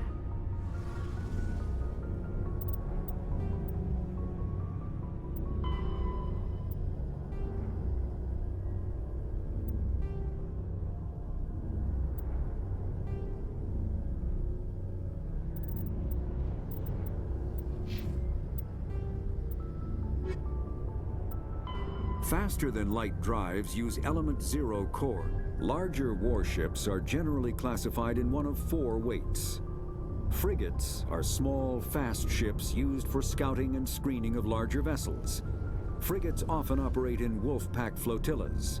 Cruisers are middleweight combatants, faster than dreadnoughts and more heavily armed than frigates. Cruisers are the standard patrol unit and often lead frigate flotillas. Dreadnoughts are kilometer-long capital ships mounting heavy, long-range firepower. They are only deployed for the most vital missions. Carriers are dreadnought-sized vessels that also carry large numbers of fighters. Smaller vessels are almost exclusively used in a support role to the warships during combat. Fighters are one-man craft used to perform close-range attacks on enemy ships. Interceptors are one-man craft optimized for destroying opposing fighters.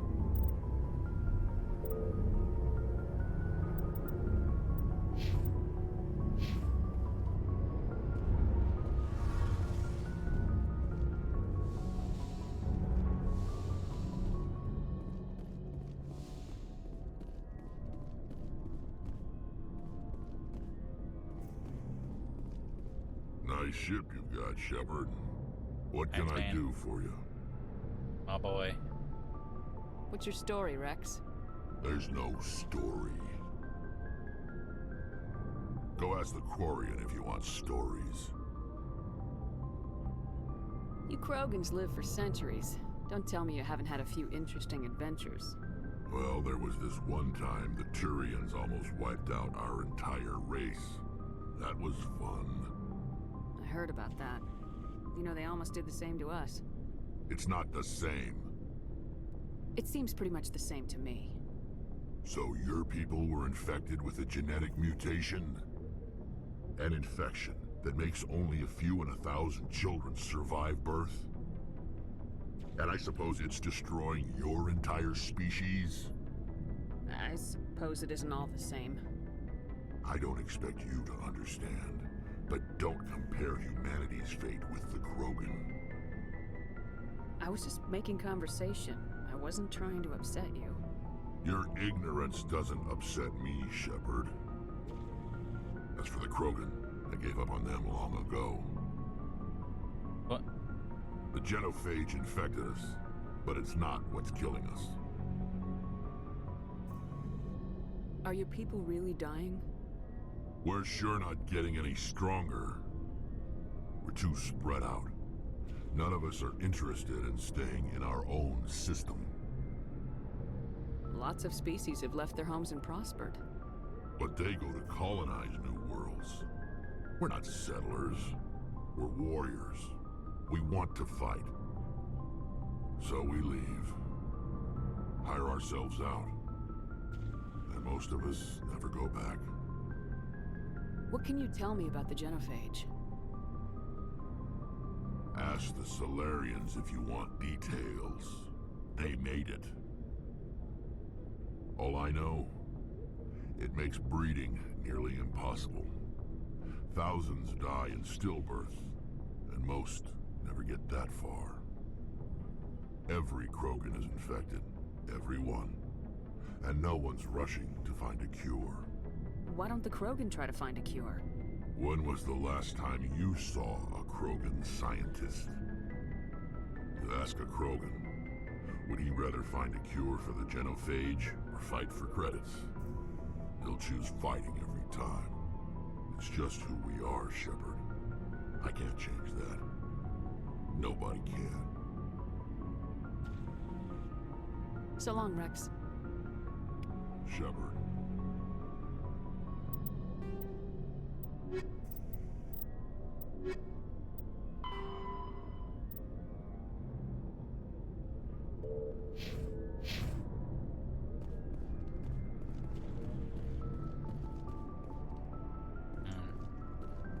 Now, apparently,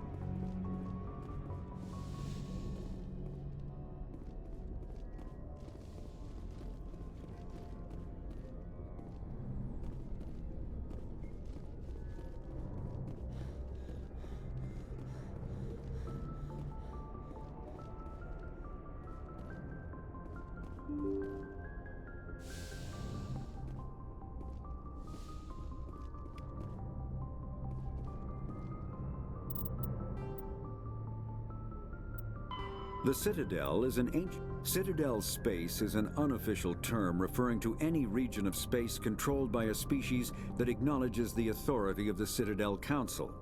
At first glance, it appears this territory encompasses most of the galaxy. In reality, however, less than 1% of the stars have been explored. Even Mass Effect FTL Drive is slow relative to the volume of the galaxy. Empty space and systems without suitable drive discharge sites are barriers to exploration. Only the mass relays allow ships to jump hundreds of light years in an instant, the key to expanding across an otherwise impassable galaxy. Whenever a new relay is activated, the destination system is rapidly developed. From that hub, FTL Drive is used to expand to nearby star clusters. The result is a number of densely developed clusters, thinly spread across the vast expanse of space, connected by the mass relay network.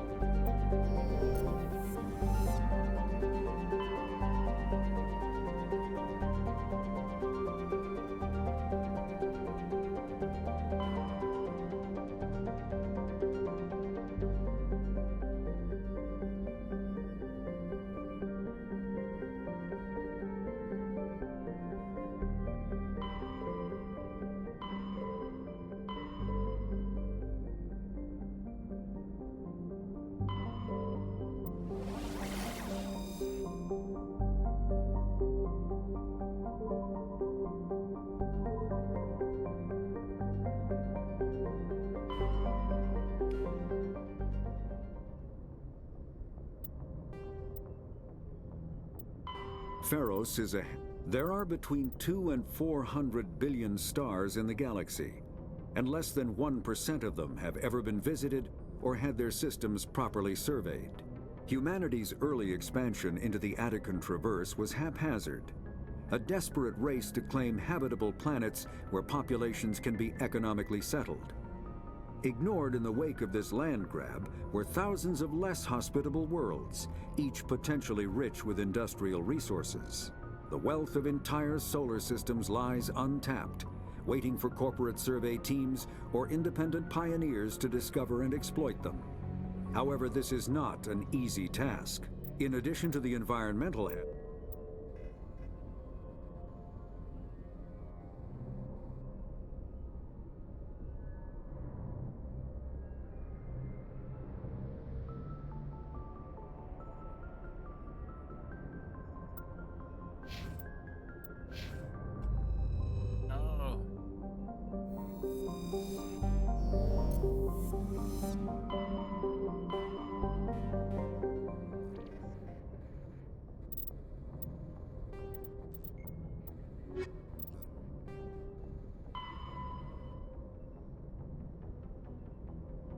Argus Row.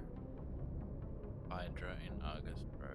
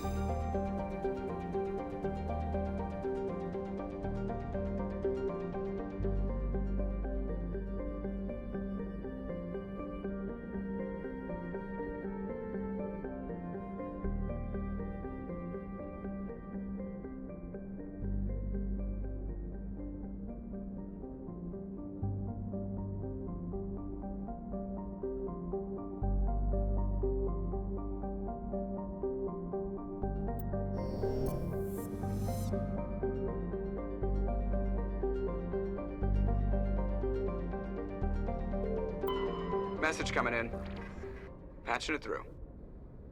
General distress call. The Sacred Angel medical transport. Critical system failure. Losing power. Emergency landing. Argos. Communications failing. Life support. Emergency transponder. Won't last. Please hurry.